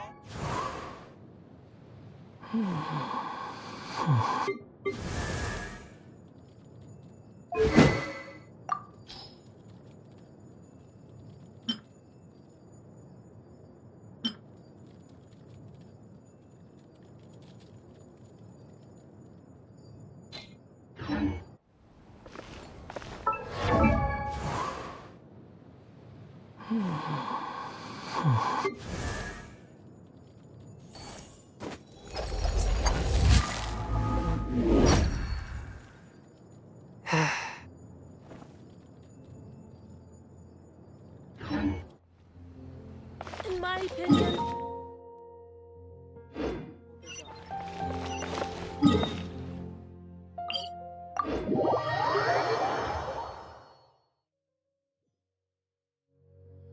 Quit following me.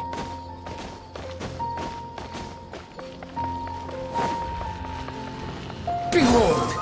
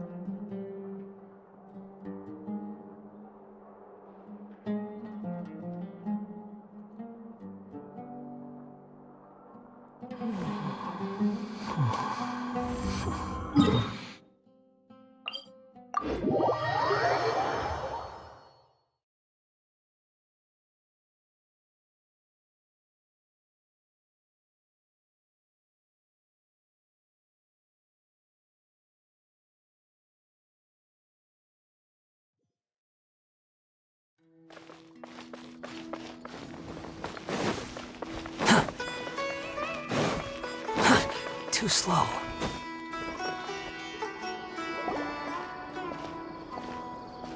I'm sorry, everyone. I could have done better in the third round. Oh, stop it! If you're going to beat yourself up after doing as well as you did, how bad does that make us look, huh? Heck, it's not like any of us had the guts to enter the championship. I didn't see the whole thing, but you were the only contestant who scored points in both the first 2 rounds, right? And I heard that you actually found the diadem first in round 3. You came so close to winning the competition. Aw, I just got lucky, I think. That can't be true. You had some really stiff competition out there. The renowned Tainari from Amorta, even Sino the General Mahamatra was there. You're amazing, all of you. Getting points off them is a huge achievement. The way I see it, people aren't exaggerating one bit with the nicknames they give you. You are a genuine genius. Aw, thanks a lot. But I really don't think I qualify as a genius. In the second round, for instance, I dozed off and somehow found myself beside the device when I came to. Ah, come on, don't be so hard on yourself. We've decided we're taking you out to celebrate, and that's final. Let's go. Cheer up, Layla. The rest of today's all about you. Looks like things are going well for Layla. This is great! We haven't seen Hat Guy since the end of the competition. Oh well, it's almost mealtime. We'd better go meet up with Kaveh and Sino now.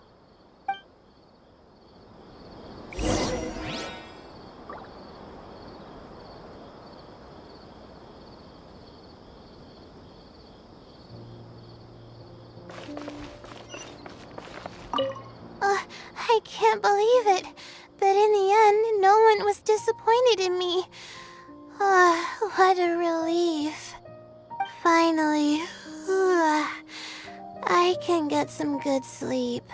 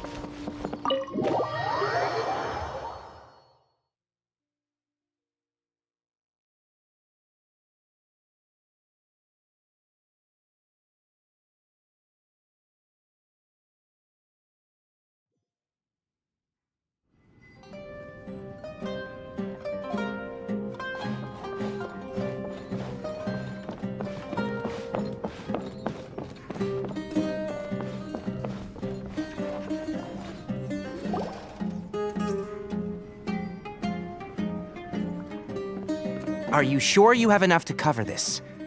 Don't blow it all at once. Don't worry, I budgeted very carefully, and this is well within my means. Anyway, I've lost count of how many times you've treated me. It's high time I return the favor. Oh, Traveler, Paimon, over here! Ooh, look at all this! Good food, here we come! I heard that you went to see the other contestants. How's everyone doing? Faruzan found herself a student, and Layla's classmates are bowled over by how well she did. We couldn't find Hat Guy, though. Who knows where he's gone? Alhaitham's gone missing in action, too. The one time I'm actually in a good enough mood to treat him to a nice meal, he disappears without a trace. That guy. Where the heck could he have gone? I still have questions about that note he left. Well, whatever. He can do what he wants. Now, let's eat.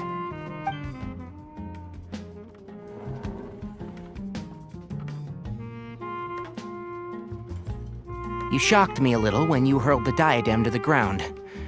On further reflection, of course, it made sense, but at the time I was expecting at least some amount of deliberation. Sachin's voice started talking to me inside my head from the moment I picked it up. I could feel his emotions, too. It was a mix of despair and horror swirling around inside my mind. He bombarded me with his ideas relentlessly, like he was trying to brainwash me. It gave me a splitting headache that only got worse as he went on. Like I was saying at the time, his views are not necessarily completely without value. But if all his research does is lead to misfortune, then we're probably better off without it. If his forbidden research were to spread in a harmful form and cause people to suffer, the Matra would step in and ban it. I think you did the right thing. I suppose another way to approach it would have been to claim that you agreed to inherit his research, but give up the research as soon as you've inherited the wealth. But that wouldn't have been your style. I won't comment on his theories or experiments, but I don't believe that he was careless in his choice of candidate. He chose you. That means he knew what he was doing. Perhaps. I just think that if you accept someone else's things, you should honor their wishes. That's a good thing. It means that you have integrity. Thank you, oh my god, thank you. See, you get me, Kale. It's a good thing Alhaitham isn't here right now. He'd be quick to explain why you're wrong. Seems like you always include him in the conversation, even when he isn't here. Yep. No dinner with Kave is complete without a few words about Alhaitham. I sense that Alhaitham has in fact been here with us all along. He's here? Where? Why didn't you tell me? He lives rent-free in each of our hearts.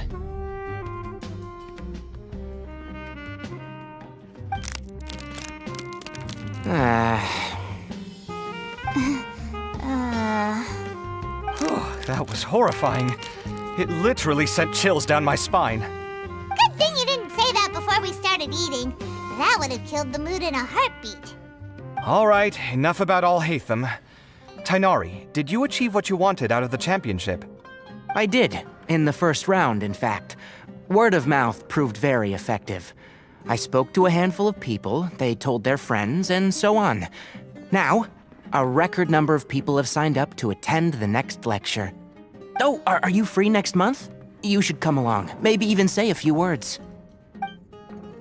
About what? I don't know the first thing about anything Amorta-related. Just play to your strengths. For instance, you could talk about the distinguishing features of rainforest architecture, or ask everyone not to chop down too many trees the next time they're building a house.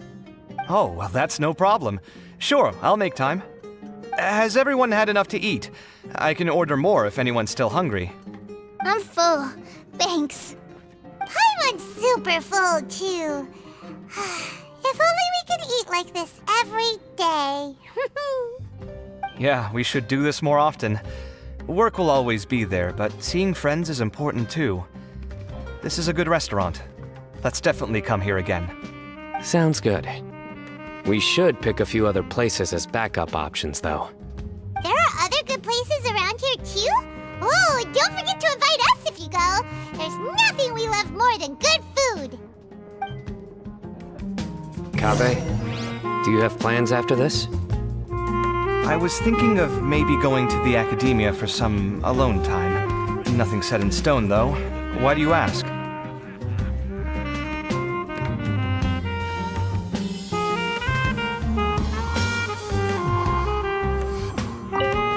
Since everyone is free, why don't we play a few matches of Genius Invocation TCG? Eager to show off your new limited edition card, are you? Not to show off. This is my way of thanking you for your help. Only my best friend will have the honor of seeing this card's debut play. All right, sure. I didn't bring my deck with me, though, so I'll need to borrow one. Actually, Master, I made a new one a few days back. Don't tell me you've been spending all your study hours playing cards. Come on, no need to be so stern. They do say that your innate interests are your best teacher, don't they?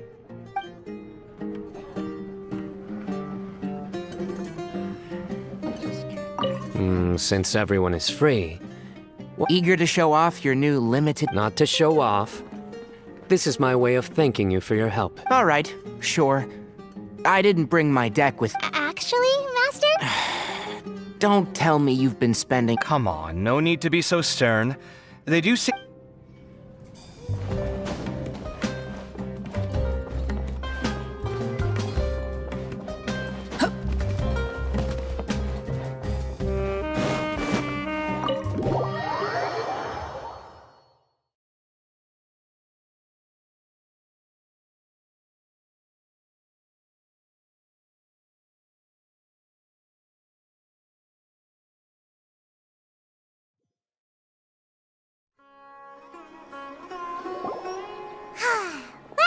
It looks like this Inter-Darshan Championship's a wrap.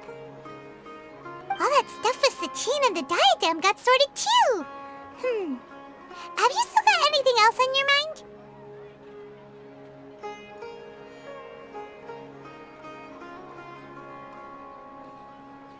Oh, right!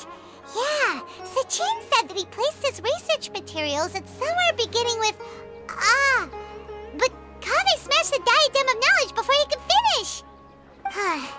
It might be dangerous if someone finds his old research stash, right? Where do you think it could be?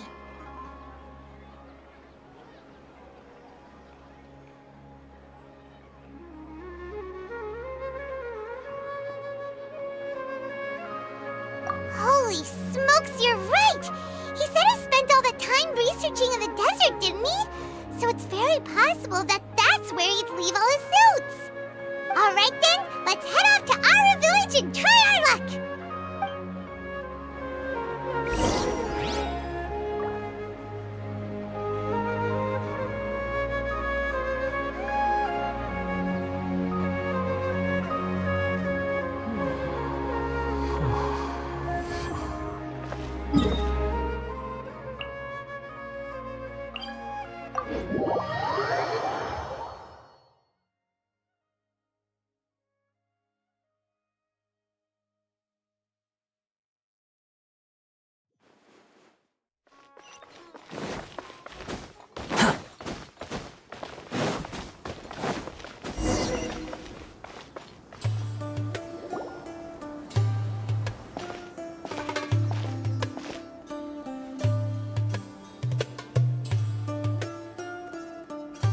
Didn't expect to run into you here.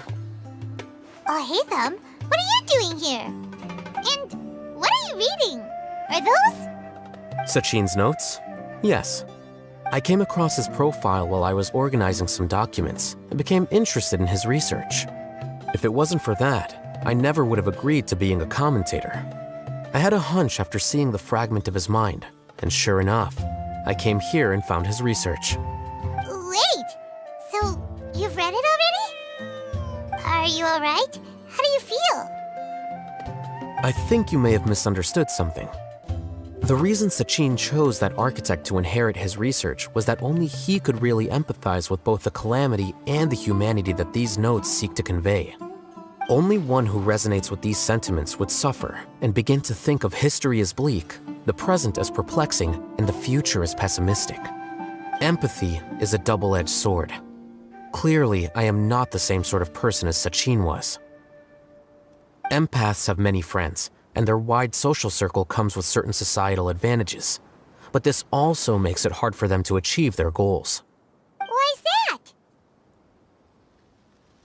All important things in life involve other people. As such, it's extremely difficult to live a life that causes no harm whatsoever to others.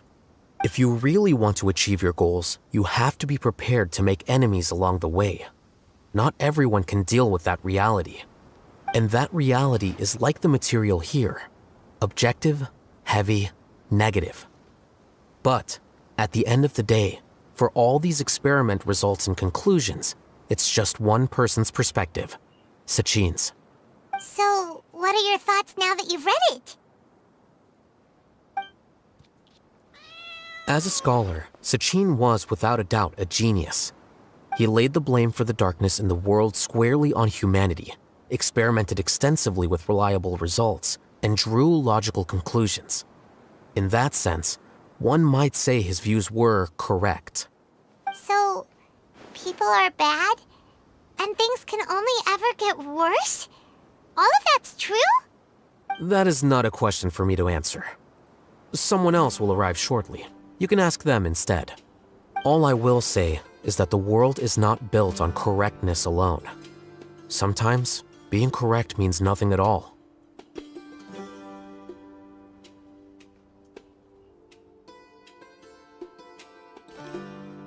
Lofty ideals may provide no defense at all against nihilism, but perhaps little decisions can. By their own choice, the idealist seeks to bring happiness to all while denying themselves the same. Thus, they shall never reach even the borders of truth until they wipe away the ignorance that blinds them. I've never been able to agree with certain philosophies. Even Sachin himself struggled to comprehend the notion of sacrificing oneself for the greater good. But sadly, all viewpoints will find their supporters, and the way we see the world largely decides our fates. All right then, I got what I came for. These research materials are yours to look after. I'll be off. Wait, so you came here just to read this stuff? You missed out on a big get-together, you know. Get-together? Ah, yes, that makes sense. This is a good opportunity for that sort of thing. Guess what? Kaveh treated everyone this time. Then I'm sure he packed up the leftovers for me. See ya. And there he goes. Well, seems like he really wasn't affected by this research. He said that someone else would answer our questions. Who do you think that'll be?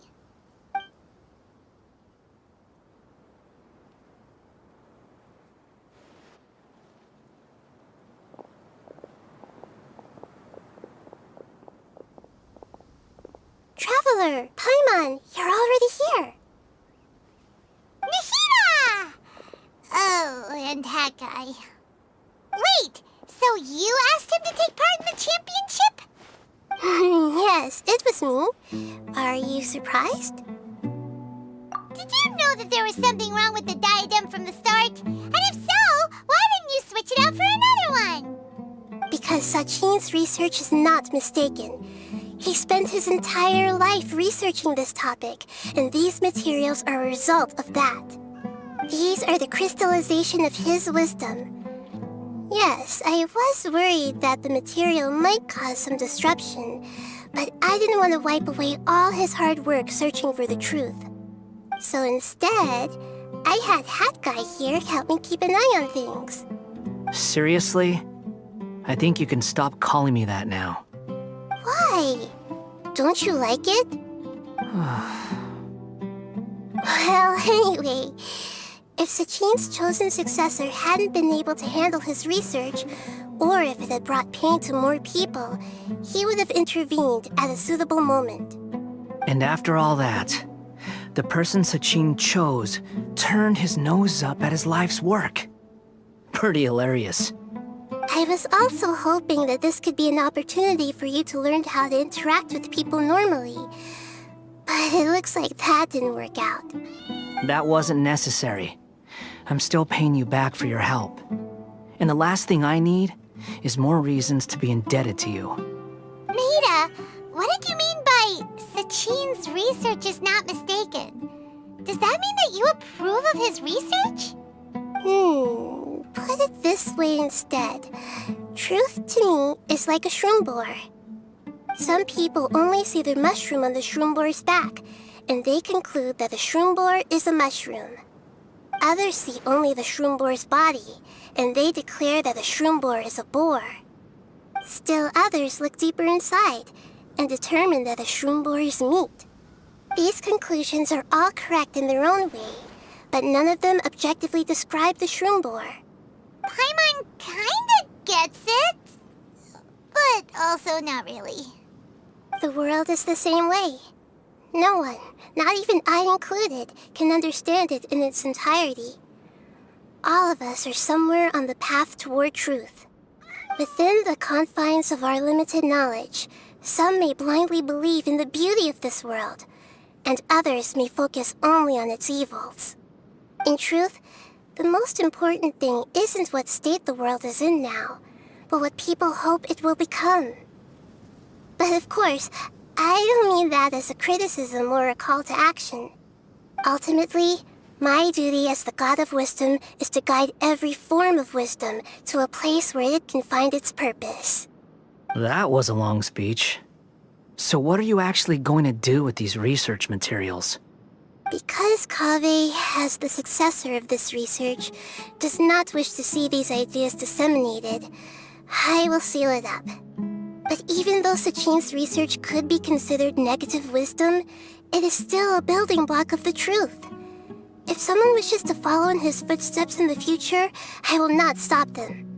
I also look forward to the day that a member of the Vahumana Darshan can not only comprehend his theories, but also find a way out from the despair as well. Vahumana doesn't have that kind of talent. Wait, you're not intending to keep me in Vahumana long term, are you? I don't remember signing up to become a scholar. Don't you think I'm useful enough to you as a prisoner? Oh boy, here we go again. You think so? Well, to that, I would say that in Sumeru, even prisoners have a right to an education. I hope that your studies in Vahumana will help you deal with your own fate and learn how best to settle old debts from your past. I will review your final thesis myself. I'm expecting great things from you, Mr. Hat Guy.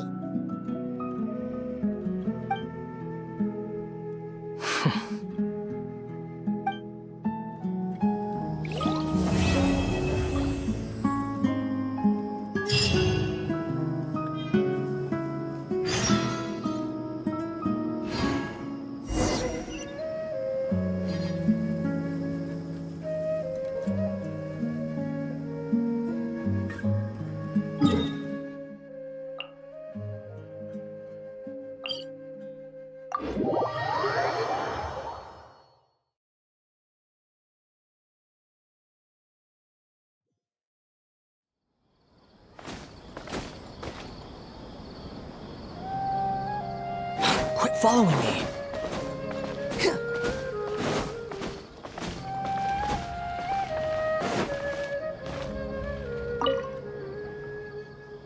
Where were you while the rest of us were eating together? I don't recall being obligated to report my whereabouts to you. Did you go find another hidey hole to read in? You need to change your ways, you know. You can't survive on books alone. Surviving on meals paid for by you would be harder still. You? Whatever. It doesn't take a genius to guess what you've been up to. You were investigating Sachin, weren't you? It was obvious from your notes. However, I don't believe his research alone would have been enough to pique your interest. His way of doing things is disturbing, while you... Well, to be fair, your philosophy disgusts me too, but you and Sachin are nothing alike. I don't imagine your views intersect at all. Egoism and nihilism are not the same thing. My personal interests aside, Sachin's legacy is not entirely meaningless. He conducted experiments on a great scale and left his findings behind. Also, thanks for the compliment, but I'm actually just passing through. I didn't come here for the conversation. Well, not this one at least. What do you mean? What topic of conversation could be more sacred among scholars than the exploration of differing philosophies? Well, based on what I've learned, Sachin and his disturbing way of doing things, as you put it, is very likely to have met your father 20 years ago. What did you say? Wait, so... No, surely that doesn't mean... Huh. So that's why he thought I looked familiar. My father must have gone into the desert due to his influence. I'm afraid so. Good thing I shattered that diadem. From now on, nothing like that will ever have to happen again. The boundaries of knowledge are ever expanding. Someone else will inevitably pick up the same line of research one day, and Vahumana regards it as a reasonable research direction. Oh, not this again. Even if you're right and people are bound to fall into the same intellectual traps, things won't necessarily go the same way again next time. You have to admit that the actions of one individual don't always predict the behavior of the group, and vice versa. Take Sachin, for instance. He's quite an anomaly. And so is the one who stopped him. You. Conflicts of this nature are indeed exceptional, but it will occur again in the future. You said it yourself. The actions of one individual cannot predict the behavior of a whole group. You know that not everyone would have chosen as you did. Even so, I stand by my views. You can forget about trying to convince me. That's fine. We've been arguing over this for years, and I don't hold any hope of you understanding. The issue we're debating has long since moved on from who's right and who's wrong. Thanks for letting me know all this. What? I said, thanks for letting me know.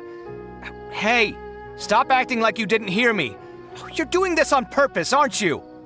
They say that earnest thanks should be given thrice, so one more time, please.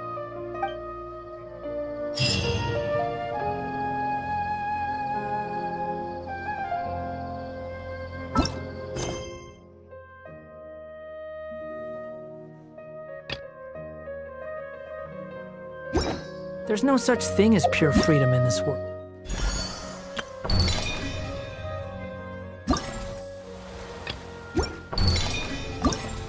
Even the wind cannot blow on forever.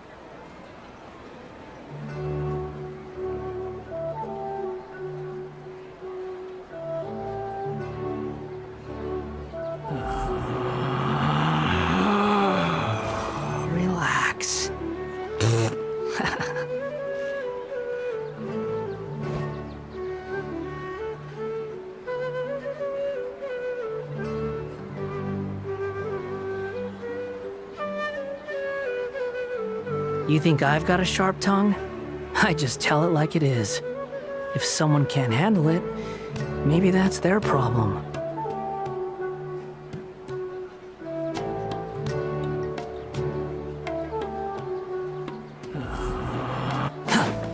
Quit following me.